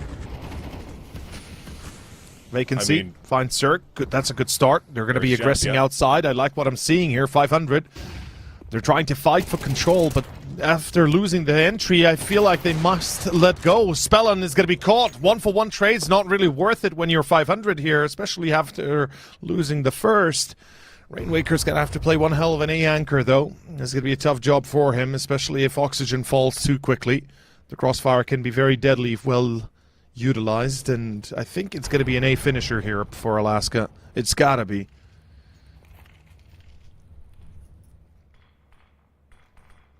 No utility whatsoever being thrown, so they're going to walk into this. There's this molly.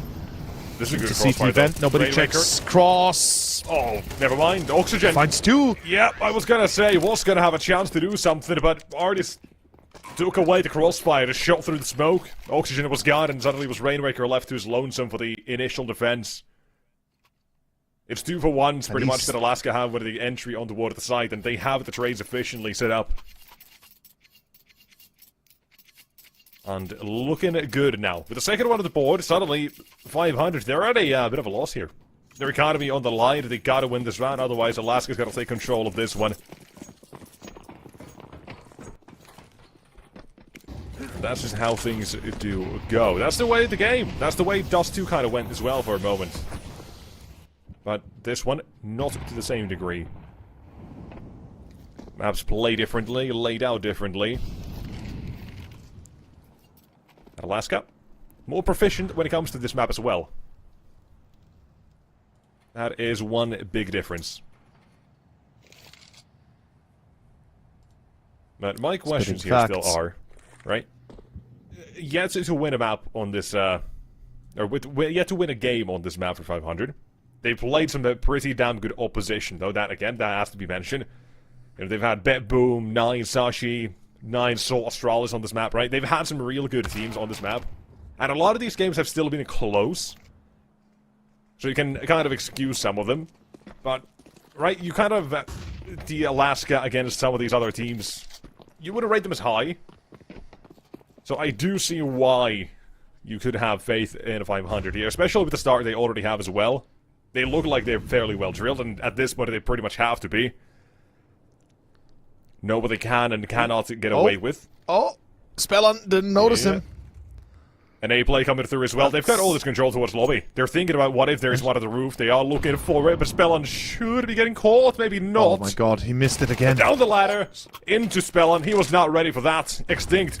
In God takes away the pressure from the back line. Instead, a straight up duel from heaven. They go with a Spellon with the second one coming through as well. 10 seconds on the clock now. It's an issue with the third one.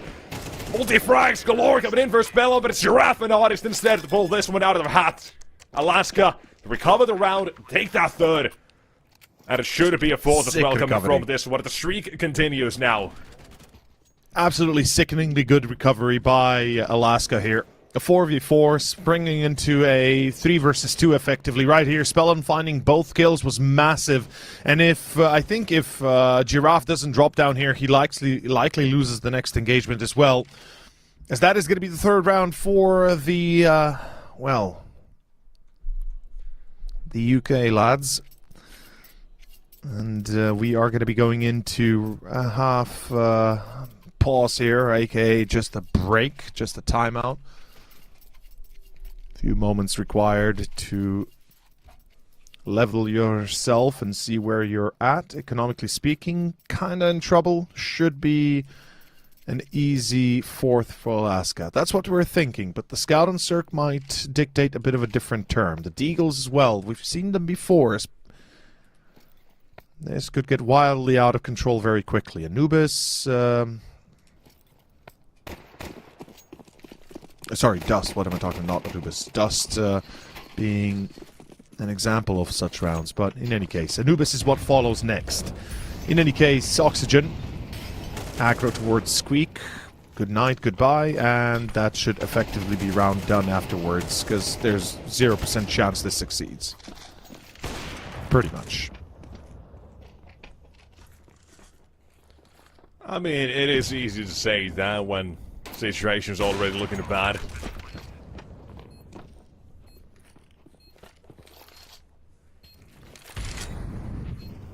Here's the example. I think Alaska's already won the round.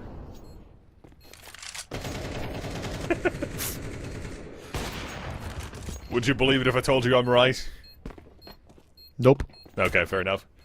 You don't have to. You can choose whatever you want to believe. Yes, exactly. Believe what you want, but reality is still what it is, and that is Alaska winning the round 4-6 as Rainwaker barely does any damage at all. Finds 2, in fact, so Okay, soon. a little bit better than usual, and maybe another kill if luck would have it, but no, Vacancy's already out of range, so it's all good. In any case, 6-4, last 2 rounds of the half. Let's see the buy. Will it be a buy? Yes, it will. Very limited, no AWP, no real amount of, well, decent amount of util actually, given everything, but no defuse kit and a single FAMAS in there as well. Let's see how 500 handle themselves going up against a pretty decent investment on the other side from Alaska.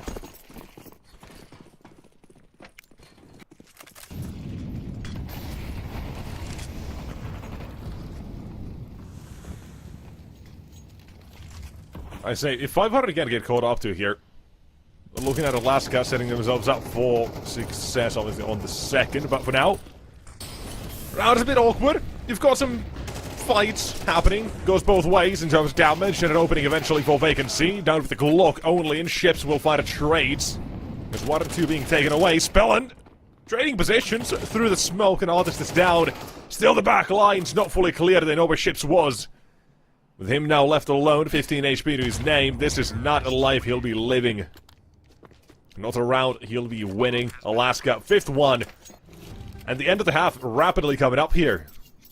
With a complete comeback from Alaska into Nuke. And this is kind of the expectation I had as well here. Do start playing better than they were initially showing. It's that the start wasn't there. Now they found their groove. Things are going well. And I really do like what the Alaska T side so far is. The last game I saw them, it was very one note. It was against, I want to say, Aurora or Apogee. I can't remember exactly who. Maybe the Wolves. But it was very just one note. They would outside, outside, and outside only, pretty much, with smokes, a couple of different approaches, but it was pretty much just that. Here, they're kind of expanding that playbook, going for these inner hits. And success, it's coming. 6 rounds to be locked in here with only Zerg remaining. Successful first half, absolutely. Perhaps you can argue a bit of a letdown for 500 with the start they have as well, but Given how it looked, for sure. yeah, nothing you can do about it now. Come back with a better T side. But I got some bad news. The forecast ain't all of that when it comes to 500. Their T sides, a bit atrocious, maybe. Not great. To be sure, you know, Not less than great, 30% win rates. They have had a few games on this, so I've got my worries. But let's see if they can prove us wrong, because you did say as well, if they carry over the form they had on Dust 2, they absolutely can take this away. They had that start here as well. All they got to do is now maybe just out aim, show us what they can do with brute force, perhaps, or give us a new side of them that we were not ready for, that Alaska aren't ready for. But it all comes down to this here. Second half of Nuke decides if we are headed to map 3. The pistol is 500, with the bomb down, it's 5-man retake, 10 plays on the server right now as we enter the retake. The Glock struggles! That's not extinct hitting, that had to double check himself. There's Vacancy from the top instead, covering for him. But the bomb to be defused coming shortly as well. Tapping at once, trying to get these T-plays out of position into the USPs. And stack, that is bam bam. Zerg will find a couple. But the round to be decided here. 360 on the defuse, Alaska to 7. The streak continues. They will bring it back, even with the bomb plant, though. It's not really going to help too much when it comes down to it. 500, they'll be able to go for Galils if they feel lucky.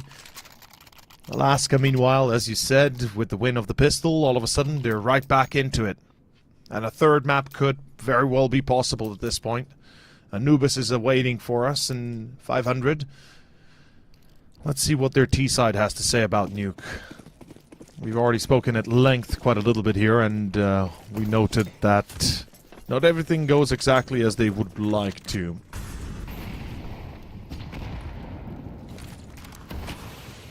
Single Galil is all they are able to muster. And a Mach 10. That's not exactly very awe-inspiring. Neither it is very how to put it best, would be very positive.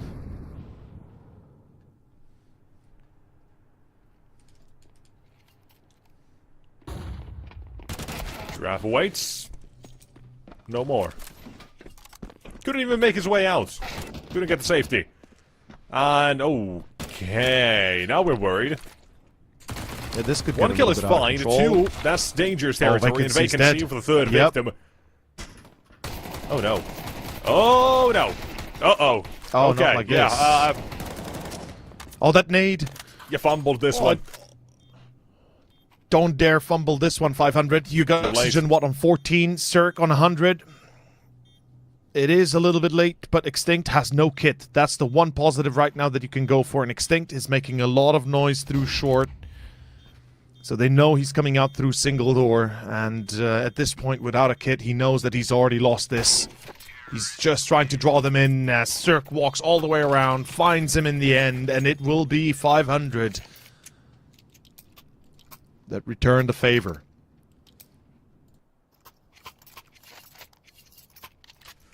Damn. That is something. Giraffe not finding one on ramp, not even being able to escape, is almost criminal with how quick the shot is there.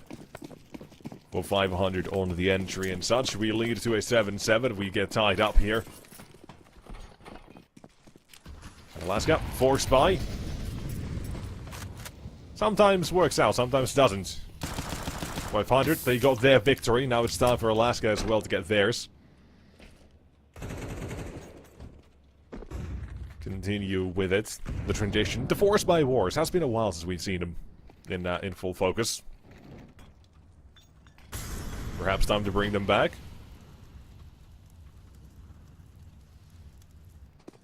Maybe it's time, yeah.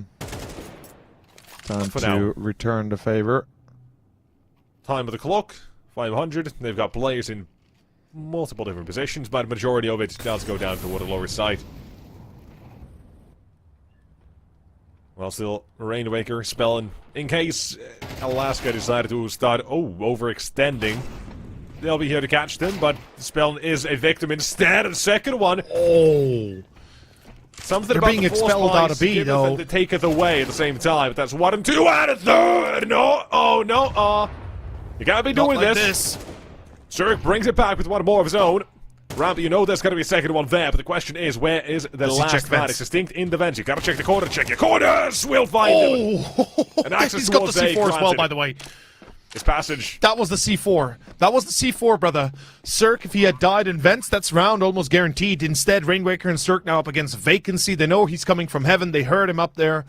And there's a near impossibility for him to succeed unless he tries to go this and brute force this. It's not possible. And even that is...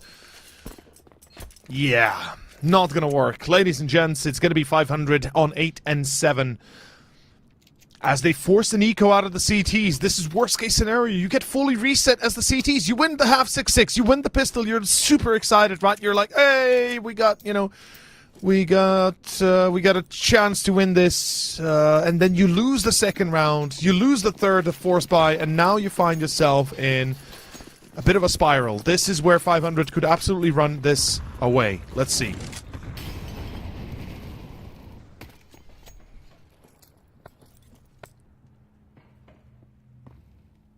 Love the stack into secret.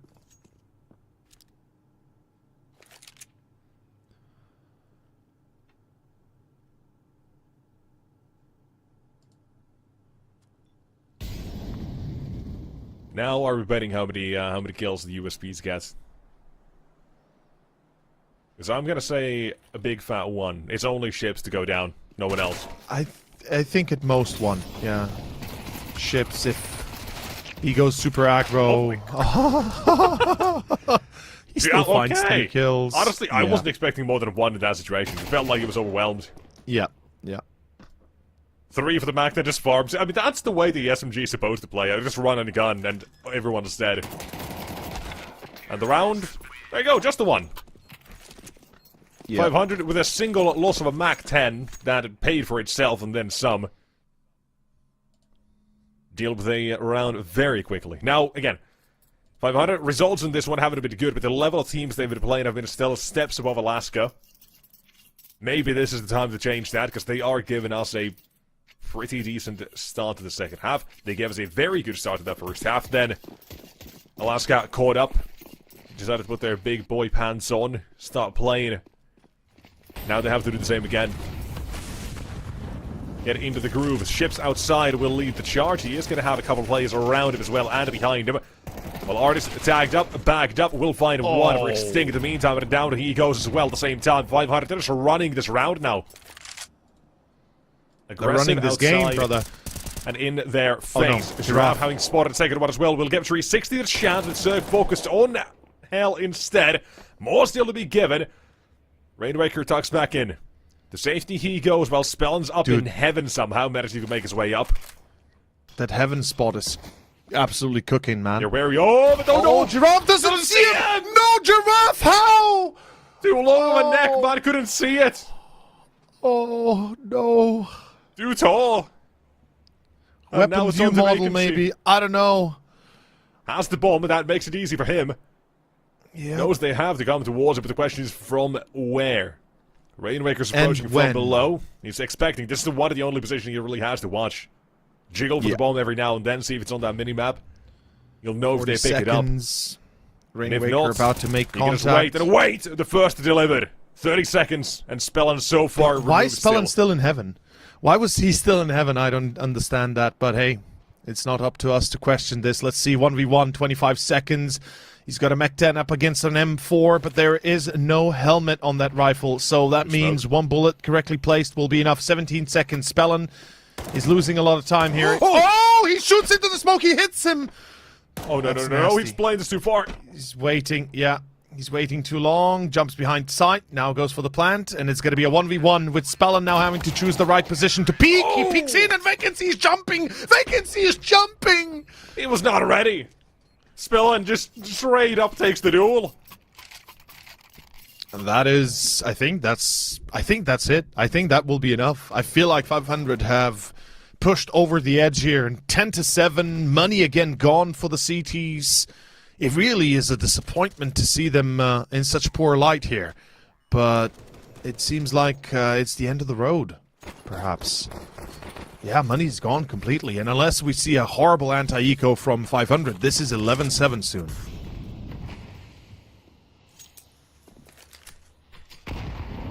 Oh, man. I mean, we already had a near close call for Alaska in one of these rounds. They could have won it. Here they have slightly more to work with in terms of just having armor with these pistols. Perhaps they're one way back into it.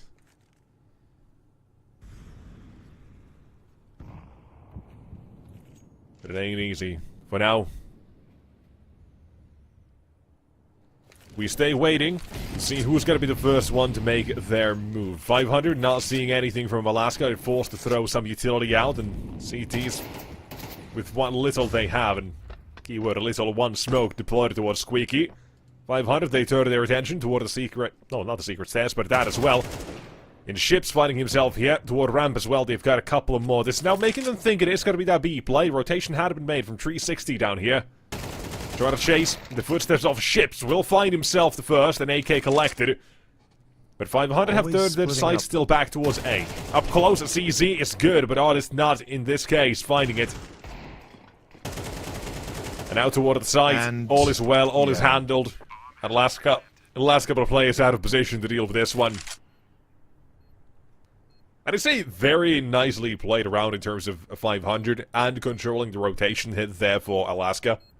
Right, into ramp, ships from secret stairs. That looks like any old regular secret split, or secret ramp split. Yeah. And ships sells up the first kill, forces that rotation from 360 down. He does get that information, so he does realize and recognize that he could very quickly make this round something they can manage. But it's still not one that they'll be able to win out here, with the A defense having to have at least delivered 1 or 2 kills there. In the end, it's not free, but it is a round of 500 still. Yes, it is. Can we continue? The These rounds are quite intense, not gonna lie. And 500 seem to continuously go into the same trap, or at least pull themselves into the same kind of ordeal where they're dealing with a force buy and they're just kind of splitting themselves up too much. But let's see if perhaps there is a change in fortune. As we start with round number 19, it's gonna be all on Alaska to perform gloriously, or not at all. Artist on 10 kills so far, not doing poorly. The rest with quite a few AKs saved up as well as damage. But shall it suffice? Let's find out. This is a fast play for 500. Taking aim at Yes, it duels, is. feeling confident, wanting to stop Alaska out of their tracks before they even get anything started themselves. They decided to slow down. They've thrown their util, the basic greetings. Alaska now know there is going to be plenty of tension here. The shadow shifts, however, does betray him. There is a trade coming through. Areas of the map contested. Round opened up now for 500, means they have every single avenue they pretty much want here.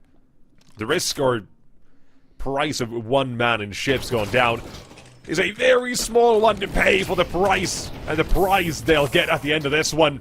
With 360 burning, that's why you don't play with fire near trees and forests. Down he goes quickly, and round number 12, it is 2 kills away. You could say a kill and a half, but not that quickly. The bomber gets dropped, Oxygen not able to make his way up towards heaven. At least not a literal one in the map, but Extinct still to go down. Cirque, what is that? Straight up through the smoke! It wasn't even just blooming, it was fully up! Nope, it was fully up. And that's the round! Cirque, what a round for him! That might as well be the series right now if this is what we're getting. I'm having a hard time seeing how it's not, really, honestly. And Cirque finds on B. This one. The timing for Vacancy not to look here. And the spam through, it's insane. Distracts him. Okay, the smoke wasn't fully up. He did catch a glimpse, but still. Insane. 12 being picked up here, 500. Their nuke streak of nothing but else. 8 in a row. It's coming to an end here. it is coming to an end, and we do see 500 in a position to do so as well. They've set themselves up for the anti-eco. They're effectively going to wait it a little bit here. No need to risk anything at all.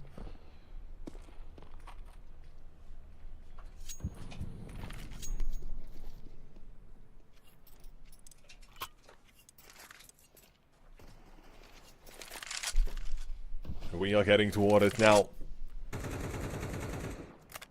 If you have anything, Alaska, I was promised more. That first half, 6 in a row. 7 considering the pistol as well, but 500. After the force by win here in the second half, it's been non-stop action. It's been Cirque in this one. 23, the difference maker, now stopped. Dead in his tracks. Leave it to Rainwaker Alaska. again. He can at least take round control. Sure, but the bomb needs to be recovered in this round. Yeah. Play looks to be extended here. And it will be. Alaska's not done. Backs against the wall in the series. Now they have 4 more to go for overtime. And then 4 more potentially to close out the game. Or at least the map. To give us a chance of map number 3. Which I thought was happening. Because this does not feel like the Alaska I've seen in the last few nuke games. It's definitely not the Alaska we're used to. Like I said, it's been more the occasion that I've seen 500 more than Alaska themselves or Cape Verdon, but nonetheless, I would think that they would give us a better showing and a bigger chance. Let's see. It's going to be round 21. There are 4 rounds required out of Alaska to pull into overtime. Extinct already at 60 HP. Ships tagged up to 73. And they're expecting Rundown Secret. Right now, not being sold that idea from what I can tell. Oh my god. The damage. That's kind of crazy. Cracked. And then Oxygen gets killed as well. Oh my. Okay, 500 is running into their deaths here. Needlessly. Not done yet. Not done yet! The drop from Spellon does cost him. Is not a life now forfeit. The vacancy does get out of Squeaky. Or Mini. 2 vs 5. Now, here's the thing. Rainmaker so far has been more towards ramp in these rounds. Now he's dead. Him removed, they know ship's still lingering.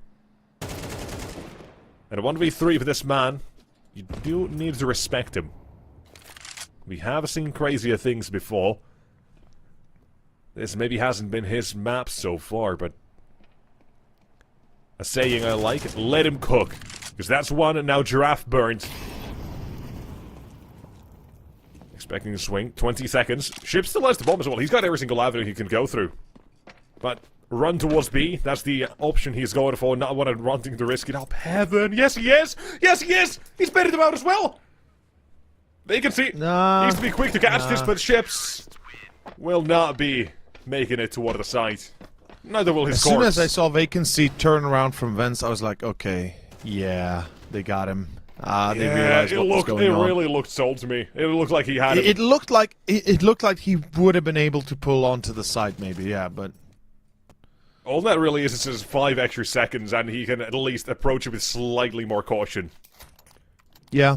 But the way the cookie crumbles, he at least deals damage. Now, we've been saying Zerg's name a lot here in these last few rounds, but talking about Extinct as well, on to 20. As much as I was putting up Giraffe at the start of the series as one who will be there for you. Will be there for Alaska. He's not really been here.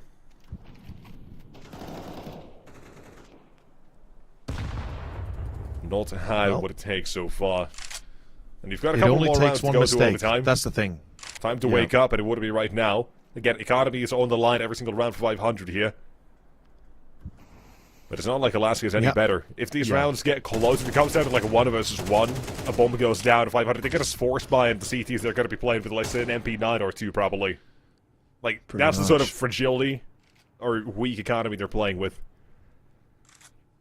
Oh, no. Oh, no. Oh, there's... Yeah, there's 2 ways he goes down. One is ships, the other is oxygen. Those ships expected. Extinct is ready for him. Found an iceberg. Yeah. Down he goes, but still, 45 seconds. The B side now swarms. They've spotted the man on the site, and not an immediate kill for Giraffe. He needs to find this, but ends up being just another victim for Zerg, another victim for Spellin, and another map potentially, with only 2 more kills to go. 360 and Vacancy both find themselves toward the lower side. Yes. But guess where the bomb is, baby? Guess where the bomb is? It's all the way back on A, up ramp. Yep. They just keep shifting out of these positions and swap it back. It's the classic fake B, go A.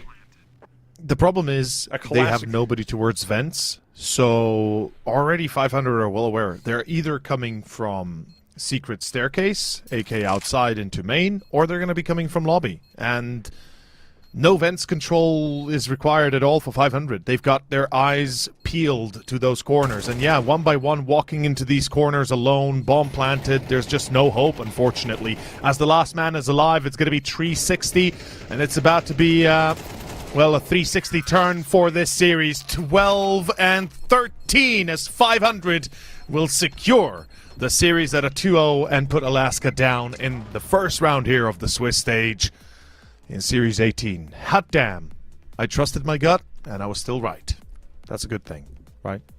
Yeah, in this series, yeah. Yeah, you were. Previous one, not so much, but here you were. Yeah. Trusting 500. They delivered a dust too.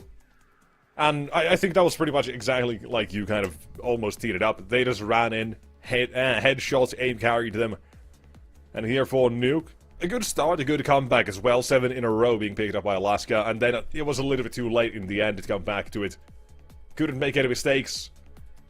But the game, taken by 500. They were playing a very confusing game, though. I will say that much as well. Right, they were going all over the place, fast, aggressive moves outside, and then a couple of rounds where it's lurking, and then deciding toward the end they're swapping from B to A and A to B. It's these sorts of chaotic rounds where Alaska weren't all too sure which way to go, because there was so much going on in every single one. I think it's also fair to say that 500, as you said, not only did they play a very loosey-goosey kind of game, but they were very chaotic in it, right? The approach was never really the same. They always had a different mindset to it. As you said, individuals offering themselves all across the map. But I guess that is, in the end, what exactly caught, of course, Alaska off guard and also losing those duels. And, of course, with that being out of the way, that is the second series of the day finished. Ladies and gentlemen, you have the group stage standings currently for the first round ahead of you or right in front of you. We've already had a free win for GTZ as BC Game had to forfeit their whole did they forfeit their whole tournament? I'm not sure. But in any case, for today, they forfeited the series. Just the series, right? Yeah. Qualifiers. And they did make it to Dallas, by the way. Yeah, by the way, they did qualify, yeah. But in any case, for today, we still have a 4 o'clock and a 7 o'clock game. The 4 o'clock game starting in about 50 minutes, and of course the 7 o'clock after that, and it's going to be Commander 64, aka CMD 64, and Zola, I think, actually jumping in here to take over the casting duties. Yeah, now, is it Commodore 64? No, I say Charlie, Commodore middle 64, name, middle name D. 64th of his name. It's great. Fun guys. I'm sure you guys will be in great hands for the rest of the day. But for now, for us, for our early shift here as well as production, we are going to be saying goodbye. We'll be back in about 45 minutes for that next game. As we say, CMD and Solo will be taking over for the next few games to end the evening, to end the day. So I hope you guys have enjoyed, and we'll see you guys in a bit. Bye-bye.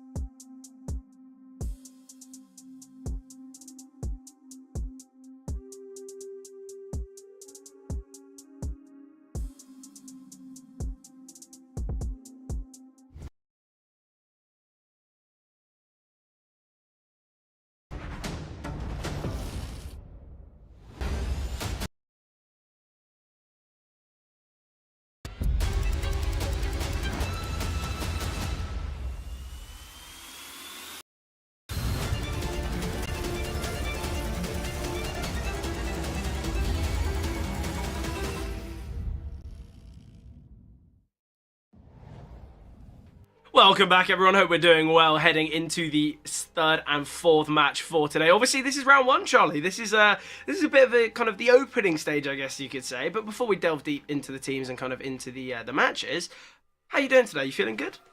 Yeah, I'm feeling good about these ones. I mean, it always feels great to be able to really get to look at these opening matches. Really just get to see how teams have shaped up from previous events, whether this is their first CCT of the year, whatever it is. And really just get a bit of an idea and a bit of a tempo setter, I suppose.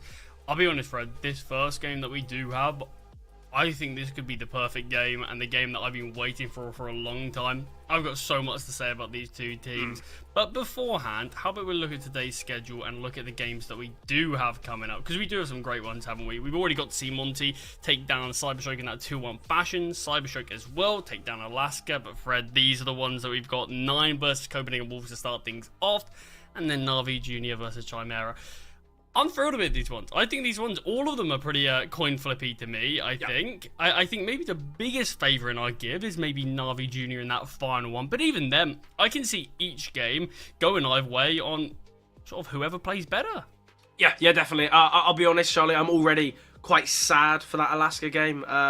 Being from the UK, I feel like it's always sad when you see a UK core or a UK and kind of Irish core losing 2-0. It's a tough one to watch. Hopefully they can bounce back. I'd love to see them get into the playoffs. Obviously we've watched this team for quite some time, so we know the players, and hopefully they can make their way through. But already 0-1. As you can see, we've had some pretty dominant results actually. You know, you look at the Fnatic 2-0. Yeah. Obviously we've seen Guns take down Sinners 2-0, which is, I'll be honest, very very crazy to me, because Sinners are meant to be one of the top teams, right? They're meant to be a really, really strong roster, and obviously they have undergone some roster changes, but is that what we're expecting to cause this kind of chaos? I don't think so. I feel like their roster changes have worked out quite nicely. They've brought in kind of a high firepower Orpa, obviously, to take over the reins from Oscar.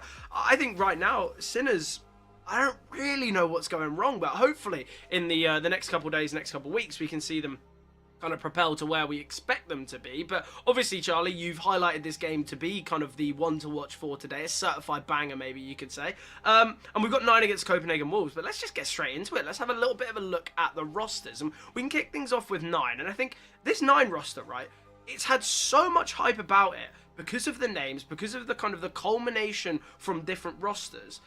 But I just don't think that they've kind of got into gear yet. You just have to look at their previous series performance in Series 17, Series 16.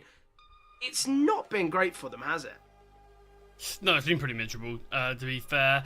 They have some moments in some events, in some games, where you're like, yeah, there's a team in here. But then it feels a majority of the time they just get so close, but just a sort of fall at the last hurdle, it feels like. But yeah, like you said, sort of namesake alone, it feels like this team should be achieving far more than they are, but they're averaging just over 50% win rate in these last few months.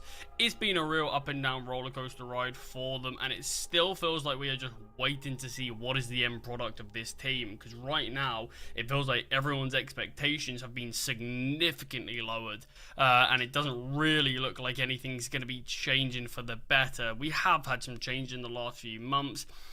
Sadly, they haven't brought the difference that I think this team wanted to. I mean, Kragan, the most recent change as well, since sort of that player break, we've seen him come in.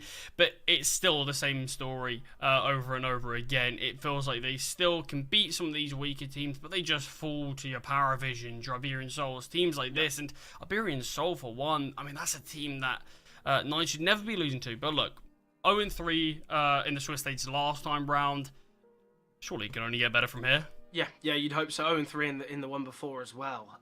So, not the perfect start, but for Copenhagen Wolves, this is a side that we have seen a little bit of a, not necessarily a change, but I feel like they've kind of kicked into gear. Obviously, they brought in Belani and Jaquinho, and I feel like both of them have had real positive impacts. I feel like Andu, though, is always the player that we're going to be looking at to provide that kind of high octane and that level of success, because you just have to look at the last couple months. It's been a real success story when coming here to Copenhagen Wolves. I think you just have to look at his rating alone. You just have to look at the way he plays. I feel like Andu's got kind of a new level of freedom here. It seems as though he's kind of moved from maybe, I don't want to say he wasn't playing star roles before, because he certainly wasn't. He's always going to be a star player, regardless of what team he's in. But I feel like he has a little bit more freedom now. And I think right now, Andu's looking really, really good. And I hope for this Copenhagen Wolves team, we can see some formulation, because I feel like when you look at Shane, when you look at Tapeware, obviously the two longest standing members of this side, they've tried to make it work with plenty of different roster kind of iterations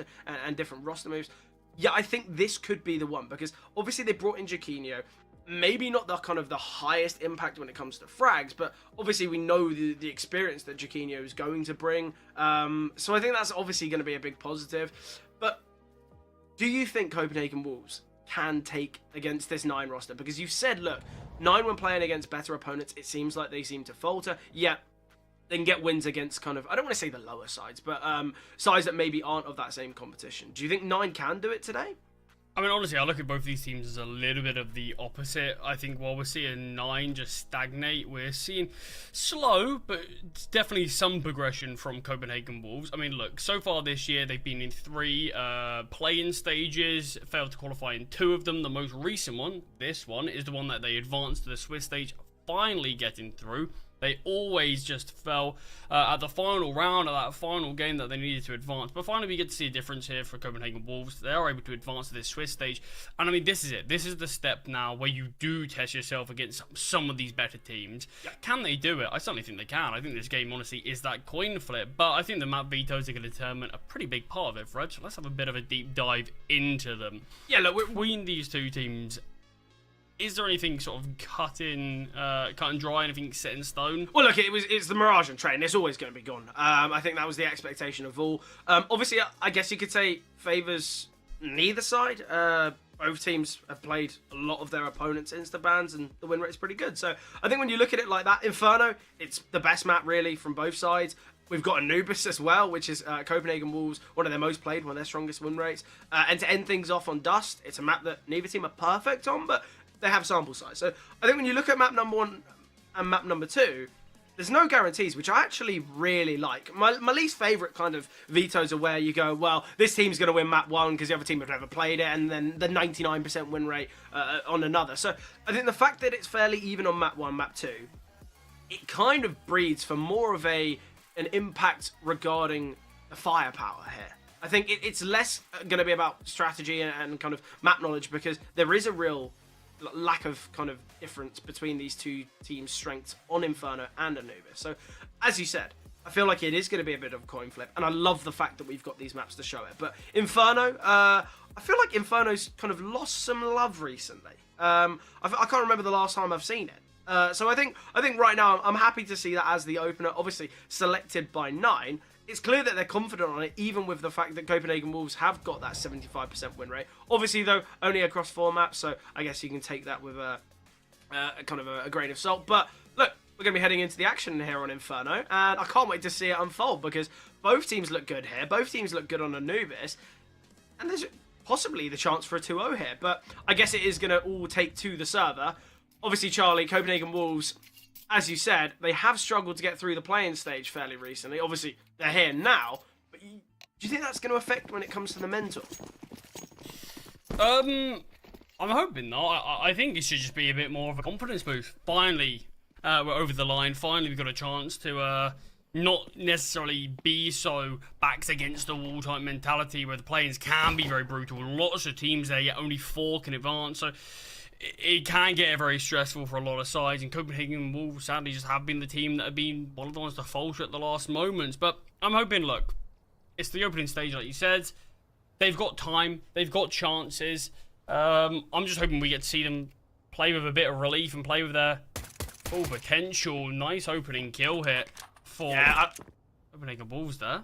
Yeah, I like the reposition from Shane going towards deep stairs. He gets overlooked. We're going to be seeing a bit of a flank coming through from Andu.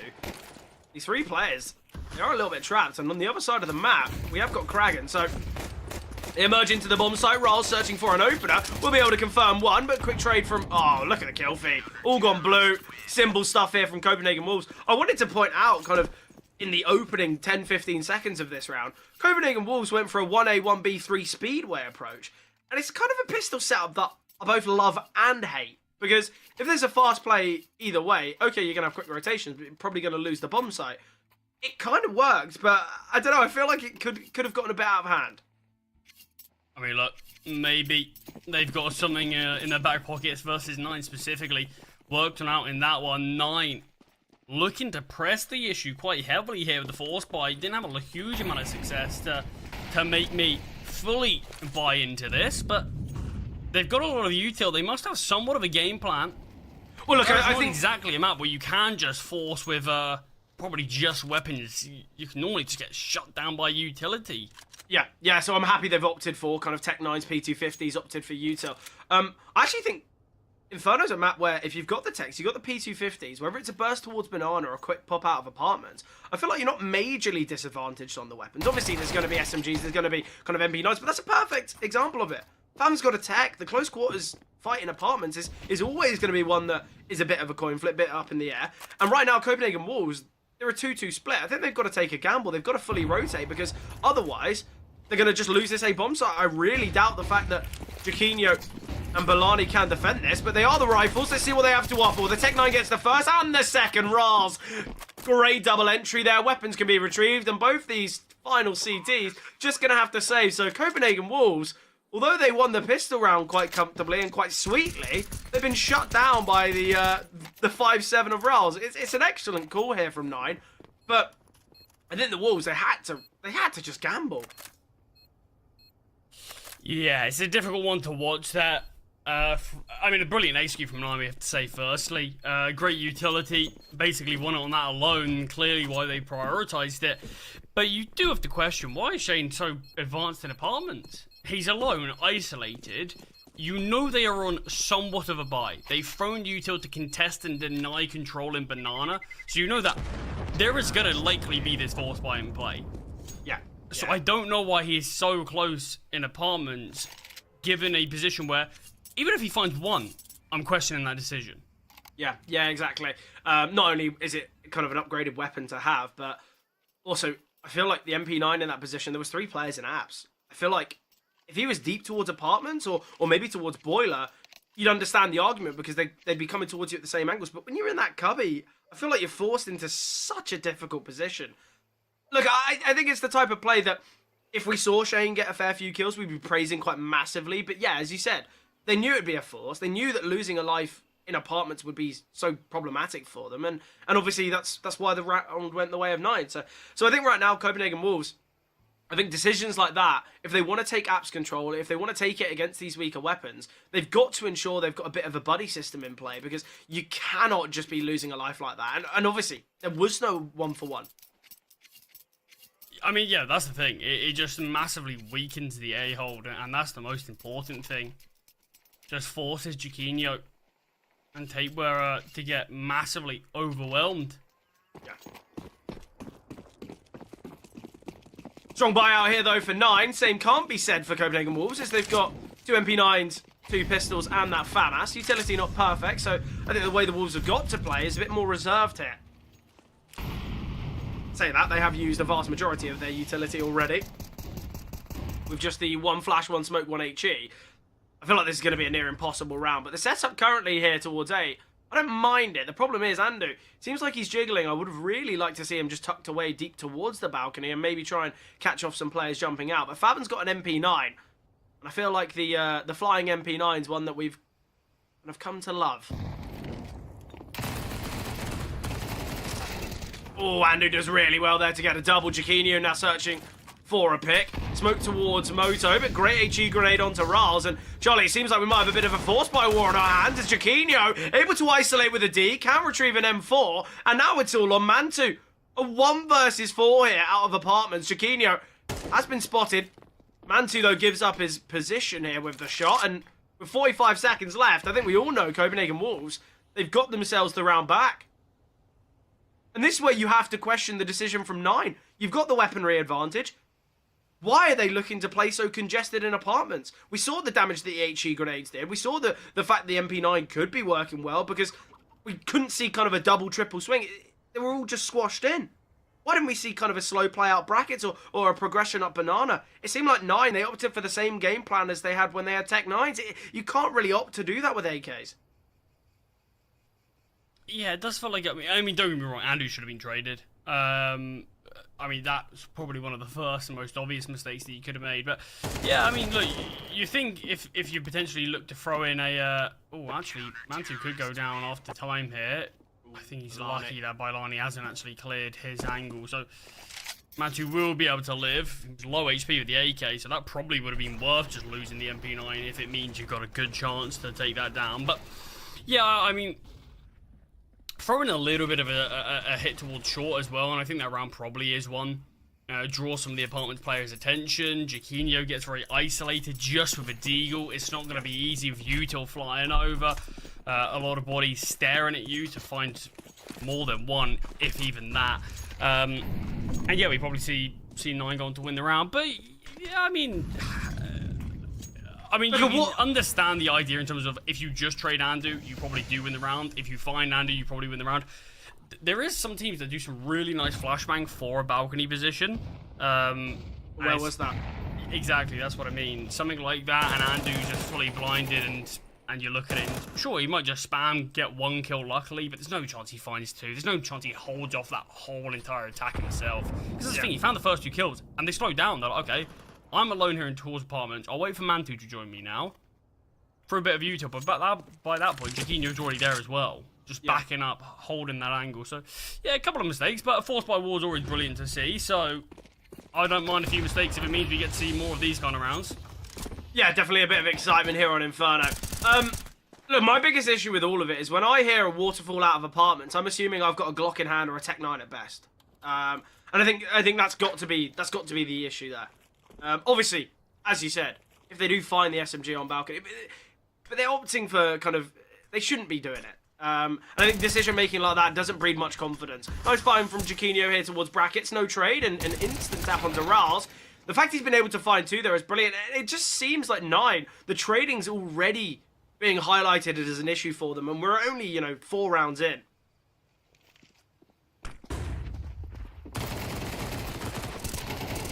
He's with 1 bit of basing. Shane very nicely. He gets the double.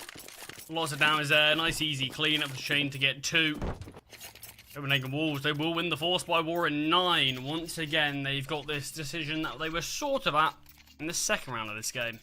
Yeah, surely they can't force, though. Far too many survivors. Money's looking pretty decent. Full utility, full rifles will be on everyone here for Copenhagen Wolves. I think it's an unnecessary risk, and it would just guarantee a 4th and obviously a 5th for the Wolves. So, I think 9... They've got to they've just got to understand, okay, we're going to be 4-1 down. Let's see what we can do from that point. Let's play it as a fresh game, because with this being their map pick, you'd assume they'd be having a lot more confidence and a lot more competence on a map like Inferno. One of which that isn't so heavily CT-sided, a very even split.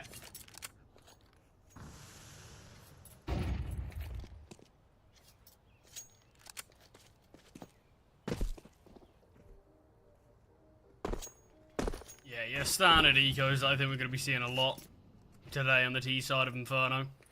Keep things as slow as possible. Burn as much util, because Inferno kind of is a map where you've kind of got to keep the pressure with util going a decent amount of the time if you want to keep this control.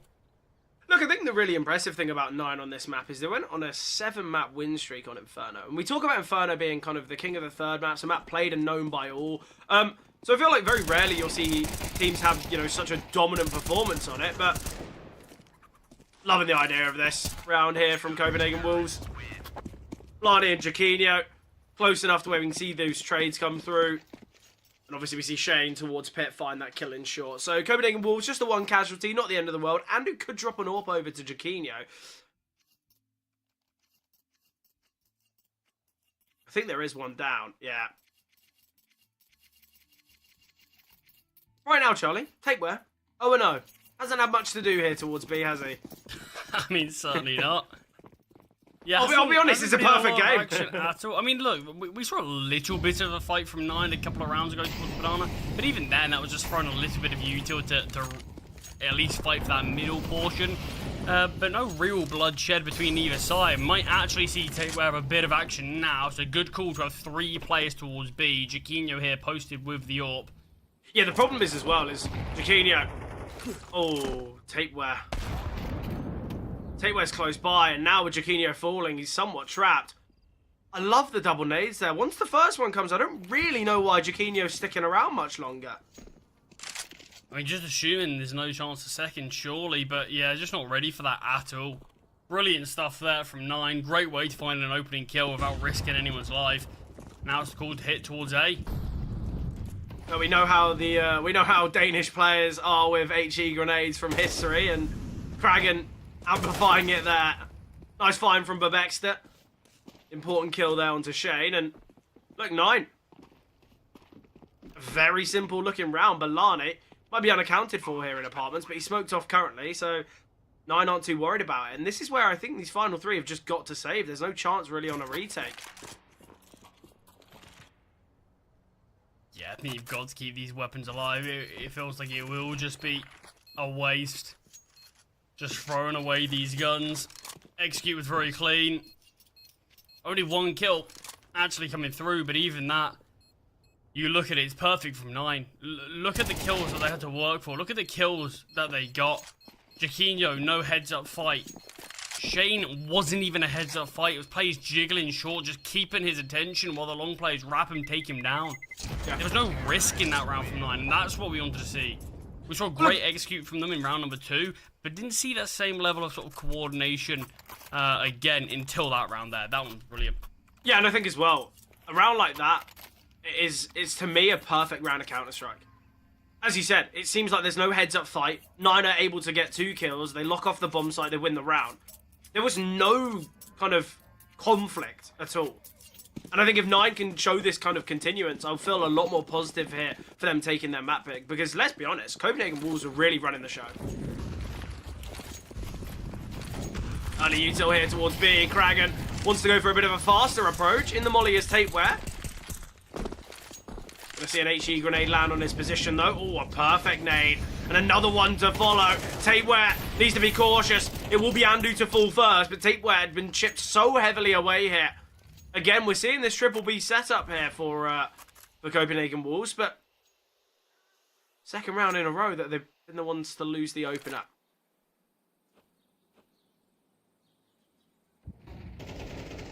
I like the idea of this. I mean, you need it. Tapeware's been softened up as well. Got to make some sort of risk. Kragan is making some presence towards B. Great find there from Shade. A player lurking in the smoke, but Faven from Boiler strikes. Yeah, the bomb is going to make its way towards B, and I feel like Copenhagen Wolves, although they've gambled correctly and kind of got themselves into this 3 versus 2, 9, it's a question of how quickly they get this bomb down. They're so hesitant here because there should be a player towards B. In their mind, they wouldn't have assumed a gamble to come through, and that's why we've got Rals holding for a flank. That's why we've got Kragan clearing out the bomb site, but in doing so, it allows Copenhagen Wolves to get themselves here quicker. There's no smoke grenade for CT. The bomb crossing now is going to be an impossibility. Great decision from Copenhagen Wolves. Rals is the bomb. He's got to try to cross, and there's no chance. The flashbang's great, though. Tapeware does get taken down. The bomb will be planted. Jaquinho's got util. Spotted out Rals' position, but he's holding for the swing. Trading's good enough. So much Smolly's nade. Surely this will be enough to lock Kragan out of this round, but Banana is being overlooked currently. Yeah, Kragan will get 1, doubles down. Excellent clutch there from Kragan.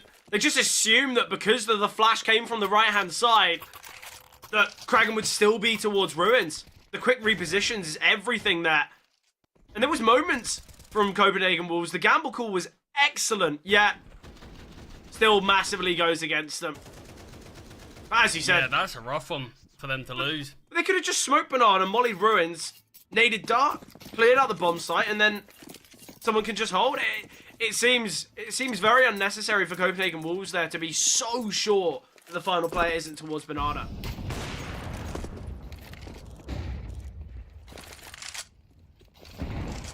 Yeah, and it feels like, I mean, that's the thing. It feels like on paper you should say, okay, let's just play it safe and we'll drop the smoke there just in case, for example.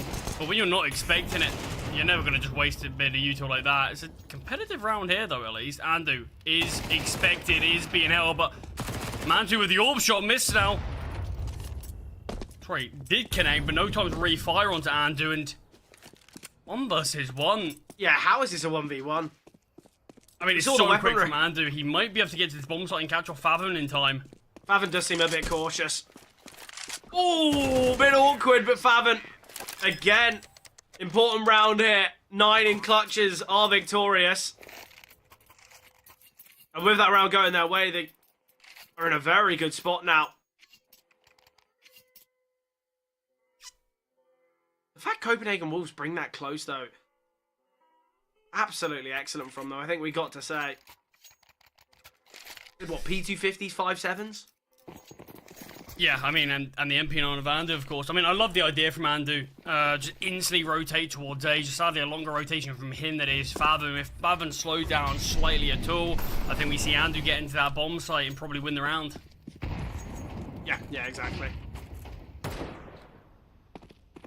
Yeah, quick decision making from both players in the clutch. I think the health as well, obviously a costly factor. Jaquinho, very close being taken down by HE grenades and utility once again. Oh, Rolls just backs away when Jaquinho crosses. Glass cannon here for Jaquinho, playing towards B. I have to be honest, Charlie, it's probably the worst position on any map to be glass cannon in a AWP. B bomb site, B banana, where the nades are probably the most prevalent. Considering we've seen Jaquinho go down here before. Ooh, I think he's going to go down again. Is an HE grenade going to be dropped? Kragen's not asked for it yet. Drop's going to be heard. Jaquinho now with work to do. Util coming over. Times the shot a little bit off. Kragen, low HP, accelerating onto the bomb site. Going to want to try and take control here of Ruins. A fast flank from Andu, but Rouse is going to deal with it. 2 more players coming here, and I don't really know why Copenhagen Wolves have decided to have 3 players flanking Banana, but such big gaps. We are going to be seeing Copenhagen Wolves just look to kind of play for exits here, but I feel like that was a very possible retake. I don't really know why Andu's decided to go it alone. Yeah, just a little bit more discipline, I think, needed from the Wolves there. Then we could have an interesting time of things. Jaquinho will find one of the Kragen, and he backs away, doesn't look to re-peek in this position, but is still holding, because like you said, exits. They are going to be decent for this Copenhagen Wolves side. They're going to be aware how close they bought that round previously. So sure, it's only a couple of kills, but... Well, money's not going to be perfect for 9. Obviously, Favin with plenty of finances, but I think Copenhagen Wolves, if they got 2 more kills there, I think we're looking at a very, very kind of interesting back end here to the half. But 9 now taking the lead. An investment to be seen once again from the Wolves. But this is a far better looking 9, isn't it?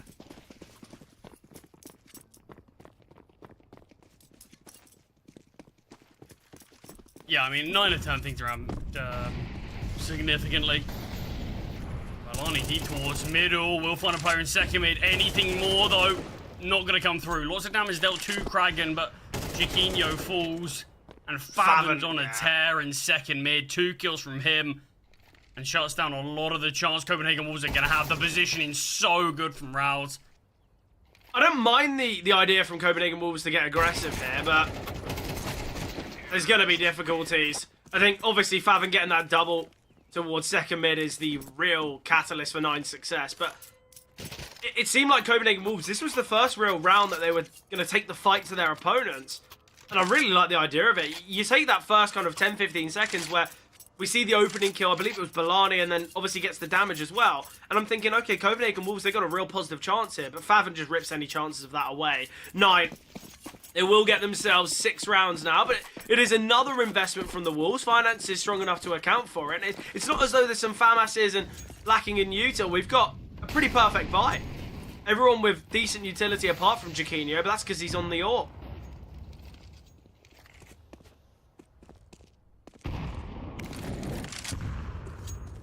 Yeah, I mean, that was a really big round for Copenhagen Wolves. We mentioned the money of 9.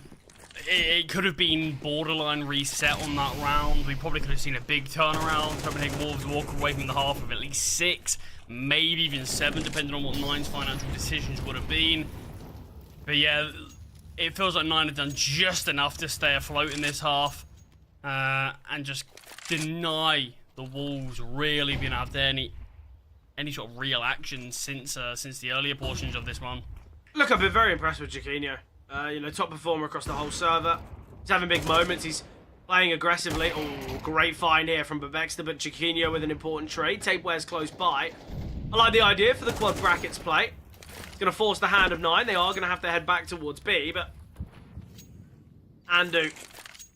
It's all about resistance. It's all about how long you can hold them off. And with Balani finding Monte, this round becomes very difficult. But Chiquinho, that's the bomb carrier falling. And Faven, although he's taken such great space here, it's going to be quite difficult for him to manage it now on 17 HP. So the round is on Rals, but Tapeware towards Mexi.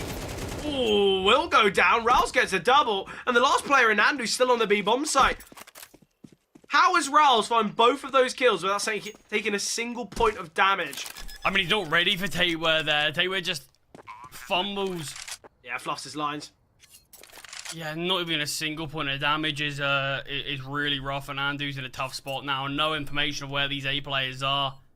Only a single flashbang to try to help him. And look, with the money being so strong, it's not as though Faven on low HP is going to try and steer clear.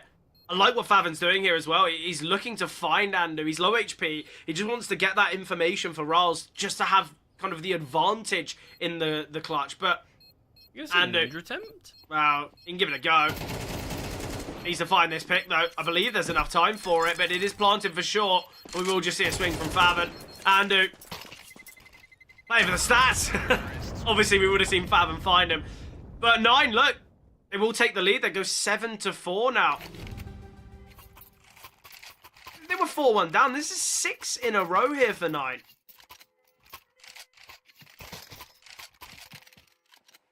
Yeah, this was that close game. 6 rounds in a row, 9. Really sort of stabilised. Showed us what is there. Map picked towards the end. Don't get me wrong. There's been some close rounds. Copenhagen Wolves probably will look back at this game and think, oh, if we made a different decision here, a different one here, could have been a completely different scoreline. And sure, I totally agree with that. But at the end of the day, on the day, 9 have been the ones to really put their foot down and take a foothold on this one. Well, look, I think we've got to say 9 have won a 1v2 and 2 1v1s. So I think the clutch is the fact that they've got them. That's what's given them a fair portion of these rounds. I think we've got to say that. Obviously, it's not as though clutches are kind of coin flip. 9 has been looking really good in those clutches. And even if you take that 2 versus 3 into account with Faven low HP, but the contest towards Banana surely going to go the way of 9. But with Balani's double, shifts right back the way of the Wolves. They just line up so perfectly here. Babexter, he's taking this control. He's going to get himself in the back lines. And the question is whether Rals can just apply enough pressure and presence that Babexter goes unaccounted for. Yeah, a little bit disheartened that we didn't see any actual flashbangs or anything of the sort being used from Copenhagen Wolves towards their initial Banana hit. I love it from Rals. It looks like he wants to push through here there. Lani will go down. Yeah, Molly might work. through. The Molly might work against him though. Because Rals can't go through here. Ooh, well, he can't. He's gone for it. Well, Copenhagen Wolves will get one back, but they still are going to be trailing at the half. Copenhagen Wolves with 5, 9 with 7. And obviously with this being 9's map selection, it is their CT side that they have found a significant portion of their success in recent times. So yeah, Copenhagen Wolves certainly have their work cut out for them on this map. But I mean, what we have seen from them, to be fair, has been good. It just hasn't been a huge amount of it, and it feels like that might be one of the main talking points as to why maybe they're trailing in the way that they have. Just a couple of these minor mistakes that it feels like aren't difficult to iron out. It feels like Copenhagen Wolves have a decent idea of what they want to do. It's just these slight mistakes that have cost them, and that honestly could just be due to lack of sample size, something that 9 don't really have an issue with. Yeah, look, I touched upon it in the first, 6 rounds. Tapeware was still 0-0. And then when we saw him in Mexico in kind of a perfect angle against Rals, he fluffs his lines, he messes up the shots, and maybe that is due to the fact that he hasn't had any action whatsoever. But yeah, I think there was a fair few rounds that we have to say Copenhagen Wolves probably should have won, but Obviously, I don't want to take away from the successes of 9. I think they looked really good in the clutch, but nice opener found here from Copenhagen Wolves. Babexter with an important kill, and with that, he clears out all of this space now. So we will just see 9 retain this triple A setup.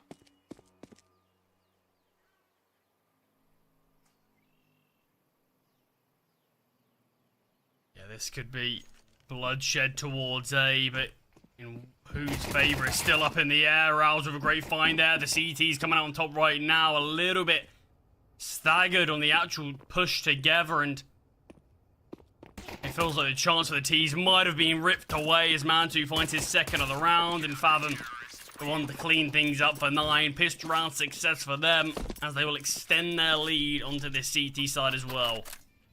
Look, I think for 9, obviously, you know, the A setup's really good, but it's all because of the fact that Babexter gets that kill down towards middle. When he gets this kill, not only does he kind of keep this, it's going to just be this A play. So we can see this strong setup, and as you said, it seemed like Wolves, they kind of stagnated. They looked to play a bit more disciplined after those first couple kills went the way of 9, and I think in doing so, it allows players to reset, it allows them to kind of maneuver regarding positioning, and Copenhagen Wolves are going to be 4 rounds down after this one, as they have just opted for the eco.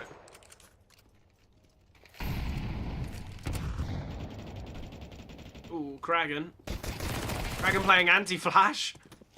I think Fathom was meant to be holding, but he was having a little look in boiler.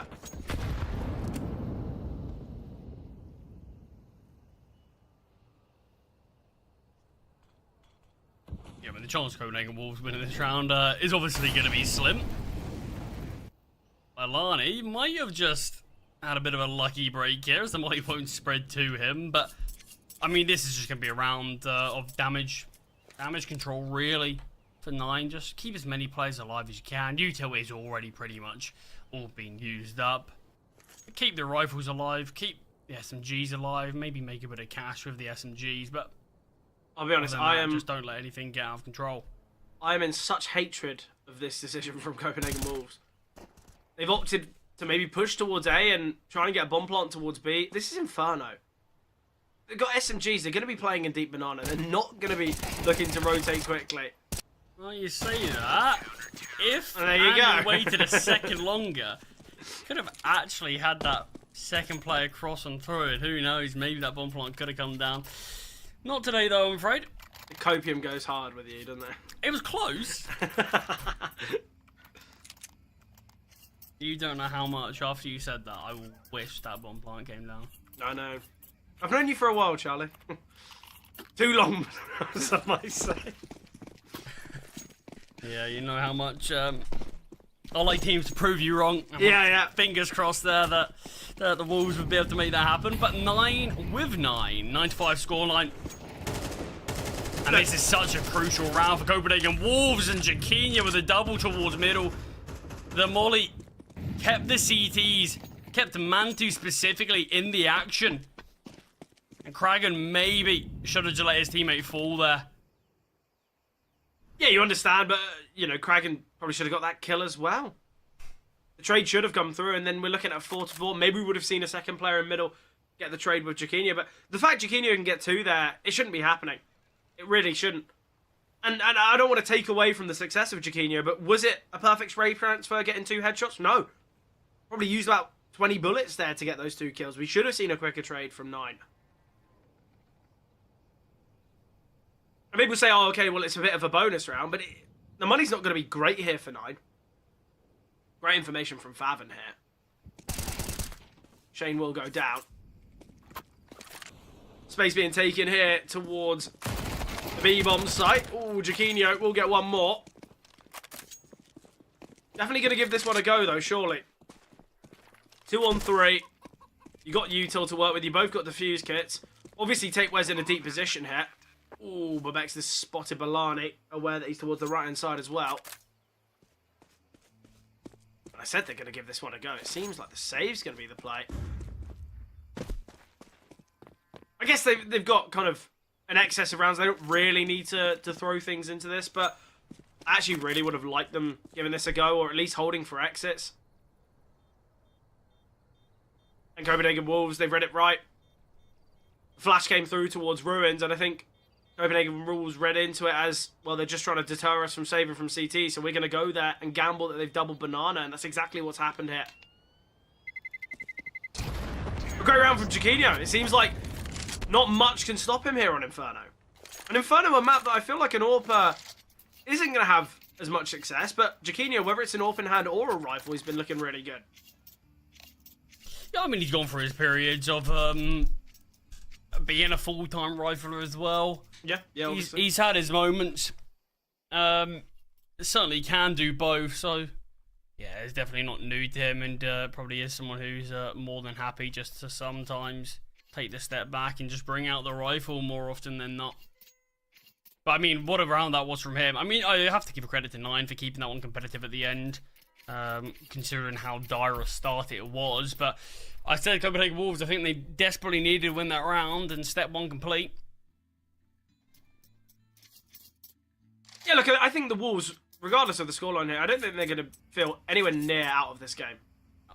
Especially because of the fact that quite a lot of the rounds at 9 have won. It was that 2 versus 3 where Rals gets the double. And obviously Favin takes down Andu, defusing the bomb.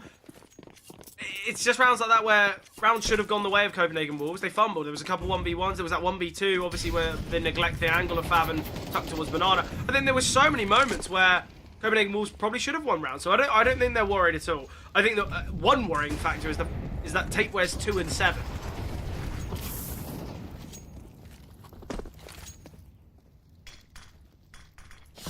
Yeah, I mean, there's a couple of names I think on Copenhagen Wolves who we're looking at, and you're hoping to step up a little bit more. So, sorry, Jaquinho, but Tapeware there will have a big mark, finding the opening kill in this round. Yeah, I'm interested as why we saw the CT split there, because it's not as though Rals had a flash to send his teammate in. I don't love that decision, but take wet. Actually not spotted the jiggle out of Rals. Rals will go 1 for 1, but it opens up the bomb site.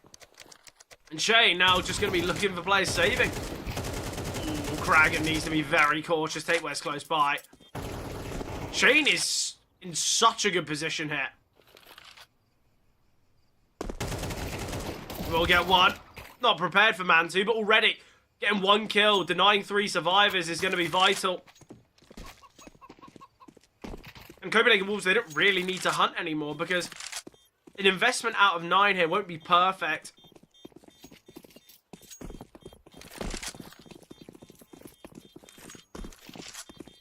Do you think it's a half buy around the 2 AKs, or they go for it? No, I mean, they're still in the lead, aren't they? They're not in a position where I think you need to do anything too crazy. I think just let Kragan and Monte see what you can find. The rest of the players just keep the money where it is. You can all get a buyout in the next round. I only think they want to go for the force if they really want to get the most out of these AKs. But even then, I think just trust in your players, see if you can set them up. I mean, we've seen rounds with just a single hero AK be able to win it. Sure, more likely than not gonna happen on the T side, but still, I'd want to. I probably would go for the eco and just see what these two can do. The thing I am happy with the most is that they are both on the same side of the map. I feel like it's so tough to just to have them split and just hope it's gonna work out from there. But it is a buddy system all over. Mantu has Kragan by his side. So it is both these rifles in apartments. I think this is the kind of play you need.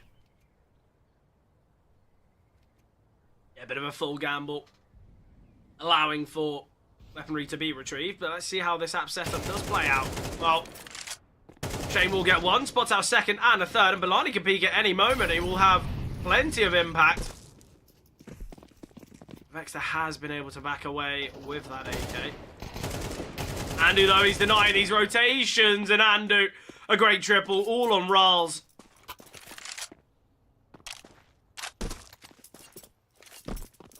And Jaquinho making his way towards a...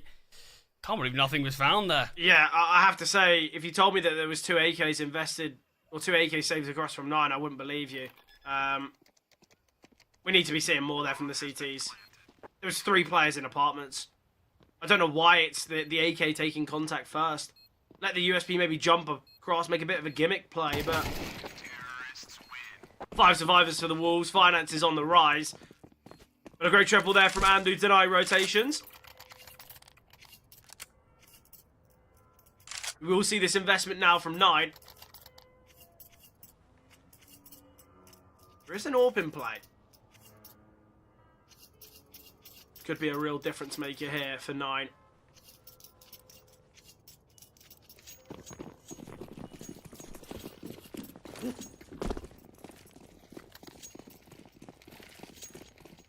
His scoreline certainly closed up significantly now after we saw 9, how they finished the first half with that big response after being 4-1 down. And then obviously winning this second half pistol as well. I really thought we were going to watch them continue that. Maybe look to close things out, but not to be. At least not close things out cleanly. 1-for-1 trade towards the A side of the map. Shame with the first before Monte picks him down. But let's go finding Tabeware, and the T's are trying to push with speed now. Despite losing their fallen teammate, they continue. That's another impossible round. I think we've got to say, look, 9 had a hefty lead. They were looking very positive. It was 9-5, but the fact it's going to be closer right up now. This is where there's got to be some worry here for 9.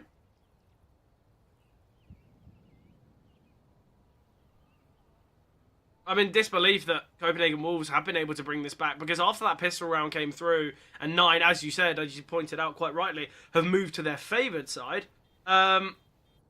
I expected this to be going very positively their way, but regarding opening kills, regarding trading, it seems like Copenhagen Wolves just are on top. Terrorists win. I think just decision making as well on this T side. Like, I love that round there. You lose one player and not a single moment of hesitation. They double down, speed up. That's something that we saw from 9, you know, a couple of the times where they'd lose a player. I think that Apps round where Andu gets the double with the MP9 is a perfect representation there from 9, is where they did slow down and they kind of hesitated and they kind of wanted to reformulate, but in doing so, it cost them the round. And I think for Copenhagen Wolves, it's not as though, you know, their strategy is kind of determined on needing all 5 players there. Early aggression here towards Banana. Jaquinho's in a very difficult scenario, but a quick shot onto Kragan. Combat AWP in his Jaquinho, and excellent stuff here from him. 6 HP, but doesn't seem to bother. And Rals now. An attempt to kind of clean things up, maybe take a bit of a timing. Ooh, Andu will have heard the upgrade from the P250 to the 5.7. And now Andu. Alarm bells are ringing. Where is Rals? I like this from Rals, just tucked away here behind Cart. Yeah, no one's close enough to Andu to get the trade as well, but he is starting to back away just as Rals peaks. Yeah, timing's excellent there for Rals. I think he's getting a bit antsy. He's wondering, okay, well, it's a bit silent. Have they backed away? Have I lost my timing? Mantu now towards short. He will be able to get one. The wide peak as well. Gets his second. Flashbang coming over, but it's Shane to find him. A 2-on-2 now. Jaquinho. He's low HP. They're very worried about the player here in short. Or in pit, sorry, but it's Favon. Elevated up. Easy kill here onto the first. Aware of Shane's positioning now. Shane, he's got great information. Wanting to isolate these fights, but Favon will be able to find him. And 9. They get the lead once again.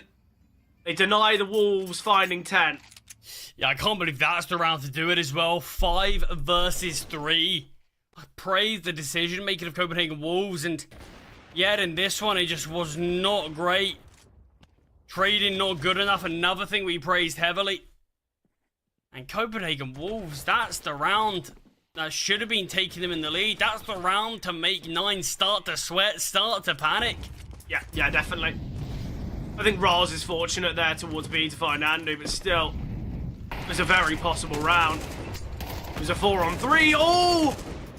The fact that Andu runs in front of Tapeware is the only reason Bobexter lives for so long. Obviously, he's taken down quite quickly after, but a lot more HE damage is felt, and obviously, Andu's down to 15 HP now because of it.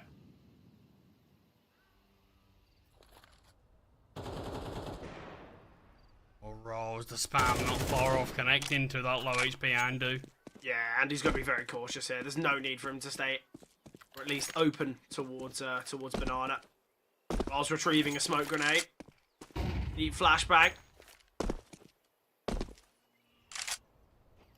Just jiggling with a smoke in hand. It's the 2 low HP players here to head towards Banana. Molly forcing Riles back. We'll drop a smoke now. Still though, 9 confident with their decision for this triple stack towards A.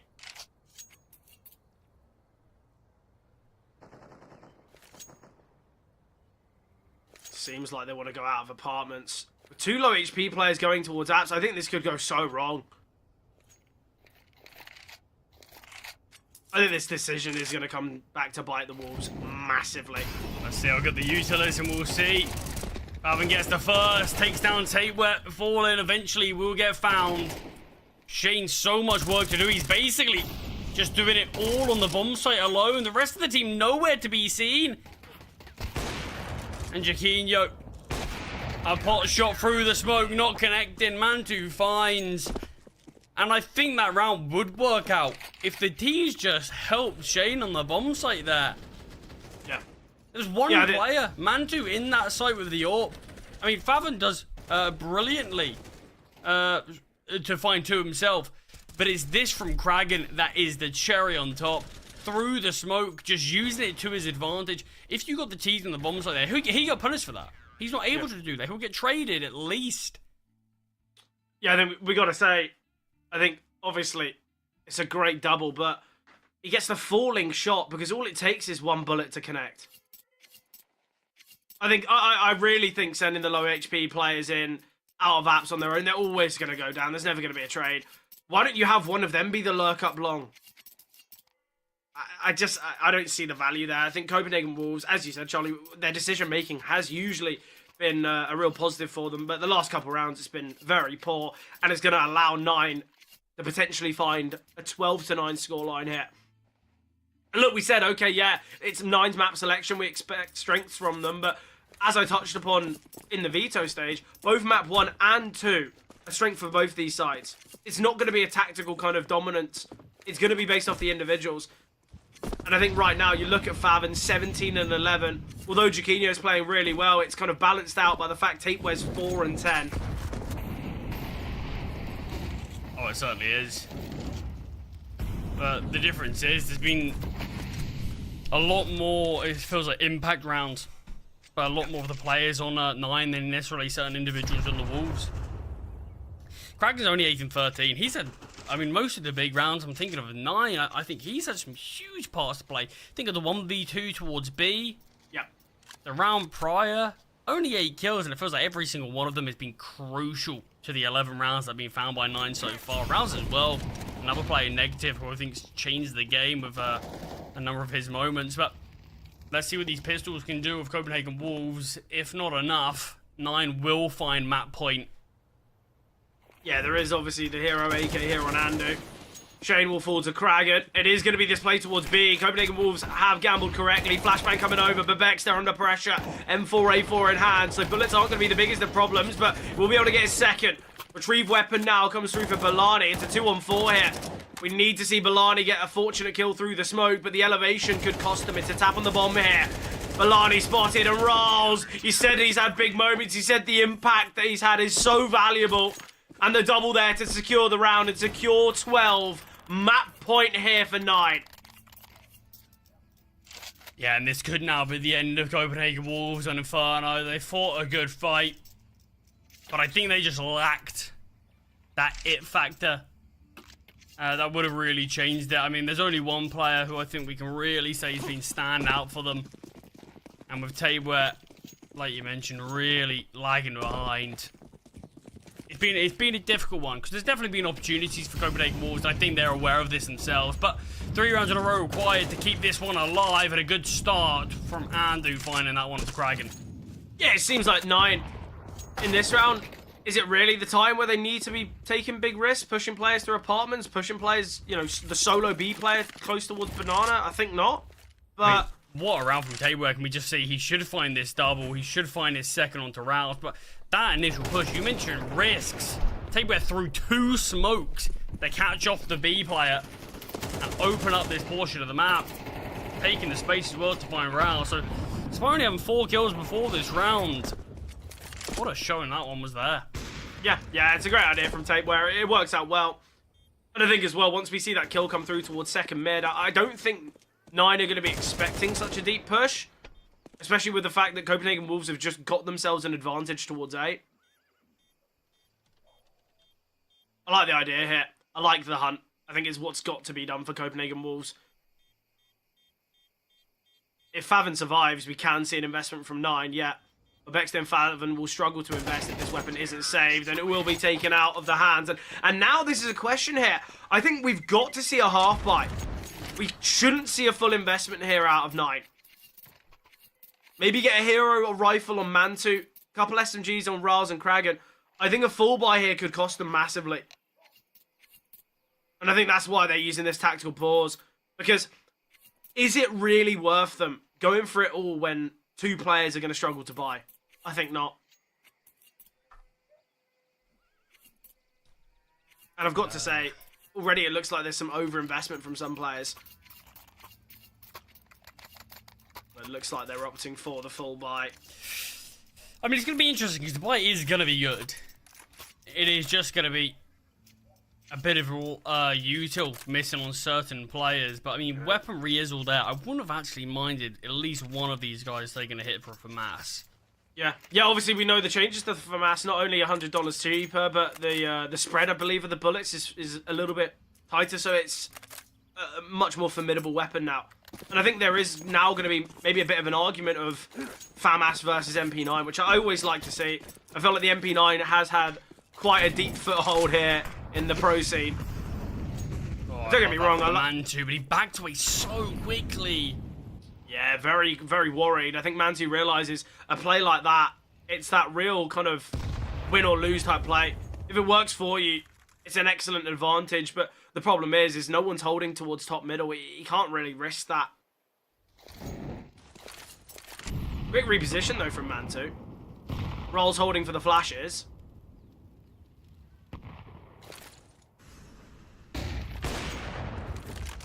Chiquinho fires off.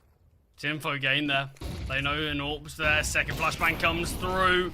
Banana's been retaken. The Molly's forcing these players back.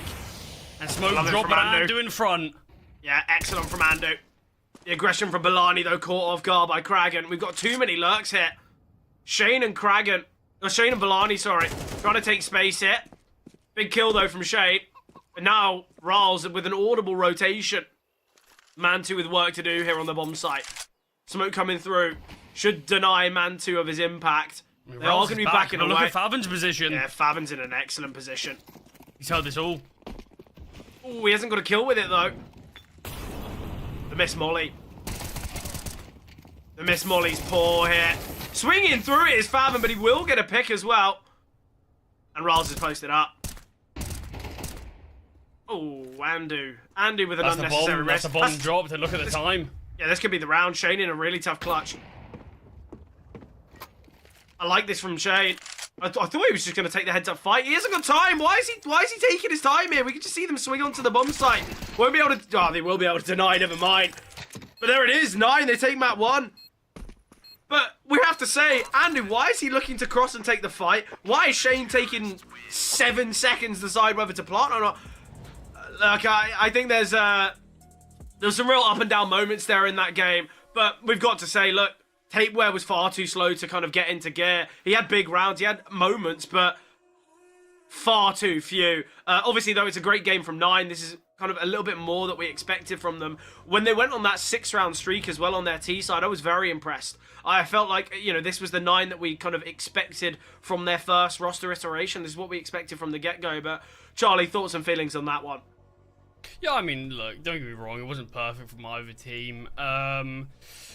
We at least did get to see 9 step up because it looked like it did get very worrying towards the end there. We saw Copenhagen Wolves bring that one back. I definitely think Copenhagen Wolves made a good few mistakes. They probably ended up losing them that game at the end of the day. But I suppose it is positive signs considering they haven't actually played a huge ton of this map. I think they only played four maps of it in the last few months. And yet, despite that low sample size, they look pretty good on it. Against a side like 9, who that is pretty much you'd look at as probably their best map, and been able to really bring them to the wire for a team that finally made it to playoffs, finally made it to the Swiss stage this year. I think there's positive signs for this Copenhagen Wolves side, and hopefully this is something that they are going to be able to continue with. It would have been great for them to take map number 1. That's when we probably would have been talking about, are we going to see them instantly go for that 2-0? Not going to be the case, but it is going to be important for the Wolves to bounce back now. Yeah, definitely. Obviously, Anubis, their map selection coming up. Same kind of sentiment to Inferno, though. Both teams, they've got decent sample size, they've got decent win rate on. So I think it is going to be an exciting second map. Sadly, though, we will be jumping to a break beforehand.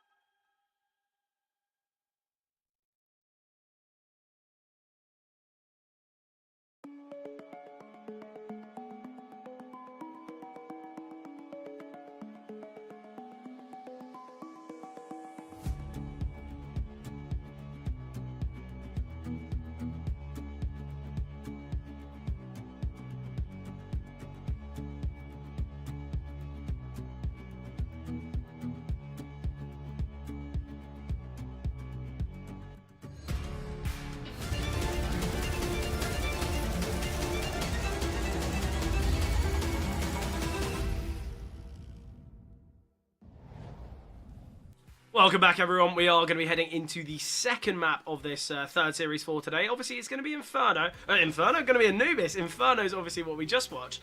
It was a close game, wasn't it? You look at the scoreline, 13-10. I feel like Copenhagen Wolves are going to be a little bit disheartened. They lost a fair few clutches, and I think that was really the difference maker. You just have to look at the opening kills. Copenhagen Wolves, of the 24 rounds, 15 of them, the opening kills went their way. So I feel like the opening stages were really good for Copenhagen Wolves. I don't really see a massive reason as to why they lost so many rounds, to be honest, because they were in many man advantage scenarios. It just seemed in the clutches that they stepped up. I feel a bit disheartened for Jaquinho. I think he had a really good game when it comes to rating, kills, ADR. Jaquinho did pretty much everything he could and more for the Copenhagen Wolves side, yet the rest of the team just didn't really step up. And look, I don't really want to put it all on Tapeware. He had a very slow start, but you have to look. Tapeware didn't even end with the worst rating. That was Shane. A 0.65. You know, we can't really be seeing this. This is a big game for Copenhagen Wolves.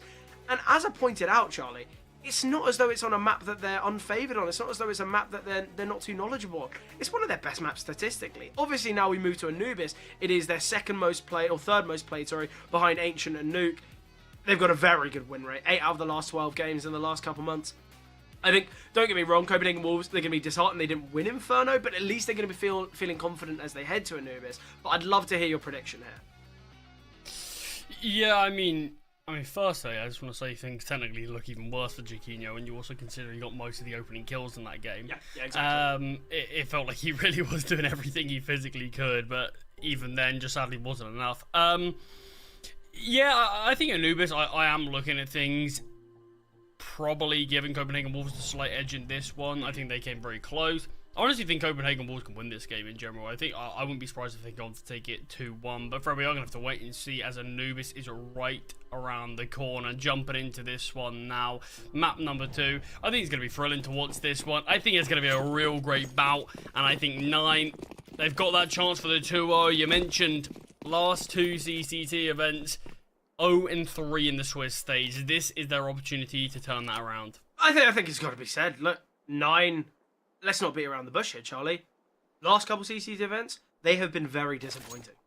Yeah. And I think, you know, we can say, oh, okay, well, they brought in new players and they're not kind of fully formulated as a roster. This was meant to be a very impressive side. You know, I still think back to when 9 made that kind of an announcement video. I was like, oh, this is exciting. We've got some big names. We've got some top talent with a lot of experience. And then they fell flat. But yeah, hopefully this can be the differential for 9. This is going to be their 7th best of 3, obviously, in the Swiss stage of CCT. Hopefully they can win it. Hopefully they can. But a nice opener from Kragan. Shane now under pressure, but a quick kill onto Mantu leaves things onto this 4-on-4. And Shane does have a defuse kit, so there's certainly time. The problem is, Jaquinho, is he going to be ready for Bavexta? Well, he might not be ready, but he's quick to react, finds the kill, and now the advantage goes their way. And the problem is, looking at the T's positions, they're getting flanked by Balani. We're going to have Jaquinho come through, obviously, in E-Box. They need to take the fight onto the Temple players, but Ral's still holding, spots the shadow, struggling to find Balali, but eventually will take him down. Quick trade from Ral's again, and now all on Jaquinho with the knowledge of his position. Kragan trying to get himself out of the action. Bit of a poor flash here, but as time ticks, the round gets much harder. Jaquinho needing to deal with Kragan, but he does a great job just to delay in time. And without the defuse kit, Jaquinho without a chance. And a very nice start here for 9. Yeah, an important pissed round, do so in a disadvantaged situation as well.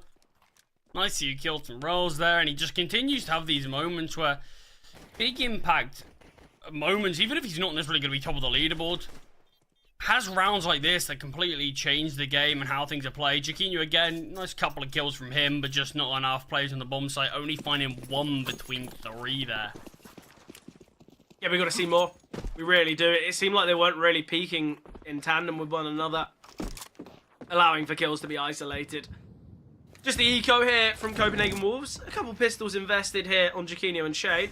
Obviously, with them getting the 2 kills, it kind of allows for it. I think Jaquinho realising, well, I could go for the glass cannon on the full buy, but do we need that risk? Do we need that type of decision? Well, Jaquinho will get his first with the Deke. A full 5 setup here towards middle. I don't mind it, but the B-bombs are overwhelmed now by players on the 9 side. Kragan, once they get close here towards Temple, they're all going to be retaken through CT here. And Kragan's got that information now. Yeah, no need for the T to do anything silly here. There is a flashbang on Monte who can support his teammates with this, as we probably are going to soon realise that they're all coming from CT, but still no flashbang coming out. It's just these raw fights, and it allows the CT to actually deal a decent amount of damage. 3 kills found in a round like that. Definitely kept things tight there for the money of 9. Recent form for 9 on Anubis hasn't been perfect. Out of their Any last... map has not been perfect. Yeah, no, obviously not. But out of their last 6 games on Anubis, only winning 1 of them. Yeah. Hopefully they can change that here.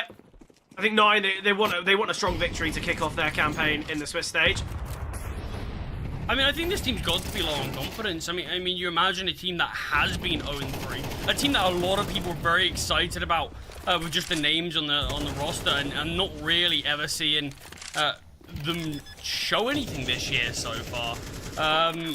I think it would be big for them to go 1-0 up in the Swiss stage and just know that 2 wins away, a good amount of opportunities.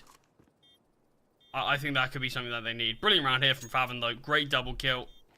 Great awareness to find the second player dropping down on the bridge, even on low HP. And 9 will find their third. So the damage that's dealt in the last from Copenhagen Wolves isn't going to have as much impact. Look, I've got to say, Faven, obviously throughout Inferno, but the last couple months, Faven has been really, really good for this 9 roster. Obviously, you've got to imagine Faven's gained so much experience, not only his time on Sprout, but obviously on Big, Bleed as well. But yeah, I think Faven's a player that I think we've had a lot of anticipation around kind of from the last couple years, and we expect big things from him, and so far, just on Anubis alone, he's been really positive, looked really good. Obviously got the opener towards E-Box there, and was aware, disciplined enough that there would be a player dropping down into water. But 9, a 3-0 start here. Obviously both teams, they very heavily favour the T sides here. I mean, that's the thing with Faven. It feels like on this 9 roster, probably isn't too far off the level of that Sprout were, maybe a bit worse if we're being honest, but it feels like we've seen the same level of Faven that he produced while he was on that Sprout side. Yeah. And it feels like he's a player who does have a ton of experience in tier 1. Obviously, a number of events with Sprout, but obviously moving on to Big as well. Certainly a valuable member to this team, but there's plenty of players who feel like they fit in that category on 9 in general, to be fair. So it feels like we are just waiting for this full 5 to click, and then I do imagine we'll see them progress hopefully significantly further, because on paper, I mean, this team should have no issues being a top 30 team. Yeah, no, definitely not. You know, they've certainly got that in their wheelhouse, but it's kind of about putting pen to paper, right? It's about, you know, being able to actually produce the expectations. And I think you said, look, there's definitely going to be some scrutiny about this roster, the fact that they haven't really been putting up the performance we expect of them. But I think we've also got to say that, as you said, they are going to be a team very low on confidence. But generally because of the expectation. A lot of damage dealt here to both Faven and Babexter, but we are just going to see Copenhagen Wolves just disengage here. So we will see 9 go 4-0 up. An impressive start from them, we've got to say. Charlie, what's the minimum here for Wolves? I mean, obviously the CT side of Anubis is a map that they feel comfortable on. It's their map selection as well. But they have shown some good things on their CT side, to be fair. They certainly do keep things a little bit more competitive. I'm probably from the Wolves at least hoping for a minimum of 4. Yeah, I think expecting a bit more from that, if I'm being honest. But I think that'll be a minimum that I wouldn't be concerned about. Yeah, look, I think 50% of the remaining rounds is fair. We've got to see a little bit more though. Look, Alani, Andu, Tapeware, all yet to get a kill. Yeah. Which is always a bit of a troubling start. Obviously, Jaquinho now out on the big green. I think this could be a real difference maker, but I hope Jaquinho doesn't play too timid. I feel like Anubis on the CT side, a vast majority of the time, I feel like the Orc can, I don't want to say struggle, but when you don't look for those aggressive peaks towards middle or kind of those early fights, whether it's in B main, whether it's in con or obviously towards A, I think that's where you can kind of fall a little bit flat, because I feel like a lot of the time, although a little bit different to Inferno, after a site execute's come through, I feel like retakes on Anubis can be a little bit stressful with it all. And there it is from Jaquinho. Maybe not from the start of the round, but an early pick. Looks for a bit of a quick fight. Down to the 4-on-4. Kraken's already been quite heavily chipped away at. We've got Faven here in connector. Not going quite. He's made a fair few steps here.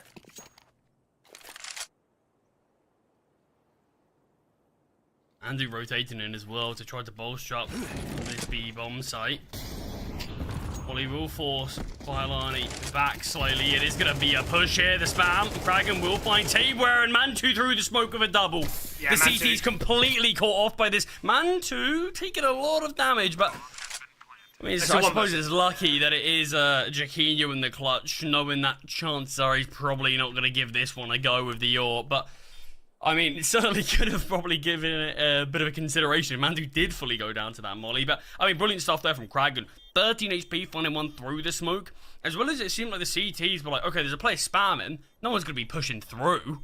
Yeah, as Mantu does exactly that and gets an easy double kill on 2 players not even looking at him. But Nine continue their streak and Jaquinho's life is still up in the air. Yeah, but look, I think it's the fact that Kraken's taking all attention away. I think it's a perfectly played round. Might be somewhat out of the ordinary while Jaquinho's gone, or could be saved, but opting against it. Well, I think they know that we could be seeing a bit of a weaker weaponry investment. Take when Brolani are still sitting fairly pretty for cash, but I think maybe Nine are kind of gambling that Copenhagen Wolves could look for something faster, could look to change up the pace, and maybe an AWP might not be the best thing here. But also, look, Monte just got a great double there with the rifle.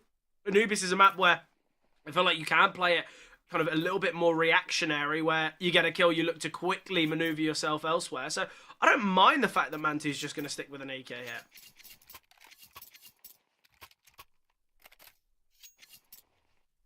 Look, Copenhagen Wolves, I don't think it's kind of a major stressful time for them now. We've only had 5 rounds of play, but I like the fact that they're calling a pause early. You know, I think if 9 went, 3 more rounds in a row unbeaten, I think if that was when we were seeing Copenhagen Wolves' first pause, I think that's when we might have said, look, at least better late than never. But I like that Copenhagen Wolves are trying to identify their issues quite early on, because there have been plenty of issues here on their CT side. Yeah, I mean, I think the most basic one is it still feels like every round is being relied on Jaquinho and Shane to try to see if there's anything that these two can do. I'm loving this peak from Jaquinho, though. Are going to be players looking to test them. Faven, as well as Mantu combining to take down Jaquinho. I love the aggressive stance, but it's just the dual nature of that peak that punishes Jaquinho. He starts to take some damage on a play that he doesn't see. Tries to back away, but Faven, that's when he emerges and takes him down. Advantage 9. And another round that looks difficult for the Wolves.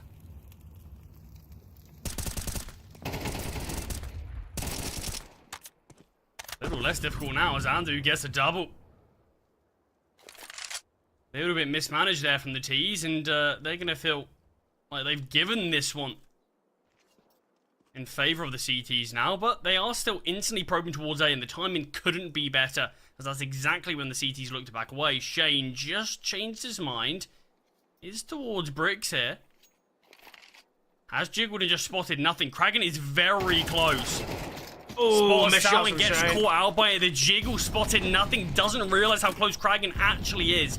The bomb will go down. Not a lot of util for the CTs to retake this one. A singular flashbang. And he's got to be careful. Still an HE on Faven. This fight here on Tabeware is everything. And the fact that Faven's victorious on it, it just takes a prong away from the retake. And already you can see the Wolves disengage. 9. They will get themselves 6 there. And Andu, he does so well to get 2 towards A main. Yet still the round goes away from the Wolves. 9. They are looking very, very positive here. I think we've got to say that. Yeah, I mean, so far this start has been fantastic. Exactly what 9 needed if they are going to be able to take this one in that 2-0 fashion. I mean, I'll be honest. Is it the end of the world if Copenhagen Wolves lose this? No. I think they'll be feeling pretty calm about it. Look, they're in the Swiss stage finally. This is time for them to show what they want. I think this is a good series for them to be able to do that, to be fair. I do think this one, honestly, coming into this one, I might have even said Copenhagen Wolves. I might give them the advantage if you press me for a prediction early. But yeah, I think it is going to be a spot where, look, if they lose this, I think they're still going to feel, okay, we've got 2 games left, worst case scenario, 2 losses that we're able to have. You still got time. It's still the opening stage. We're not too deep into it. But I certainly think there can still be a game that happens. I think we do just need to start to actually see something come through for Copenhagen Wolves. Because you look at that, they had man advantage there. Andu finally got a kill. And not just that, he doubled down in that position. Yeah, look, I think right now, 9 are going to be feeling very confident. We got word there in that slight tech issue. There was some microphone issues. Hopefully, I don't know what side it was on, but it could have been on the Wolves side there. You know, because 2 players were looking to save, 1 was looking to go. I'm not too sure. I don't know how heavily we'll read into that. But look, 9, it's been very promising from them. And you know what? I think Copenhagen Wolves, as you said, this is round 1. It's not the end of the world if they do lose here. Obviously, Inferno was very competitive, and I think we expected Anubis to have similar signs. It's not looked like that, though, has it? 9 have been very much in control, and even when disadvantaged in that last round, still victorious. Oh, native the smoke here, Shane. Under pressure, will be found by Favon. Utility coming down now, Balani. Close to the smoke he is. Just sitting, waiting. Oh, Rolls! Well, Balani's going to feel a bit hard done by. His 5th death without a kill. It's great awareness. Just Raul's pushing into the side thinking it's too empty. It's too open. There's someone here somewhere. And the spam of the smoke perfectly placed crosshair. 7-0 start for 9 right now. And my 4 rounds that I said I want to see from Copenhagen Wolves are starting to slip further and further away and looking like it's going to be more and more difficult to achieve. The hunt is on. Yeah, the biggest problem actually Copenhagen Wolves will be facing against is the money for 9 is just so good. Finances are excellent, so they can go for this hunt. You know, even if they lose 4 players on this hunt, if they can find 2 kills, it'll be worth it. If they can find these last players. Oh, missed shots here from Tapeware. There's going to be pressure from Monte. And look, yes, they lose 3 players, but they ensure that there isn't going to be a buyout in the next. I really like it from 9. I think a lot of the time you'll see teams early on into a game kind of not looking for hunts, not looking to risk anything, but they've got the money to do it. Yeah, it's the 2 players with the least money that are able to bring over their AKs and armor into next. So a lot more split the finances are now. And they're looking great. Copenhagen Wolves, of course, a full loss bonus. So at worst, they're always going to be having at least a half buy.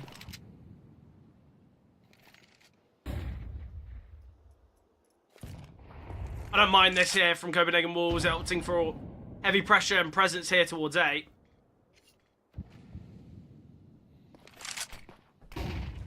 Nine are going to slowly take control here towards middle.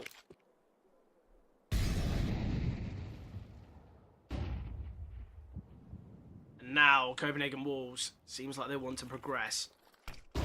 Flash is excellent. 3 players blinded.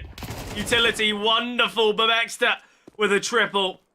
Absolutely brilliant. And now he can just go hunting here towards A. The rest of the team can just freeze, and Babexter can have some freedom.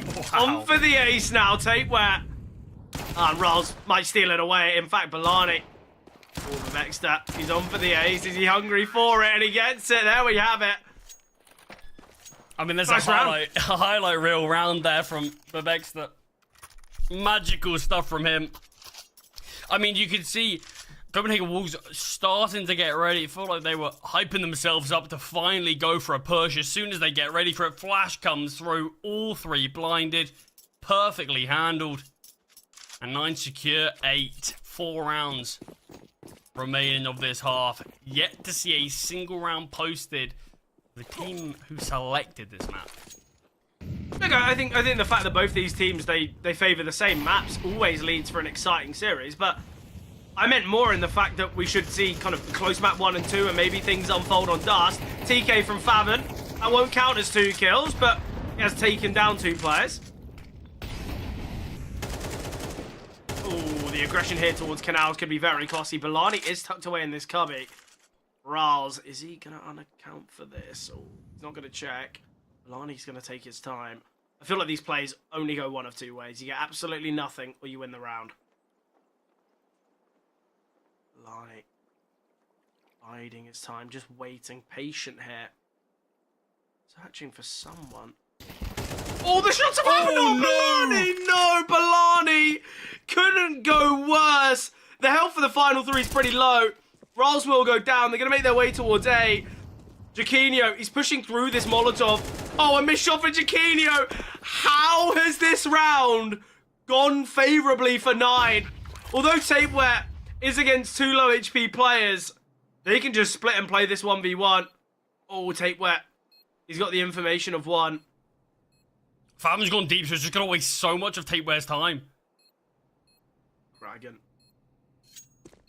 Oh, Tapeware no! not cleared the corner this round. One of comedy. Tap of the bomb, needed the smoke, and the flank from Kraken. No. What has happened? Oh my, when watching back this demo, Copenhagen Wolves, let's just put a line through round number 9. Let's forget about it. That is painful to watch. I cannot believe that. Bailani's tried to go for the hero play, but he's overcomplicated it. He tried to find as many as he could, but couldn't even secure the first.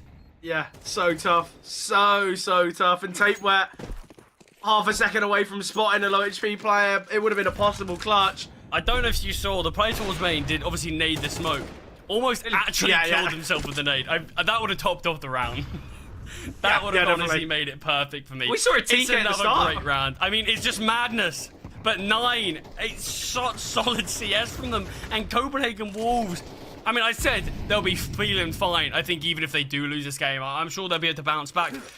Depending on the scoreline of this game, maybe they won't be feeling so fine. This is an excellent showing from 9. On track for 10.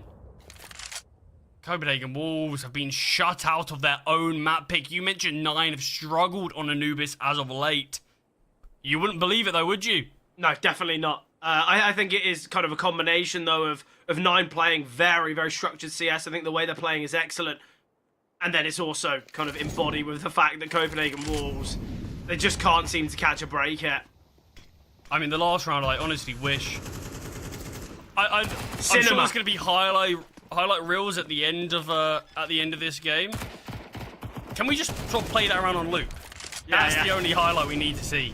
Well, I'm sure for Copenhagen Wolves, they don't want that round playing on loop, but... That might be one they have to skip in the demo review.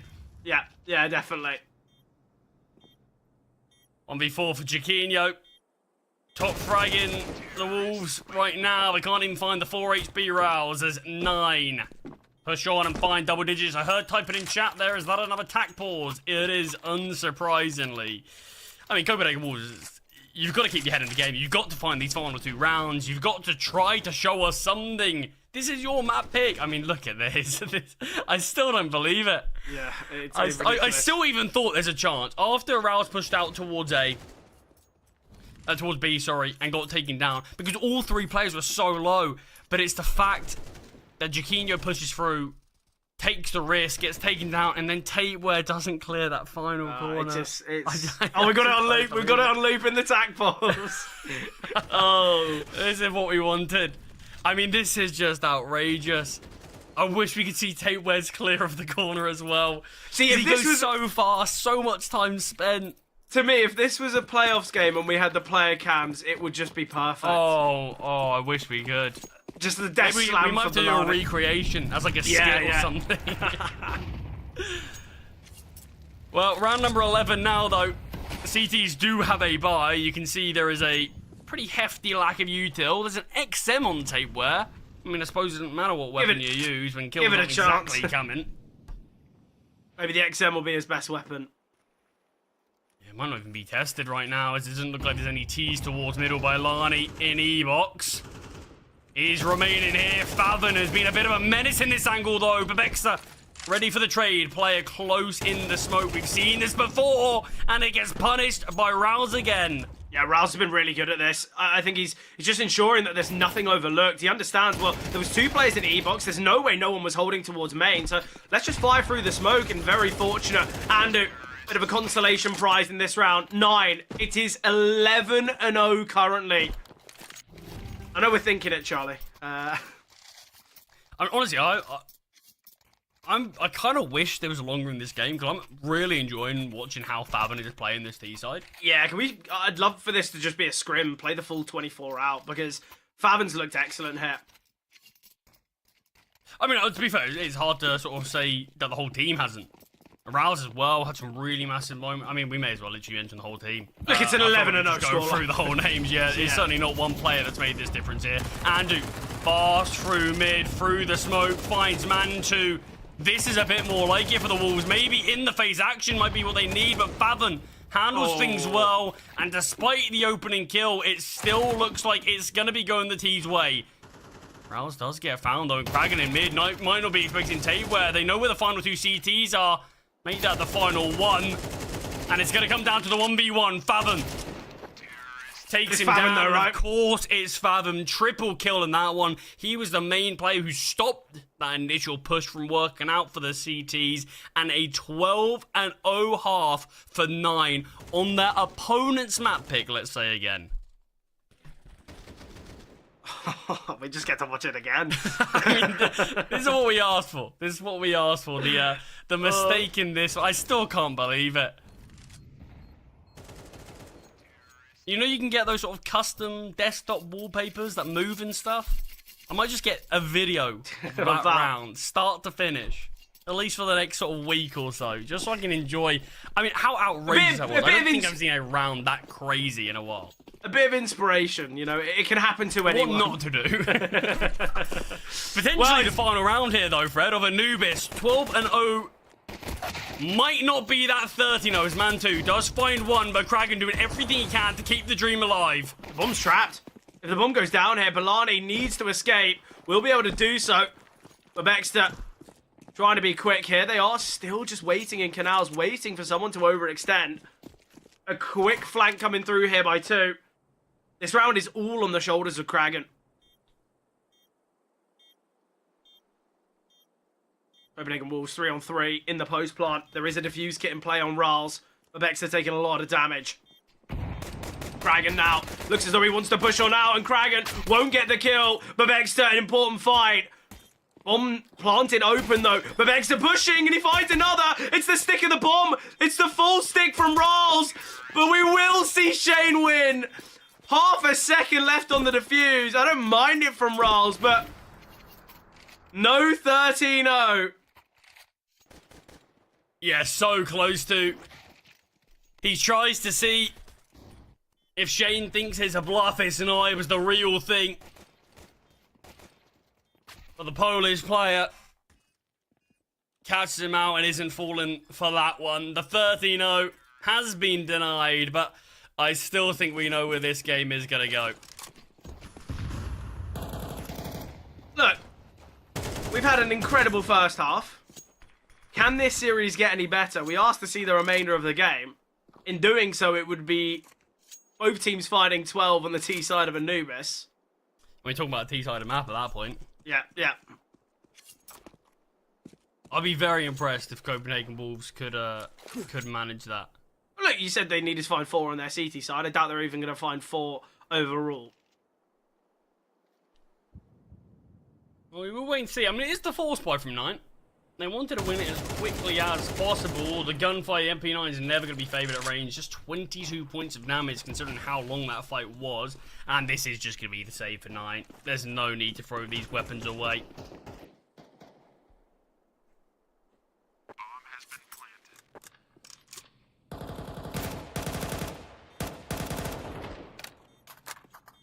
Second round will be found here now for Copenhagen Wolves. I actually need to take down all the CTs as well. Yeah, I don't mind this. Although there are kind of weaponry invested. I don't mind this at all, in fact, from Copenhagen Wolves. Just ensure that you're facing it against 5 USPs in the next. Terrorists win. And that'll be the case. Not a single player falling for the tees. Yeah, Forced Mantu's- by not successful at all. I like the Mantu saved a little bit more cash. All with the idea to get the AWP out as soon as possible.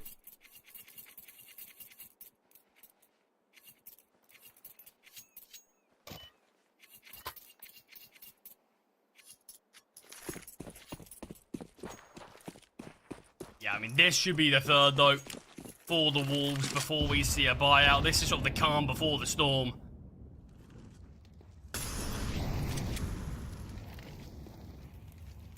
Don't mind the mid setup. Yeah, it can work out really well. Milani's got a bit of an idea about it. Ooh, flash towards middle. Milani. He's going to line up nicely. He's got players by his side.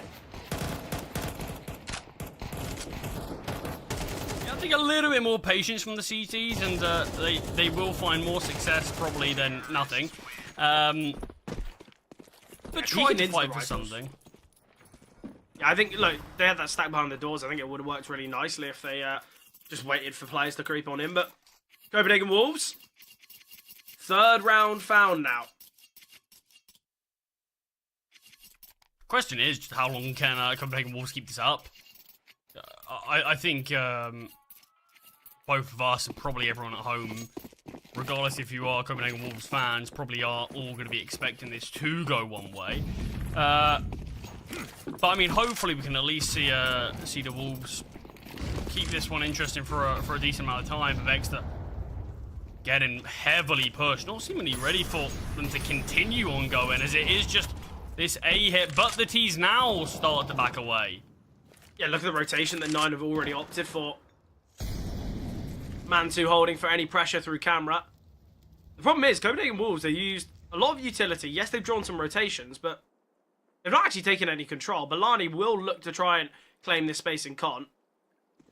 He's got no util to do it right now.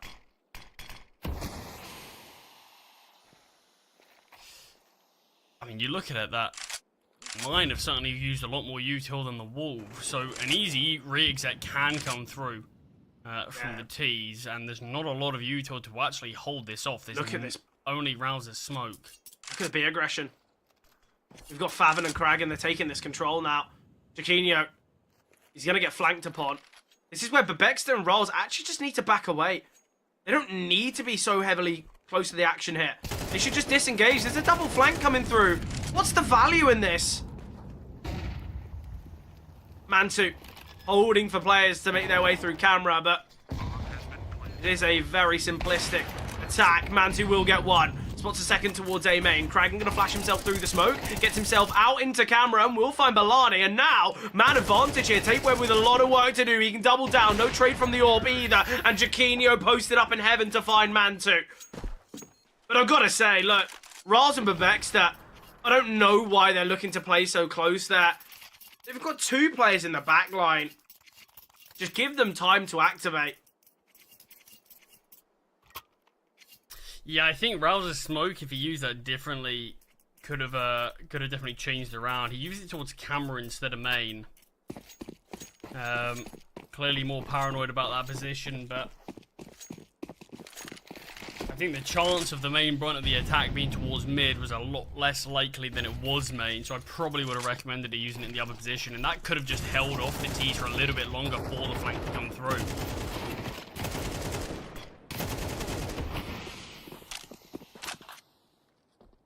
Nice I'll finds start here to in see this. some rounds on the board though now.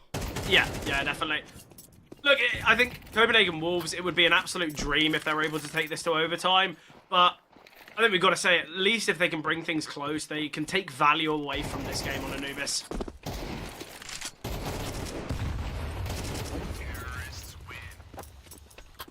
Yeah, I mean, I think already they're going to be aware that CT side, let's work on that a bit.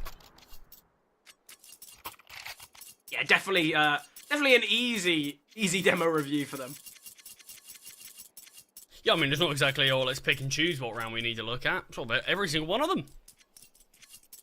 But The T-side, weapons are out again, and you've got the AWP on Mantu. You've got much more util than they had previously, so this is the issue for the Wolves.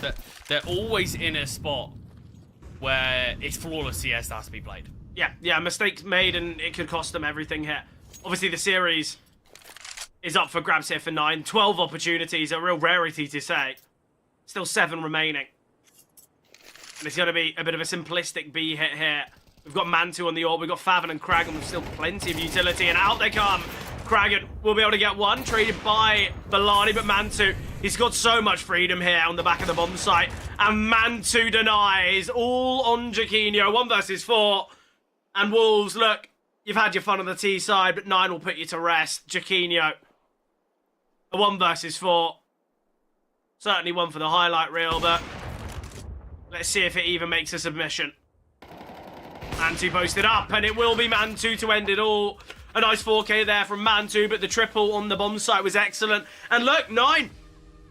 A great performance here in this series. I think you look at their Inferno, it's not spotless, it's not perfect, but they had the clutches in their favour. They looked pretty decent, and I think Copenhagen Wolves probably should have taken Inferno, and obviously if Anubis went this way, we'd be heading to a 3rd match, which we kind of expected, but the T side from 9, absolutely pristine. I think that's, you know, an impeccable T-side. There's so many positives to take away there from 9, and deservedly they go 1-0. Obviously, we've pointed out 9 in previous series of the CCT and the real struggles that they faced. Obviously, going 0-3 in both Series 17 and 16, but they've kind of rewrote the wrongs of that one. But thoughts and feelings after the game, Charlie?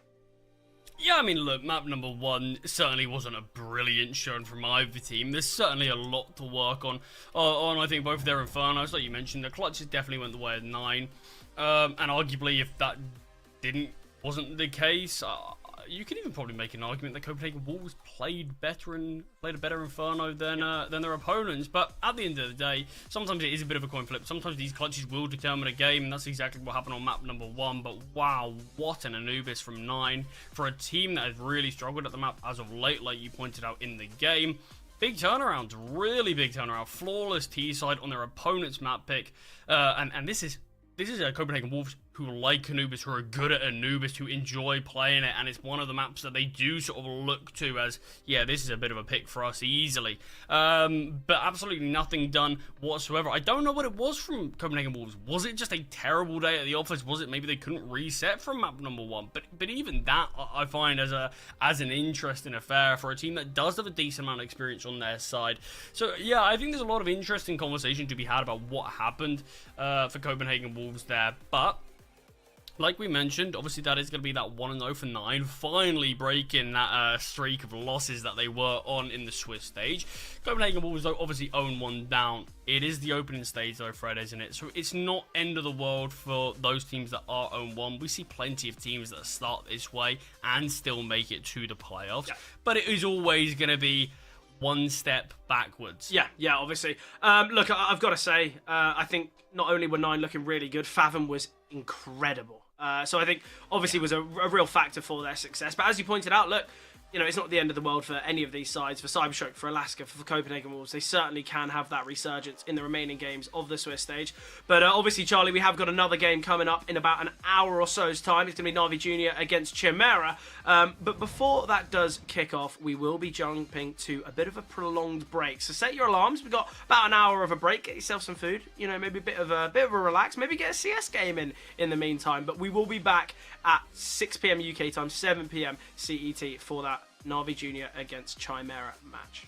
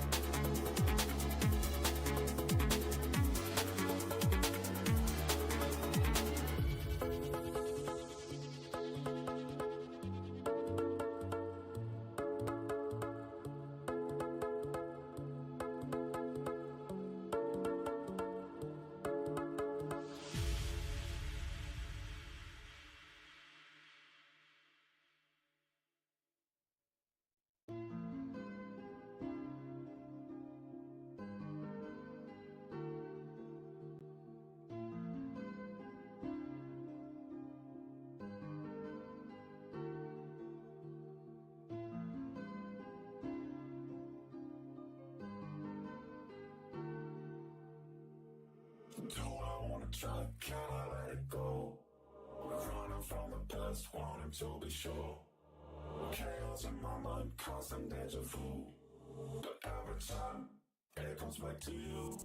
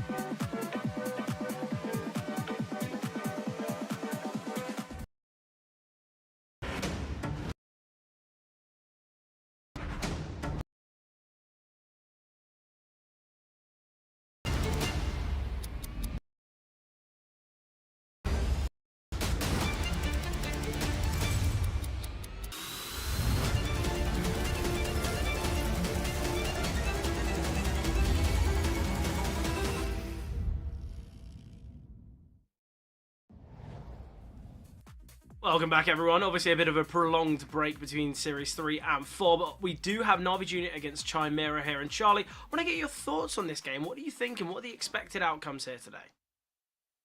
Yeah, I mean, this is like one of the games I probably would give the slight edge to Na'Vi Jr., but I definitely don't think there is any guarantees in this one whatsoever. I mean, we had a little bit of discussion sort of at the very start of the day, actually, what sort of we were expecting from each of these games, and I think both of us came to that sort of mindset that a lot of the games that we're watching, they've got a good chance of that three-map possibility, and I think this is another one. Sure, I give the edge to Na'Vi Jr., but that doesn't necessarily mean I think they're going to be able to take it in two. I do think this could be a hard-fought battle between both sides, and I think, honestly, when we eventually do get to the vetoes, that might give us a bit of a lay of the land in terms of where things are going to be looking. Yeah, definitely, but obviously before we get to those all-important vetoes, we can bring up the round one matches, and look, we've had some dominant ones. You look at that 500 Alaska game, obviously the 9 Copenhagen Wolves game that we just got to watch, same with Fnatic, same with Guns. I think a lot of these round one games, you will have those, right? You will have those games that are 2-0 just to kind of, I guess, reconfigure the Swiss stage, obviously, because then, you know, you're going to have the teams that are 1-0 playing against each other. And I feel like the round one games is where you can see some dominant performances. But obviously, with this being the final game of these round one matches, after this, we can have a little bit of a chat and a little bit of a look at the overall Swiss stage, which I'm quite excited to see. But I think you got it completely right. I think both these sides, obviously, we've seen fairly recent roster changes, I guess you could say. Obviously, for Na'Vi Jr., not so much yet. With the Chimera side, I feel like there's a lot to talk about regarding their roster. So we'll kind of go through the rosters and we have a little bit of a chat and kind of see what we're thinking. But obviously, for the Chimera side, we know a lot of familiar faces here. When it comes to Vilby, McHughes, Blue White, these are players that, you know, we know from previous rosters on that kind of Aurora Youngblood side. Now they're here on Chimera. Who do you think, though, is going to be the difference maker here for Chimera? But before I want to get into that, can we just appreciate how incredible these jerseys are? Yeah, I want one. Love the design. Wow, that's great to see. Anyway, on to what actually matters. Yeah, I mean, obviously, look, we've been able to watch sort of the core of this team for a decent amount of time now, as it was sort of that Aurora Youngblood side. I mean, look, majority of this team did come from that Aurora Youngblood. There was only one player that didn't. So we know at least roughly what to expect from certain players. Blue-White was always the one player that, on that Aurora Youngblood side, I did love just to watch. It felt like he might not necessarily be top of the leaderboard, but he had so many big impact moments, so many big clutch moments, and it was just such a joy to actually be able to watch them play. So good at sort of breaking open bomb sites, looking for space in certain areas. And I do think he's going to need to do a similar thing again. I think he's such a good space creator for whatever team he's on. I haven't actually got to watch this full 5 yet, but I'm looking forward to doing so. But I can't imagine he's exactly going to change what he was doing on that previous side. And I think that's going to have to be the goal, and I think that's going to be a real difference maker today. Yeah, right now though, Chimera, they're on a bad run of form. They've played 5 series in different events, obviously 2 of which being in Series 17 close qualifiers, and they've only won 1 map across those last 5 games, which is not too positive. Obviously, some of the games have come really close. They had a game this morning, and they lost 2-0, but it was 19-17, 16-13. So both overtimes. Maybe Chimera going to feel a little bit hard done by in that game, and potentially out for blood here this evening. So I'm excited to see whether that will spur them on or not. But yeah, I think there's a lot to be seen here for this Chimera roster. On the flip side, though, we can have a little bit of a look at Na'Vi Jr. This is a side that have been together for quite some time now. It's been about 8 months for the main 5. We've seen nearly 200 maps played amongst all 5. So you've got to imagine there is going to be, a great lot of synergy amongst this roster. Obviously, with it being an academy side, we know that there's some really young talents here. Average age of 17.8. Which is ridiculous. So I think we've got to talk about this side, about how, yes, they might be lacking experience, but it's clear that they've got the firepower behind them. And I think you just have to look at the most 2 recent series. I've actually been really impressed with Dezuigs. Is that, I know I'm pronouncing it wrong, but that's what we'll call him for today. 16 years old, and you look at that game against Fireflux, it's played really, really well. And I think right now, if we can see the rest of the team step up, I think that plenty of players had poor performances in that Fireflux game. I think we could see a lot from this Na'Vi Junior side. But look, they've done really well, progressing themselves, to a top 50 team. I feel like not many academy teams can do that so consistently. So I'm excited to see what this team can provide. Obviously, though, Charlie, you touched upon it before we had a little bit of a look at the rosters. The Vetos are going to be really, really key here. So we can go on to that and have a bit of a chat. We're expecting Nuke to be banned by Chimera and Train to be gone from Na'Vi Jr. The rest is interesting, though, because we see similar strengths on Ancient and Anubis. Inferno's a good win rate for Na'Vi Jr. Mirage has got to be a pick for Chimera. So I'm interested to see where this Veto is going to go.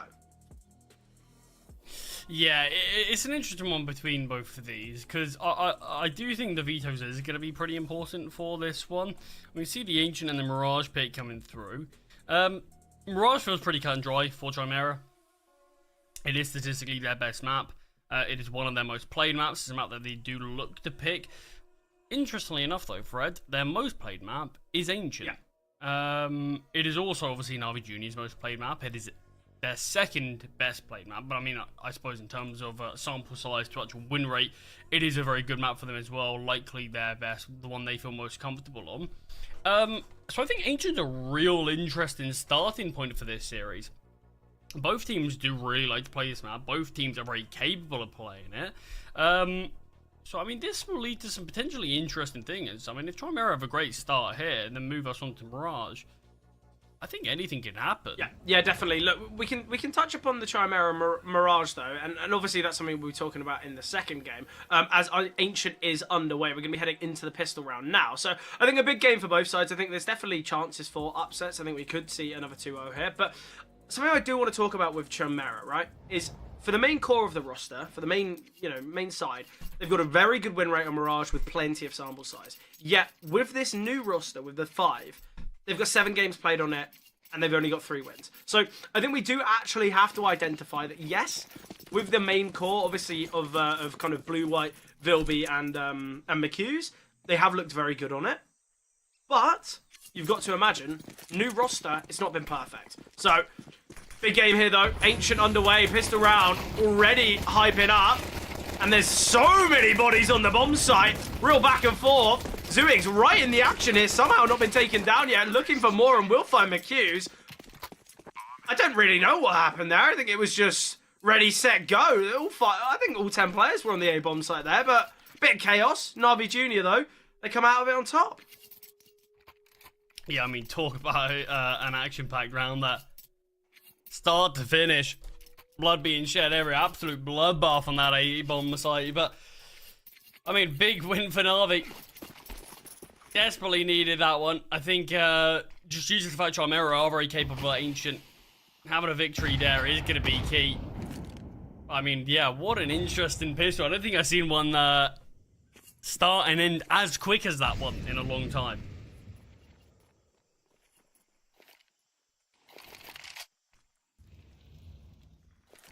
Bit of just an eco here from Chimera.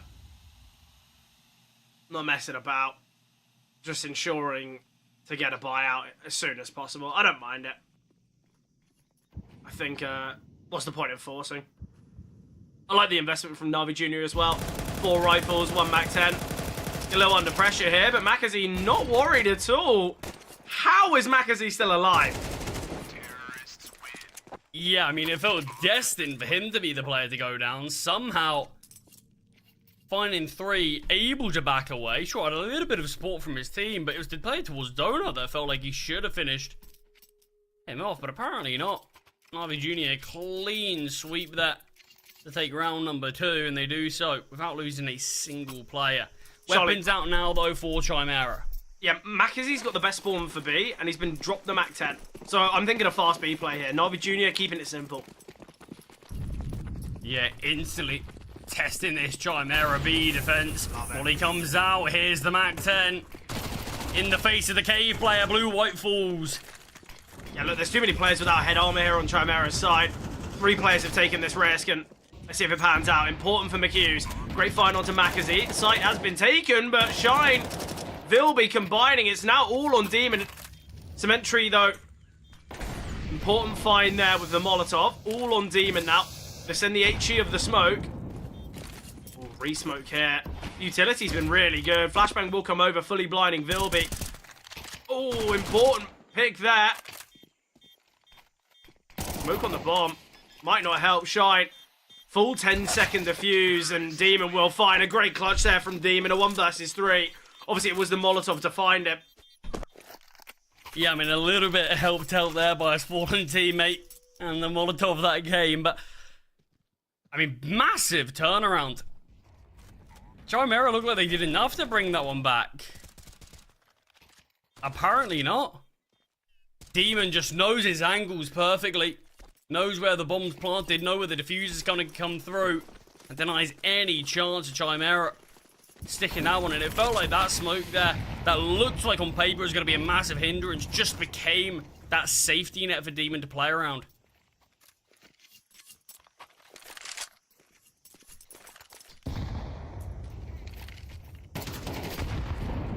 Shine towards middle. Needs to be careful. We'll just drop the smoke and back away, but it looks like another great call from Na'Vi Jr. as A. Looks like he can get tested. Player, boosted up. Rabeni, he's the one. Yeah, I like the speed though. Yeah, I mean, it's reasonably undefended though. Zenda, there's not a lot he can do with this MP9. Kind of just needs to keep himself alive. There's no easy fight to take, and the util coming down. Kraveni, brilliant peek beforehand to find Vilby, and the man advantage goes the way of the tease. I've got to say, right now, Na'Vi Jr. are looking really good. Really, really impressing me. I like the... I feel like every single round, it's been so simple. It's not been kind of difficulties and really trying to anti-strat your opponents. It's just the simples of CS played so well. And I think this is something that Chimera, there's going to be an awakening call for them. Obviously, you know, we've known a lot about Krabeni, obviously on time on Blink. I feel like that's where he had a lot of eyes on him, and I think, obviously, would have been, I want to say, 17, 16, 18 at the time, so maybe didn't really have his true time to shine, but I like the fact that, you know, what he's doing here at Na'Vi Jr., they're really, really impressing. I think we've got to say that, are they kind of over-qualifying what people would expect? You just have to look at some of their recent events, and in some of these online events, they are looking incredible. I mean, that's the thing. It's just, what is the ceiling for a team like this? And I think that's the question that so many people are asking rosters like this, because the sky really is the limit for rosters like this, but the issue is just we need to see on paper. But Na'Vi Junior, their upward trajectory has been brilliant to watch. I'll be honest, Charlie, this is probably the most enjoyable T-side, and my most favourite T-side I've ever watched. Na'Vi Junior, they're playing quick. They know that the speed works for them. They don't want to play into anyone else's game plan. Oh, we're against pistols, we're against MP9. Who cares? We're just going to rush towards B. We know our entries are going to be good enough to get the kills. The spacing's perfect. You're looking at the trade potential. It's not even been needed, really. I am loving what Na'Vi Junior are showing here. It does feel like nowadays you don't have as many teams who really have that sort of up-in-your-face mentality. Let's hit somewhere fast. It feels like most teams sort of have a bit of a balance, but there's so many that just very slow, wait out util, do this, take your time, slowly take map control before hitting a site. But yeah, I mean, it's great to see. I think my favourite part of all of it is it's going to condition Chimera. Na'Vi Junior, they can continue to play fast or they can go slow throughout the rest of this game, and Chimera are going to be forced to use mollies, nades, flashes early, just on the basis of, well, if Na'Vi Junior do go fast here towards this position, if we don't have the util, it's done. We lose the round. I'm loving this from Na'Vi Junior. I think this has got to be something that other teams have got to look at and be very worried about. Anyone that faces them in the Swiss stage from this point onwards needs to be ready for their speedy aggression.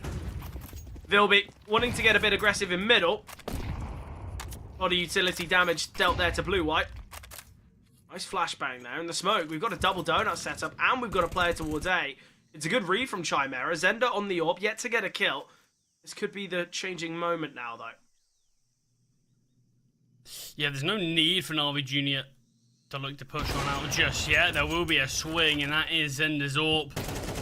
Not only finding a kill, but finding the bomb. Oh! How is Makazi alive? If he got that kill onto Shine, I think we'd be saying a lot of things. Yeah. Still a possible round here, but that kill from blue-white should confirm things. The bomb site's completely taken. Demon's got to be cautious here. Demon all on timing. Thought we might have seen a bit of a repeat there on what happened with Shine and Makazi, but Chimera, good round from them. I think we got to say that. Get the AWP posted up towards A. It's allowed for a bit more freedom in middle. Krabeni, though, nice find. Not much damage taken. The bomb is dropped and he's got 30 seconds to work with. Don't mind the idea of a save here. Na'Vi Junior, they've already shown so much success here. And, you know, just looking at the stats alone of Ancient, Chimera, far more successful on their CT side. You know, we were kind of expecting maybe 7 rounds from Chimera for them to feel confident, maybe even 8. Yeah, Na'Vi Junior, they've already got, you know, 6 more to play.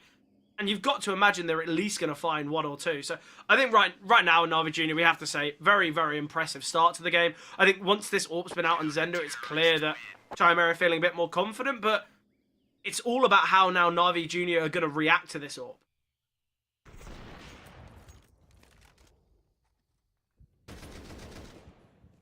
Yeah, I mean, you're spot on with that. Is how can you try to look to counter Zender? What can you do to punish him? In that round, just that dry peek came through, and I think it's clear that the T's weren't ready for an AWP to be posted out there. Probably wouldn't be given a fight like that. That just was a really easy way for Chimera just to get that man advantage rather than having to really work all too hard for it. A lot of speed up hit. Demon, is he going to be ready for blue-white in cave? It's all about timing. Blue-white could swing one out. 2 players lining up. And this is the brilliance from blue-white that we've come to love and kind of expect here from him. Makazi attempting, goes down to Shine. Ooh, blue-white. You're in a 5-on-2. Do you really need to be aggressing down Cheetah there? Been caught off and a little bit of damage as well. BQ's got to be cautious. Look, although there's still a 2-man advantage, Chimera, they've got to show some discipline. They've got to show some respect, because if they give up a couple more kills, not only is it going to be costly for their economy, but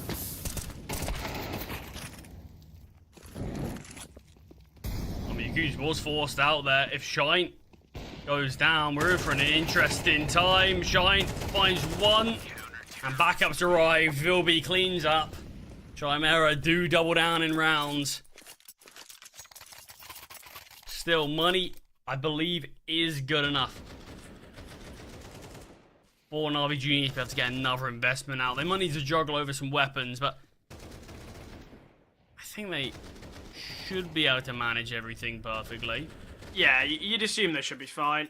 And obviously with the amount of casualties we saw there, look, it was a 2 versus 5. It goes down to only 2 survivors. I think right now Navi Junior, this could be a turning point round for them because the finances for Chimera is not perfect.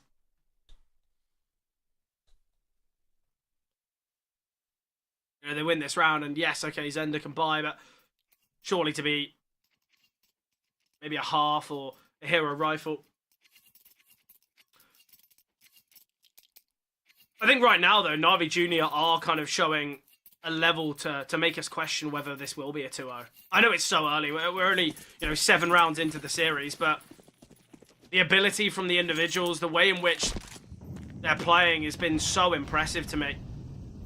And I think apart from that double from Blue White and kind of the individual kills that we've seen from Shine here and there, even the team play, look at the flash, it's perfect. Krabeni, bit of an awkward fight, but still besting Blue White. I'm just really impressed with Navi Junior. I think Chimera, they've got a lot of work to do here on Ancient. I guess the only positive they can take away is, okay, it's your opponent's map pick. Not the end of the world, but we know the difficulties that Mirage might pose. Especially with it being a map that I feel like individuals can sometimes flourish and really take dominance and control of because of. And right now, a bit of a B gamble from Chimera and Navi Junior going to be heading elsewhere. At least if they can save, they will be able to get an investment in the next. But the fact Chimera are already making calls like this doesn't fill me with much confidence whatsoever. I mean, the thing is, there's still so much time in this. Like I said, I personally think this one does have a lot of possibilities for it to be a 3-mapper. Well, the odds aren't with you. Yeah, I mean, certainly not for Ancient. Krabeni Krabeni. does find 2 as well. Looks like he might have lost his line a little bit with the first, but quick kill onto McHugh to double down before getting taken out of this round. 3 in total from him in this one. Zender's AWP going to be desperately important to stay alive. How heavily are Navi Junior gonna hunt this? You can see they're not wanting to push towards T-spawn too heavily, so that might give you indication. Well, to be honest, they get these 2 kills. I don't think they need to hunt anymore. They know that the money's going to be a little bit difficult. Zender's going to have to drop 2 weapons over. Their finances aren't perfect of their own. They've already done a great job there. You gotta praise Krabeni.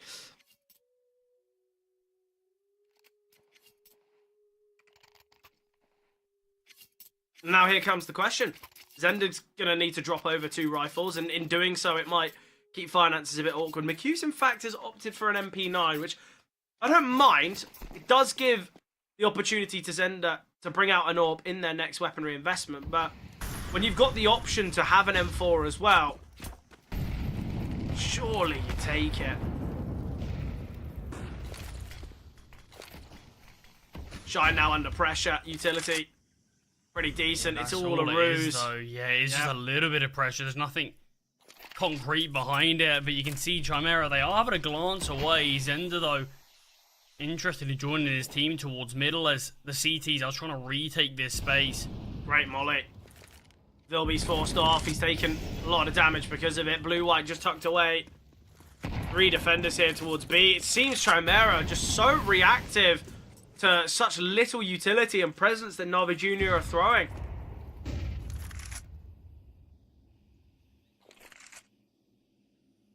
It might say a lot about where they are right now. Yeah. In terms of trying to play in this Ancient. I like this aggression down ramp. I think it's the best decision they can make. Krabeni spots a gun barrel, though. It's a triple aggression down ramp. Krabeni, he can get 1. McHughes with a quick trade. Upgrades to that M4, but with the kills across the map, it's all on McHughes. Goes down, and up now. 1 versus 3. Ooh, he's heard the steps. Information's gathered. It is effectively a 1 versus 2 on the bomb site, but Symmetry, great find there. Navi Junior continue their dominance, and now what do you do if you're Chimera?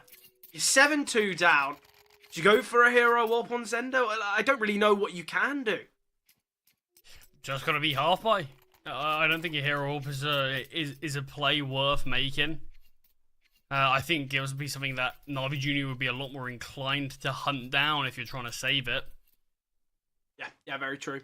I think right now, Chimera, we spoke about the fact that Ancient's a map that, for the main core, it's their most played map. They've got a 60% win rate on it. We are seeing that hero up. I actually quite like the idea of it.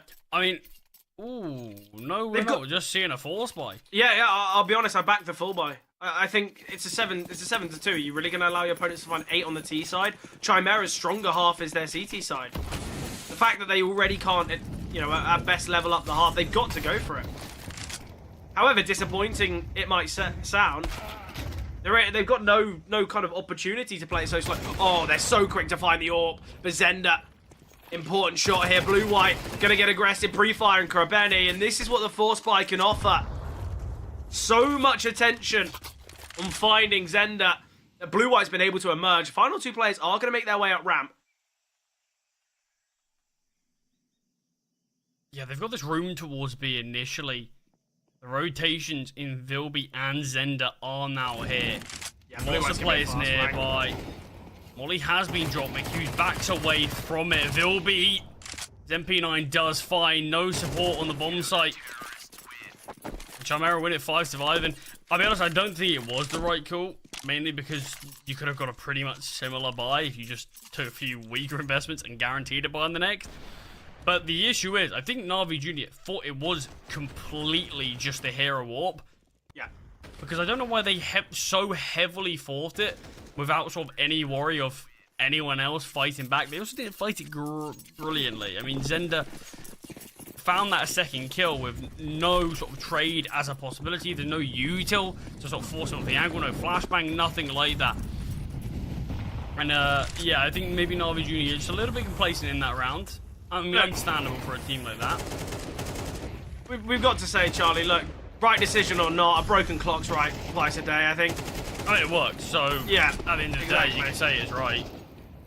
You know, I think Na'Vi Jr. probably did play the round poorly overall, so heavily fixating their assets on finding that AWP, but I think you've also got to praise Chimera, the way in which they took control in that round, and I think I know it's probably the wrong decision, but when you take into account how heavily they're trailing round-wise, I don't think they are in a scenario where they can take liberties, but a boost onto the bomb site now. Oh, Vilby, the timing on the swing is perfect, and they've got info of Krabeni now. 1 versus 3. AWP holding. Bye-bye, Krabeni. Nice round there from Vilby and Zenda. The aggression from Vilby really catching off the elevated AWP. And look, Chimera, okay, yeah, it's a very poor start to their Ancient, but at least they're having moments of brilliance. At least they're having kind of a little bit more competitiveness about them. Yeah, I mean, it's really key, that push from Vilby again. If he was being held and goes down, you're on a 2-on-2. Man advantage gone. And that's kind of the... just for information. Still time on the clock. Yeah. Could have headed to A. There was, you know, no players were on the B bomb site.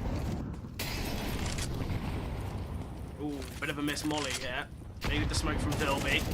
Swing's excellent. Vilby's had good moments in the last couple rounds. Great from Blue-White as well to find Zuigs. Krabeni's retrieved this rifle now. Shine's got to be cautious. He's going to be hurt backing away. Not quick enough to react, and that's an AK to be retrieved. Great HE grenade onto Zenda, but he fires back with the AWP to take down Demon. 2 versus 4 now.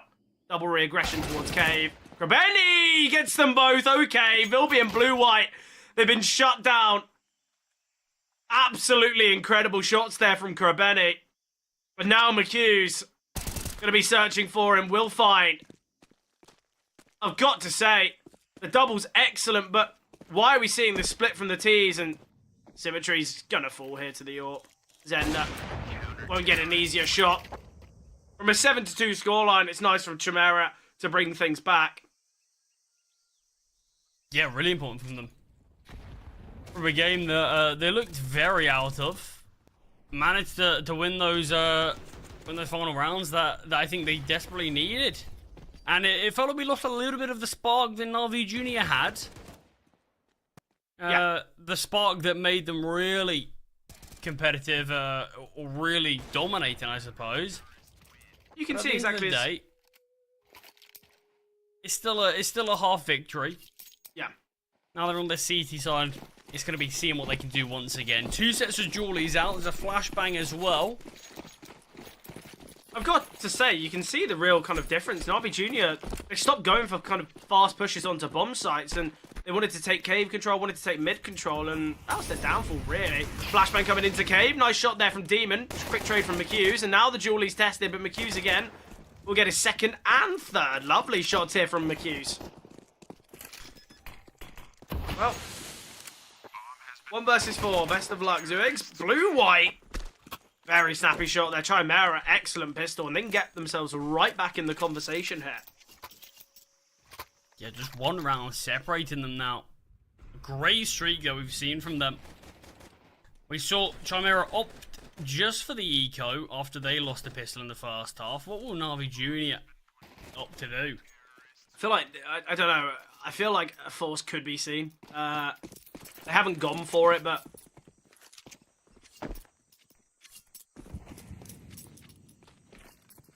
playing off reactions based on util. I don't mind this.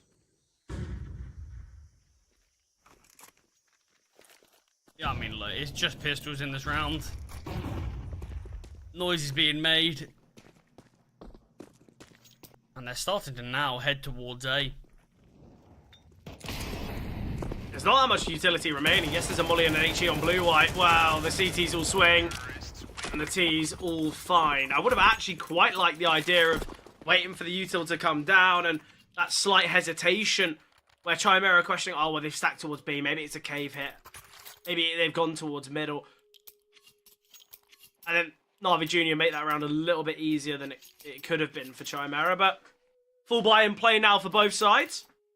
5 rifles on either side as well. Util not perfect for Navi Junior, but let's see what they can do. Their first true showing here on their CT side. Early smoke and molly here. Great HE damage onto Vilby and Shine in preparation for a boost. And already, Navi Junior, they don't really need to continually fight here. They don't have the util for it. Makazi's just going to jiggle. Flash is good. Going to drop the smoke, and the T's now look to maneuver to Red Room, but we've got a good setup here from Symmetry and Zuigs. They line up again. Symmetry and Zuigs. So simple here. Important kill from Blue-White, though, to open things up towards B. Great setup again, though. The crossfires are looking excellent here for the CTs. And now Blue-White. 1 versus 2. Bombs drop towards lower. Take him down. A great round, though. Navi Junior, it seemed as though wherever there was contact, wherever there was pressure, a great double setup was been seen.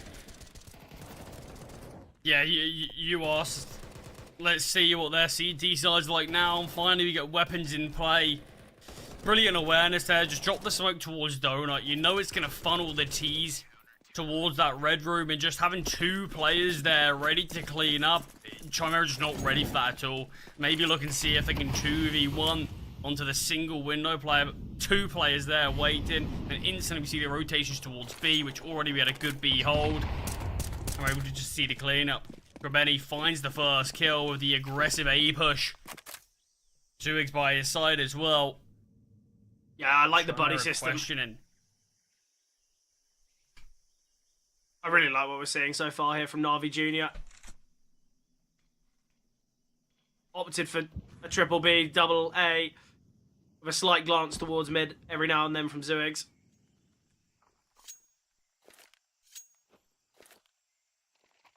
Ooh, been spotted. Zender going to send a deep Molotov. Flash comes through, of which Zuigs dodges and gives a 2-man advantage. Vilby has got a smoke flash and HE grenade, but it might not be the difference, as still an overwhelming amount of players here for Navi Junior in close proximity towards A. You've got 2 towards Red Room, 1 on the back of the bomb site, and obviously still Zuigs here towards Donut. Nice find from Grabeni, great angle. Zuigs holding for the late lurk, and Vilby all that remains. I mean, Navi he's got the Jr. bomb on his back, but I think the chance is very slim. 20 seconds on the clock. Just gonna look to save. I think a save's actually a bit of a weird one here because I don't know if he's going to be able to, if I'm being honest. hopefully he does go down before time. Nice find from Vilby. Has got a smoke to help him. I still think the save's going to be an interesting one because finance is going to be very difficult. It just means that Vilby in their next gun round are going to be working with weak weapons. It's going to be maybe a Tech 9, maybe a Galil at best if he gets 1 or 2 kills in this one. I think it's a really tough one. Yeah, but it's certainly not made Trummer's life easy. But I mean, you look at it as it would be the equivalent of going for like a hero AK here. Yeah, So I mean, yeah, when you consider it like that, it's not too bad. Money's not great on Navi Jr., so maybe a couple of kills found with that weapon would do Chimera well in terms of trying to bring this game closer after what is likely going to be that 10-7 scoreline. Well, look, Navi Jr. dropping the utility as if they were playing against themselves on the T side. A real counter of a rush here. Chimera haven't opted for it, so now the lacking in utility can work in Chimera's favour. And Vilby, if he can just be a second in every single entry and get the trades, I think that's all you'd hope for. Player spotted, they're going to go quick. Makazi under pressure here now, jumping across his one, and he's got a teammate in Zuigs. Little bit of damage. Vilby's a little bit alone here towards Red Room. He's trying to catch off these lurks, off these rotations, but it might go against him. Blue-White has retrieved an AK now, though. Krabeni, oh, it's all about timing. McHugh's falling, not even dealing a single bullet. Yeah, it's just that Glock, sadly. If that was Vilby, then certainly could be a bit more interesting. But Vilby has got a lot of space now. Push through is in Red Room. It's what does he opt to do? Because timing could very easily go against him. Is being held, does get found. That's the Galil gone. All on Blue-White. Has the bomb on his back. Has a little bit of space and could actually plant this bomb here. Maybe not with Demon rotating back. AK's been spotted. You can see the mini-map. Everyone's rotating towards the bomb site. And Blue-White, his chance for this bomb plant might be 0. A lot of damage dealt to Krabeni, but does get punished, does get found, and Navi Jr. will find 10. Despite how interesting and damaging that round was, only one player actually went down. Yeah, look, I think the fact that Vilby went towards Red Room just discredited any threat that Chimera would have had towards A. I think if Vilby goes towards Donut, they can try and trade that player on the back of the bomb site, get the bomb down, retrieve some weapons, and there's certainly a chance. You understand the idea of wanting to lurk towards Red, but it's the fact he's got to find 2-3 players rotating there, and I think it's just not going to happen, is it? But early aggression here towards middle. Flashing through the smoke is Vilby, but Zuigs turns away from it, and a great opener. They're going to look to aggress their way up ramp, but the problem is there's a smoke there. Flashbang's going to come over. Demon turning, Blue-White aggressing. Nice find from Demon, but important trade from Blue-White. Brings it down to the 3-on-3. There is still a player here towards long, but Blue-White continues. An HE grenade on Zuigs, though, could be sent to deal with the low HP of Blue-White. 2 HP. Joining forces are Zuigs and Makazi. They're going to be retaking from the same position. Zuigs. Makazi gets 1. He's going to be creeping round towards ramp. It was the low HP of Blue-White to go down. The bomb halfway tick now. Zuigs. Going to be creeping his way up now. The problem is Shine's tucked away in the cubby. Oh, gun barrel spotted. Needs to deal with Shine. Bit of an awkward one. There is a kit. He's just got to stick it. That's the only chance he has of winning. Needed to connect the instant headshot. I think the smoke would have faded. Zuigs probably would have gone down there. Either way, an important round for Chimera. A great triple here, though, from Blue-White. Look, you said he's always the player when you see him in the server who can have these electric moments, and just showing it once again here in number 18.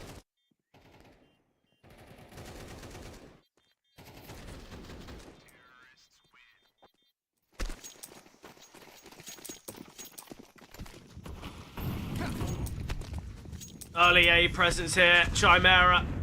The insta-smoke to CT. Deep smoke in Donut, but the problem is, there's 2 players in Donut, 1 in CT already. We've got the AWP on Symmetry.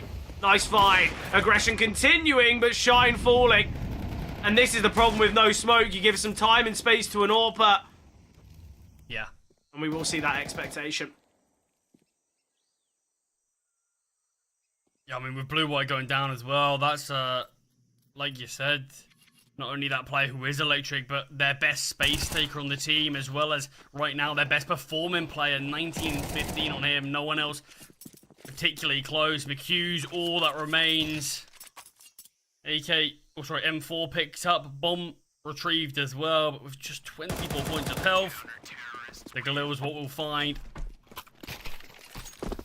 Look, Charlie, Chimera opted for the Na'Vi approach, and they'll coin it as the Na'Vi approach because it's a level of speed and kind of chemistry and synergy that Na'Vi showed in those first 5 rounds. But the neglect for a smoking donut, trying to take that space, maybe overlooking the fact an AWP could be there, but I feel like Chimera, they just assumed that they'd take donut control so easily, yet there weren't flashes, there weren't mollies, there wasn't really enough there, and in doing so now, they give Na'Vi 11, they've opted for a 4, so this could be the end here for Chimera. Well, yeah, it certainly will depend on this one. Rabeni pushing down, gets the first.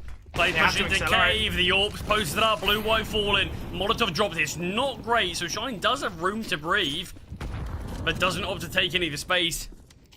And it's again a 5-on-3 with Chimera looking and thinking, what space have we actually gained for 2 lives? Make it 3, Krabeni in a great position. He's got Demon by his side. Not the best shots from Demon, but Krabeni's sidearm can achieve his 3rd. Yeah, look, when that molly comes through and it misses, it's a timing for Shine. I think he's got to take it. He's got to look to accelerate. Okay, yes, your low HP teammate's the only one who can trade you, but in doing so and backing away, to me, that's just you've conceded the round. The round is lost. You're up lost. against the AWP as well, aren't you? It doesn't really matter the health of your teammate. You're thinking, even if you go down, surely the trade comes through. Sure, there can always be an M4 or a rifle nearby to clean up. But it does feel like that is the opportunity. That's probably the only opportunity there, because Krabeni was just absolutely finding these perfect timings and exploiting every single one of them. But 12-8, likely soon to be 13-8. A 1-for-1 trade's not bad for the T's here. It's a weapon to be retrieved. I've got to say, I think actually Macasee does quite well to get one there. He was being held by the Tech 9. Yeah, it's a dangerous push against the buy like this. Yeah. Well, I think maybe they were just under the impression that the last round was a half buy, so... Yeah, could have been. Just the lack of potency. Cemetery on the back of the bomb site with the AWP in hand, and will get himself a 2nd. Already done so much work, and this is it. It's over. It's done. Demon with a double to put this round to rest. Na'Vi Jr., a strong performance on their map selection. We expected strength from them, but I think we were very much swayed by those first couple rounds. And let's be honest, Charlie, if Blue White's not in the server doing what he does, if he's not putting up a 21 kill performance, the top of the whole server, I think that game could have been an embarrassment for Chimera. I think we've got to say it. I don't want to dance around the fact, because Blue White had an incredible game and they still lost pretty dominantly, let's be honest. Yeah, I mean, they really did. And that's the worry. So, I mean, like I said, like I highlighted at the start of the game, or in the pre-show, sorry, Blue White is one of those players that he's probably my favourite player to watch on this team, on the previous team as well that he was on, just due to how he plays and how well he can do his role. The issue is, he's not someone we should be expecting that from every game in terms of the kills. I am worried that if no one else steps up and Blue White does sort of go back to a bit more of an average performance, where are the kills coming from? Because there wasn't exactly anything to show us in that game there. That Chimera had enough in the locker to actually contend with them individually. Whereas on the other side of things, there's a lot of names we could point out. Demon probably being the only one who's left in the dark. But even then, when 4 of your teammates are stepping up, it doesn't really feel like it's you're having a bad game. It feels like there's just not enough kills to go around, you know? Yeah. So map number 2, I do think we are going to need to see a big change up from Chimera. Not necessarily in terms of the game plan, just more in terms of I wanted to see some of these other guys show us what they're doing. Zender, when he had the AWP out initially, you saw that change. You saw that big difference. Na'Vi Jr. were playing was excellent. So I'd be very worried if I was them heading to Mirage. Obviously, a lot to talk about regarding Chimera. They're going to have 15 minutes now to kind of reevaluate their decisions, but a great game from Na'Vi Jr. Obviously, though, as I said, Mirage is going to be an impactful game, going to be an exciting one. We are going to be jumping to a break beforehand.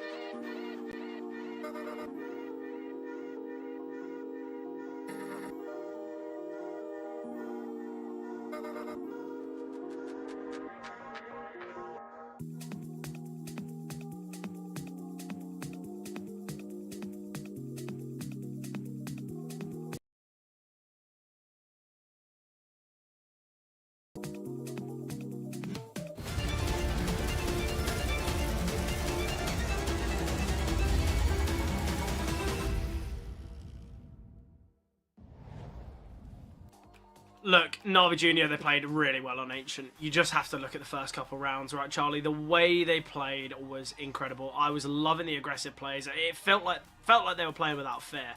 And I think that's always a really scary thing to watch, when a team has that much confidence with at such a young age. And I think when you see a lot of these young talents, I think a lot of the time you're assuming, well, it is, you know, their gameplay is going to be quite raw. It is going to be less refined, and it always breeds for this exciting CS. And I hope we see a continuance of that on Mirage. But do you think this side, Chimera, do you think they've got enough to take things here on Mirage, or are we going to see it go 2-0? I mean, look, we had a really poor start from Chimera on Ancient. Like you mentioned, it was that 5-0 start. It ended up being 7-2. We finally saw a bit of a resurgence from them towards the end, but it just felt a little bit too late. Yeah. This is their map selection now. We need to see, not a resurgence, we need to see something out of the gate, something fast, something good, something impressive, and mainly just the individuals stepping up. But we are moving into Mirage right now, Fred, to see how things are going to be going here. I think the most important thing, though, is the individuals that I want to see. Yeah, definitely. Look, we had a lot out of Blue-White, but look, it wasn't enough, was it? And I think that's always a sad thing to say, because I think Blue-White did exceptionally well. You just have to look at the kills, you look at the damage, impact. Obviously, he's not going to have the same as the Navi Junior side, just on the basis that they won the game, but rating-wise, he did very well. The problem is your players like Shine, like McHugh's, very much out of the action. So, big game here for Chimera. They will be starting on the T side here of Mirage. In fact, it's the T side in which they've looked very poor as of late, but let's see what they can do. They'll be taken down early. Symmetry, Wow. the Julies, okay. Nice find there, but important trade from Blue-White. Keeping this possible. Oh, the lurk from McHugh's is exceptional. Zuix does take him down, but it just denies a quick rotation through Korn. And now, all on Zender. He's been chipped away at a little. The bomb is kind of planted for him. Being held right now, and Zuix. Great kills there, Navi Jr. They win the pistol. Chimera have got to be very cautious here, very careful. I think the second half is where we really are going to be putting both sides under a microscope, because it is going to be the second half in which both teams actually prefer. Obviously, Navi Jr. on the T side, Chimera on the CT, but the Julies here are excellent. Vilby getting taken down early. This shot here. Yeah, brilliant. Look at that.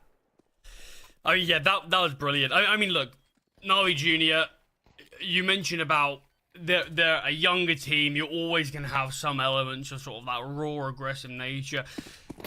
But I do think the one thing that's most impressive about just watching them in map number 1 is that they still have discipline. Yeah. They're not a team that is just so wild to a point where there's still so much to learn.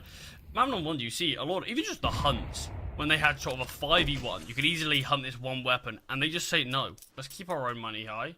We'll make sure we're in a good spot.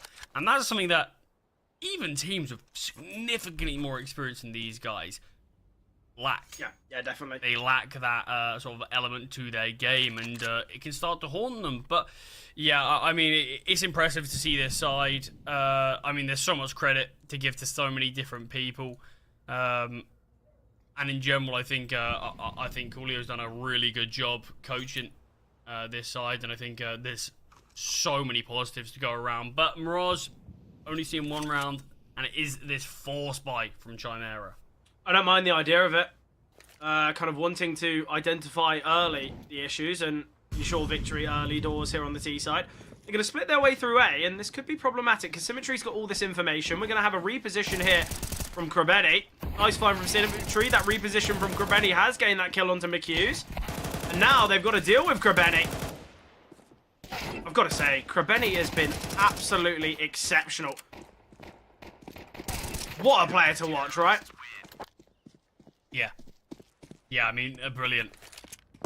I guess you could probably say maybe a player with a little bit more experience regarding the rest of the side. Obviously, with that time on Blink. Yeah. I think that's obviously going to be, the main talking point. I feel like the rest of the teams, vast majority either on Navi Youth or maybe on the odd team beforehand. But I think Krabeni will be bringing that experience, not only with age, but also time on Blink. But already, Navi Jr. are looking very, very promising here. Early control attempted to be taken towards mid from Chimera. HE grenade dumping down on Vilby. Blue-White, he's out in the open. If Krabeni peeks at any moment, I'd favour him in this fight. And there we have it. It is going to be an A play from the rest of the Chimera side, but quick enough are Na'Vi Jr. to realise, so Zooix is going to have some help from the players towards stairs and jungle. Resmoke of Palace. We've seen plenty of moments, Charlie, with a Deagle emerging out of Palace. Is this going to be another one? Might be tough to, but especially the way that Na'Vi Jr. are set up. But yeah, like you said, we've seen some real magic as of late. But players spotted, this is where we might see a bit more of a bolstering of this defense. Even more, they're going to be aware it's likely this a hit. All on Shine's Deagle. Does get the tag off, but Krebeni completes the triple. And finds all three. Na'Vi Jr. Obviously, nice and easy time of that one. Wasn't that full investment. A 3-0 start. Chimera. This is where we need to see why they pick Mirage. It's their map selection. They're one map down. We know that both teams have the opportunities to take this series. They've got to kick things off well. We've got Zender on the AWP early. I think that's important. He has some nice moments, some nice glimpses with the AWP. But if he can have something a little bit more consistent, I think that's where Chimera, by all means, they've got the chance to take this one. It's going to go so wrong here for Chimera. Blue White's aware of it, though. It's that slight chance a player could be in the smoke. Deal with Krebeni.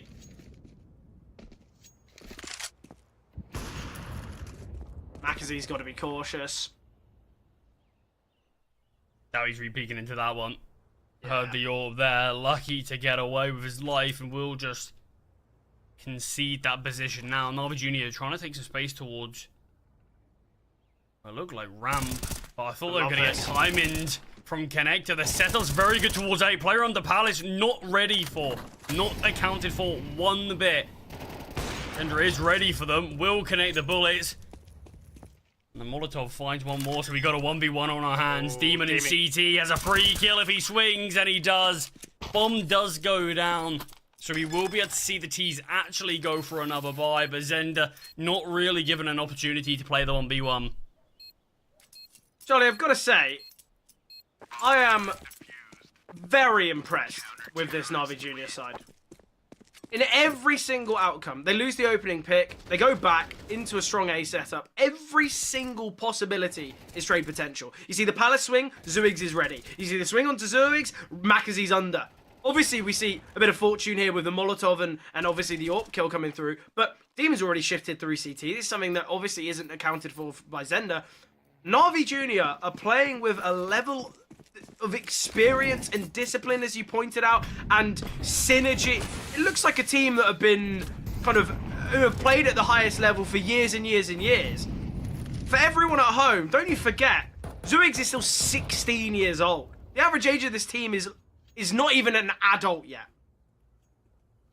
It's ridiculous. I've been so impressed. And right now, I think Na'Vi Jr., there is a real showing here and a perfect example of why they are a top 50 team on HLTV.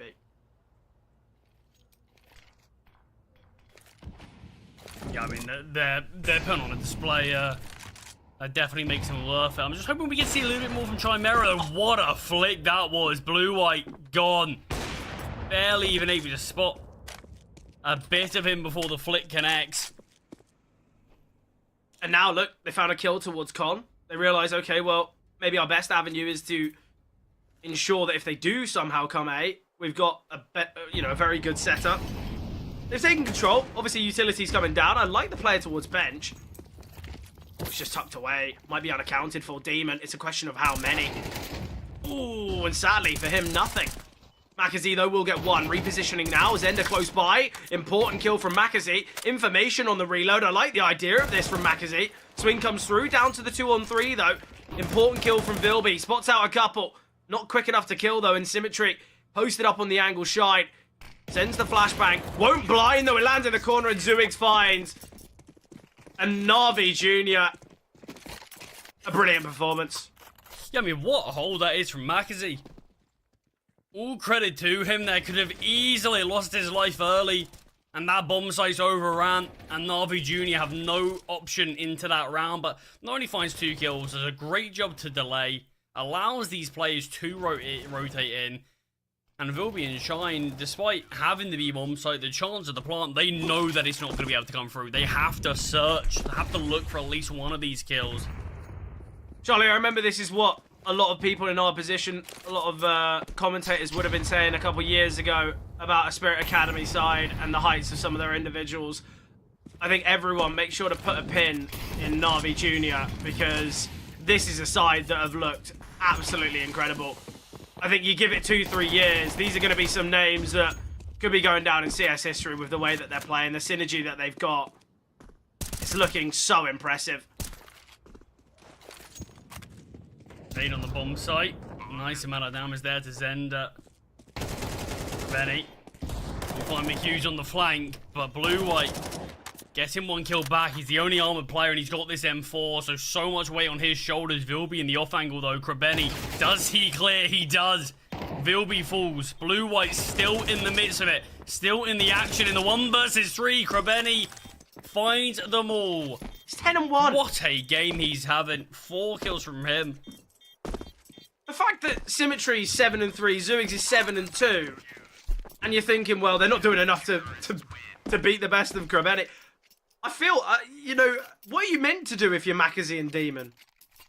You've got 3 players who are shining to the brightest level. We've just had a great round from Makazi, but he's going to be forgotten about in this map. Yeah, I mean, that's the most important thing. Just get your job done. And that's what these two have done so far. It's a 6-0 lead. Na'Vi Jr. with no signs of slowing down. Chimero, they have brought a few of these full-buy rounds close, but it reminds me of sort of what we were watching in our first series, where it doesn't matter how close the rounds get, you've got to start posting some on the board. I mean, we didn't get to see a lot of the Na'Vi Jr. AWPing in the first half. We're seeing it now, and I'm so happy we are. You know how much I love to talk about and harp on about the AWPers. And what a display this has been. Only a few kills found, but it's just sort of the manner in finding them. These shots aren't easy. No, definitely not. But they've been made to look easy, haven't they? Yeah.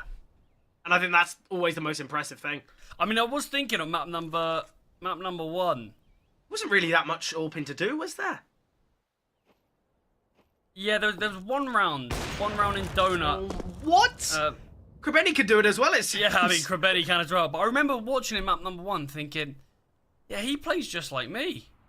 But he hits his shots. And that was the thing. It was just sort of the mouse movement. I was like, yeah, it's just like me, but the only difference is there's actually blue in the kill feed. Yeah. And I was like, that's everything I aspire to be in a Norther, and he's 6 years younger. Vilby with this AWP, but an impossible situation is being given chances. The no-scope connects, 21 HP. And surely this could not happen. The AWPers have certainly made a name for themselves in this one. Yeah, we said, look, Ancient was more of the rifling. I think Mirage, we've had many moments for the AWP, and sadly, even after Vilby's attempt, no time, no chance. We'll just have to save. Na'Vi Jr. 7-0 up here on Mirage. Yeah, no chance in this one, sadly, now. I mean, some great shots there. But we probably should have got taken down there. But regardless, hit some nice shots, found a triple just to keep this AWP into the neck. So, do you know what I think? He's got his primary weapon back. Do you know what I think's the most exciting thing is? I think Na'Vi, as an organisation, have got 7-8 years worth of strong talent throughout. You have to imagine in a few years' time, some of these Na'Vi Junior players will progress. I mean, that's the thing. You're looking at sort of back when Monte was on that Na'Vi Junior, and obviously you couldn't replace Simple. No. I don't think there's a player like Simple in the scene anymore. Maybe bar Azaiwu or a Monte. So I think maybe Na'Vi are looking at a couple of these guys and thinking, yeah, in a couple of years, yeah, give it time. We'll have a look a bit deeper into it. Well, look, for JL, there's obviously there's a Lithuanian player here for obviously for the Na'Vi Junior as well. Zooig's going to be the new JL. Maybe. Time will tell. But advantage here for Na'Vi Junior in this one. Not a mistake in them so far. Yeah, they've looked perfect. They've looked absolutely amazing here. And look, Charlie, I touched upon the fact that Chimera, their T-size looked a little bit weak as of late, and for Na'Vi Jr., it's not been perfect either. I guess maybe that stat will change after this one, because they've looked brilliant. I don't see this round going away from them either. Krebeni's in a great position, and he will just take the peak. Early fight, spots out the second. But he's 14-1. This is not a face-it game. This is not a bit of prac. This is an official. This is Swiss stage in the CCT. He's 14-1. Yeah, we probably should have actually mentioned the fact that Chimera have been struggling a little bit here. They had a tough start on Ancient, and a tough start on their map selection as well now, and yet finally after 8 rounds we're starting to see a tactical timeout. Yeah. But already though, 8-0 down. This is awkward because 8-0 back in the day. You look at it in terms of, yeah, this is a poor start. They've got half the rounds they need. Now you look at it in terms of, they're only 5 rounds off. Yeah, exactly. I don't know. I'm lost for words, Charlie. Look, I don't even know. I feel like words can't describe the way in which Na'Vi We've Jr. seen are some playing. strange games today. Yeah, That yeah, 9 definitely. Copenhagen Wolves game, extremely dominant there as well. It'd be interesting if this one finishes the same way. Makazi, nice find on the blue-white. It is obviously just this partial investment, weaker buy from Chimera and their pistols. Krebeni hasn't made any noise, so the players are creeping out of the apartments around him. But this is getting dicey. These techs are getting close. Shine with a great double to keep this one interesting. Instant switch to the AK. I love this from Symmetry. I think it's such a quick decision. He's spamming through the smoke. Will find it, can go back to save the AWP. It's a quick shot with the AWP, but he knows there's loads of smokes down. It's going to be difficult. I want to join my team. I think it's lovely there. Na'Vi Jr. 9-0. Krebeni's going to be a bit disappointed with his KD stat now. It's been cut in half, but... I think the win's probably a bit more important to him. Yeah. In this one, so as long as you do manage to get that. Obviously, look, we got to see Na'Vi Jr. in the Swiss stage in Series 17. There were some very close games in there. Yeah. They were able to take down Ecstatic in that 2-0 fashion, but they lost to Alliance Fireflux 2-1. Yeah. So it feels like this is a good spot just to keep on building. Each event they're at, just build slightly further forward. We're not expecting them to be the finished product, but this is certainly really positive signs. I love the Palace aggression. Missed shot here from Symmetry. Real rarity to say, but he will fight back. Bilby now getting himself towards Sandwich. Spots out the orbs, end up under balcony. But it's a 4-on-2. Swing out from Makazi, and Makazi continues. 10-0. Did you know that this was Chimera's map pick? Because it doesn't look like it, does it? I mean, this is the exact same thing that happened in that 9 Copenhagen Wolves game. We saw an extremely close map number 1, or at least a reasonably close one, where a couple of rounds maybe would have changed the outcome. Well, no, we said Copenhagen Wolves probably played better on Inferno than 9. Yeah, and then, I mean, look, they switch over to their map selection, and yet both teams just sort of get embodied, and that's the exact same thing. Copenhagen Wolves couldn't do anything on their own map pick. Chimera right now can't do anything on their own map pick. And, I mean, if we're linking it back to the previous series, we were denied a 13-0 there. Oh, you've mentioned it now. Well done. I mean, technically you mentioned it in the last one, so maybe you ruined it there. Maybe it's my Okay, so is it even Steven? Well, we'll see if I ruin it. See if it's confirmed. Still 2 more rounds left of the half, though. I think it goes without saying Chimera are going to need to find these. Oh, wow. The drop down is a bold and ambitious play. Nice find there from Zender's Galil. So it is advantage Chimera. Not been too many rounds where we've had this be the case. Yeah, this is all going to be on this fight. Nice find from Demon. Trade's good, though, from Zender. A rotation coming through from Zuigs. Krebeni is so far out of the action here. Timing's excellent for Zuigs. Oh, we'll get the kill onto Shine. A lot of damage dealt to Zender. Puts Krebeni in a real possible chance here. And I think even if this was a 1v5, Na'Vi Jr. would be giving it a go. But Krebeni, let's see what he can do here. He's got an HE grenade that could take down Zender, but it's just will he be ready to use it? towards this position. The longer this goes on, the more they're worried. Oh, Krabetti will get one. Now has to deal with him. McHughes will find it. And yes, you have jinxed the 13-0. Well done, Charlie. You're proud of yourself. I mean, at least we can see around from Chimera. Yeah, exactly. At least it doesn't end in devastation, but they are going to need this final one as well to make anyone believe that a comeback is possible. But it's a huge journey back. And you do sort of point out how I'm too optimistic about a certain comeback. Don't forget, we've seen some pretty wild comebacks recently. I think this one surely so I wouldn't count it out. I mean, we saw a team come back from what? 12-3? 12-4 the other day? Yeah, but Navi Jr. are going to go to their T side. That's where I'd be more scared. Trying to go to their CT. Hopefully it's better than this T side. It'll be nice find that.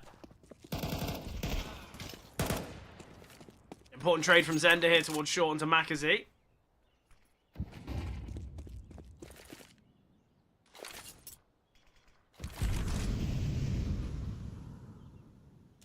All the time on this ramp peak here. Ooh. Hughes, he's gained that information. Yeah, vice versa as well, though. It all progresses even more. I love this. Hughes probably not expecting this. Yeah, Symmetry worried about elevation. I think Chimera just have to back away. Don't give the AWP the fight. All gone to Palace. I mean, this is a good call, because they should be aware that, okay, there's a good chance the AWP's going to be solo towards A now. Yeah, possibly. Symmetry, though, with 30 seconds left, he's a little bit worried about Connector, a little bit worried about Palace, because teammates aren't really here. We're going to be seeing an aggression through under here from Krabeni. Zender is waiting here. Zender, an important kill. That kill has to go his way. Symmetry, though, still here. 15 seconds left. Got to take down McHughes. Important kill here. Demon could deny the plant. And Demon, if Demon just backs away, the round is done. But Chimera, given a gift there from Demon re-peaking. I think there would have been time to plant anyways. 10 seconds on the clock. Probably could have been picked up and planted. Back triple, something like that. But, I mean, it certainly would have been an interesting one. If he was able to find McHughes, yeah, that probably is done there. Just if Zender too far away. Might have been able to save that, and I think that's probably his thought process as well. But regardless, a 10-2 half from Navi Jr. on Chimera's map selection. I mean, this is a map that, in terms of what we've seen from Navi Jr. lately, Mirage hasn't been their greatest showing. No. They've lost 4 in a row the last time they've played this. This year alone, they have played twice, and they've lost it both times. But yeah, this is a different look to them. Yeah, far better. Blue-white looking to get aggressive here in apartments. He's got to be cautious. Double app setup, though. I quite like it. Shine, though, backing away. Demon's crap past. Blue-white's actually got to get 2 here. I think if he only gets 1, at least he's backed away. So we can see rotations. I think Navi Jr. have really slowed this down, but aggression coming through now. They spotted the play towards market window as well. They've got to deal with the low HP of Blue-white, and they will find him. Shine, though. He's getting given 1v1s here towards door, and the T's back away from it now. Makazi in close proximity. All 4 coming out of door. The swing comes through from Symmetry, found by McHughes. The final 2, both towards short. Already been seen chipped away from Zender, but McHughes, he's got a smoke, he's got a defuse kit, and the final player of Zooigs needs to take down the possible diffuser, and here's the smoke. And it will just be the stick, but it's taken down. Zooigs in the clutch. Navi Jr., they do win the pistol. And what had to be a Chimera round, not found. Surely they'd force it. I mean, what choice do you have?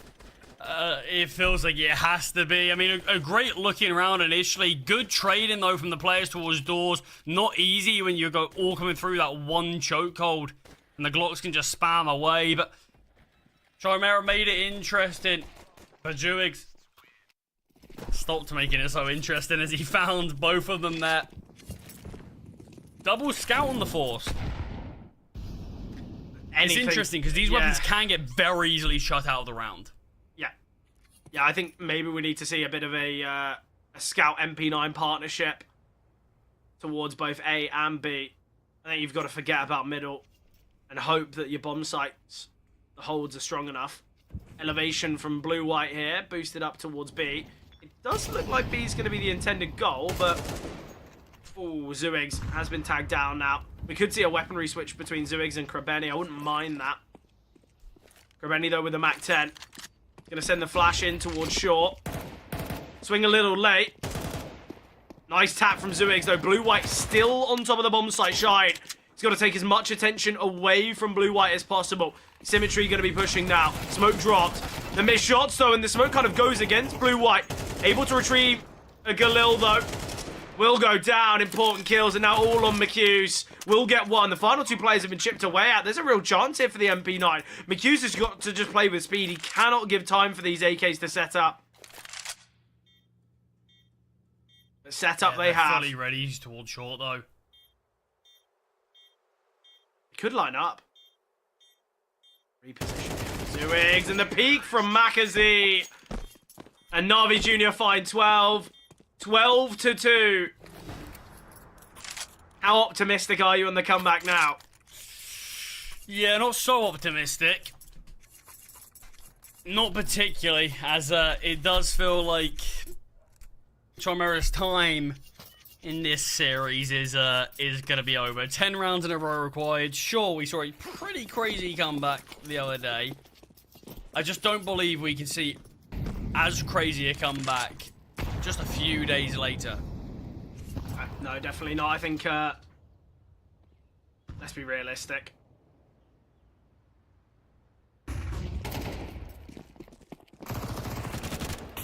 Oh, he stays to drop the molly. Could have actually got out of there, but just that slight turnaround slowed Demon down and did fall due to that. But it is still a 4-on-4. Nice shot from Zender there. I think if he gets the tag, we're looking at a very difficult round, but Zooigs, HE grenade should find him. And it does, so 2-on-2. Krabeni's in a great position here. Vilby seems aware of it. Ooh, not anymore. Symmetry's taking enough attention away. Krabeni, he's in an excellent position. If Symmetry can find this kill onto blue-white, the round is over. And he will. Oh, it is done, surely. And Vilby, yeah, it is done. Symmetry with a nice triple there. There's two players with 18 kills. Krabeni with 17. What? I mean, Demon's just sitting there with a lonely 5. He's vibing. He's having a good old time. I mean, look, you certainly can't blame him for that. What a performance that was from Na'Vi Jr. 2-0 fashion, only dropping 10 rounds in total, but that Mirage, a map that we've mentioned, they haven't played a lot this year, and when they have played, it hasn't been great, but what a coin flip that's been from what we've seen previously. Complete change of script and an unreal show in there from them. 13-2. What a start to the Swiss stage from them. Yeah, look, speaking of the Swiss stage, I believe we can bring up the current rankings of it, as we now have had all of the opening games. We have had the first 8 games of the Swiss stage, I believe. I believe it's 8. I want to say it's 8. Yeah, I think so. Not too sure. Yeah. But yeah, we've seen the outcomes. I think there's been one forfeit win, I want to say. I think GTZ got a forfeit win. But already we've seen a fair few positives. I think, obviously, we're expecting teams like Fnatic to be victorious. Same with the team like 500. But those final 2 games that we watched, we said that Na'Vi Junior Chimera should be quite close. We expected 9 Copenhagen Wolves to have a little bit more competition. And don't get me wrong, that 9 Copenhagen Wolves game, map 1, was very exciting. I think it really kind of set these final 2 games up perfectly. Yet we didn't really see that, did we, Charlie? And I think there's a lot of work for some of these teams to do now. You've got to look at teams like Sinners, like Copenhagen Wolves, Alaska as well. These teams that are 0-1 and the games were fairly dominant. We've got to say they have got work to do now, because, okay, yes, it is still just 0-1. It's not the end of the world, but it can very quickly, after the next series, you're 0-2, you've got to win 3 on the bounce, and that's where we're saying, well, now your chances are really slim. So I'm already very excited for the continuance of the Swiss stage. I want to be on every single Na'Vi Junior game that they play in the Swiss stage, because the exciting CS they have to offer is excellent. And I think for many people who will continue, throughout watching the whole of the event, I'd make sure to set your alarms for these Na'Vi Junior games, because the level of CS is so exciting, isn't it? But look, Charlie, any team you kind of want to point out that maybe hasn't performed so well so far? I mean, I think there's one that's pretty clear-cut. I mean, we probably could have pointed them out of the last series as well. It's going to be Ecstatic again. Yep. Don't get me wrong, the game against Fnatic was significantly closer than what we've seen in the past, and I've got to give them credit for that. But it does feel like it is just, again, it's another loss. It's another poor performance. They obviously went 0-3 in the last Swiss stage. This is a team that we know what Ecstatic can do on a good day, but it just feels like they've had a lot more bad than good recently, so there hasn't been a huge amount to talk about. And it's just been a little bit more disappointing from them. I hope we get to see them stabilize slightly, because they are a team that, I mean, look towards the end of last year, they had some brilliant performances. I mean, they were one of the teams that were brilliant to watch. It felt like they could completely catch up a good few teams. They could cause some big upsets, some surprises, but yeah, it just feels like we're not seeing the level that I've wanted, at least for these last two series. There's still plenty of time left in Series 18, though. So hopefully this is where we are going to actually see them step up from that 0-3 performance last time around and turn things around. Similar with what we mentioned with 9. Obviously, both these teams went 0-3, but already we've seen 9 win their first series in these last few.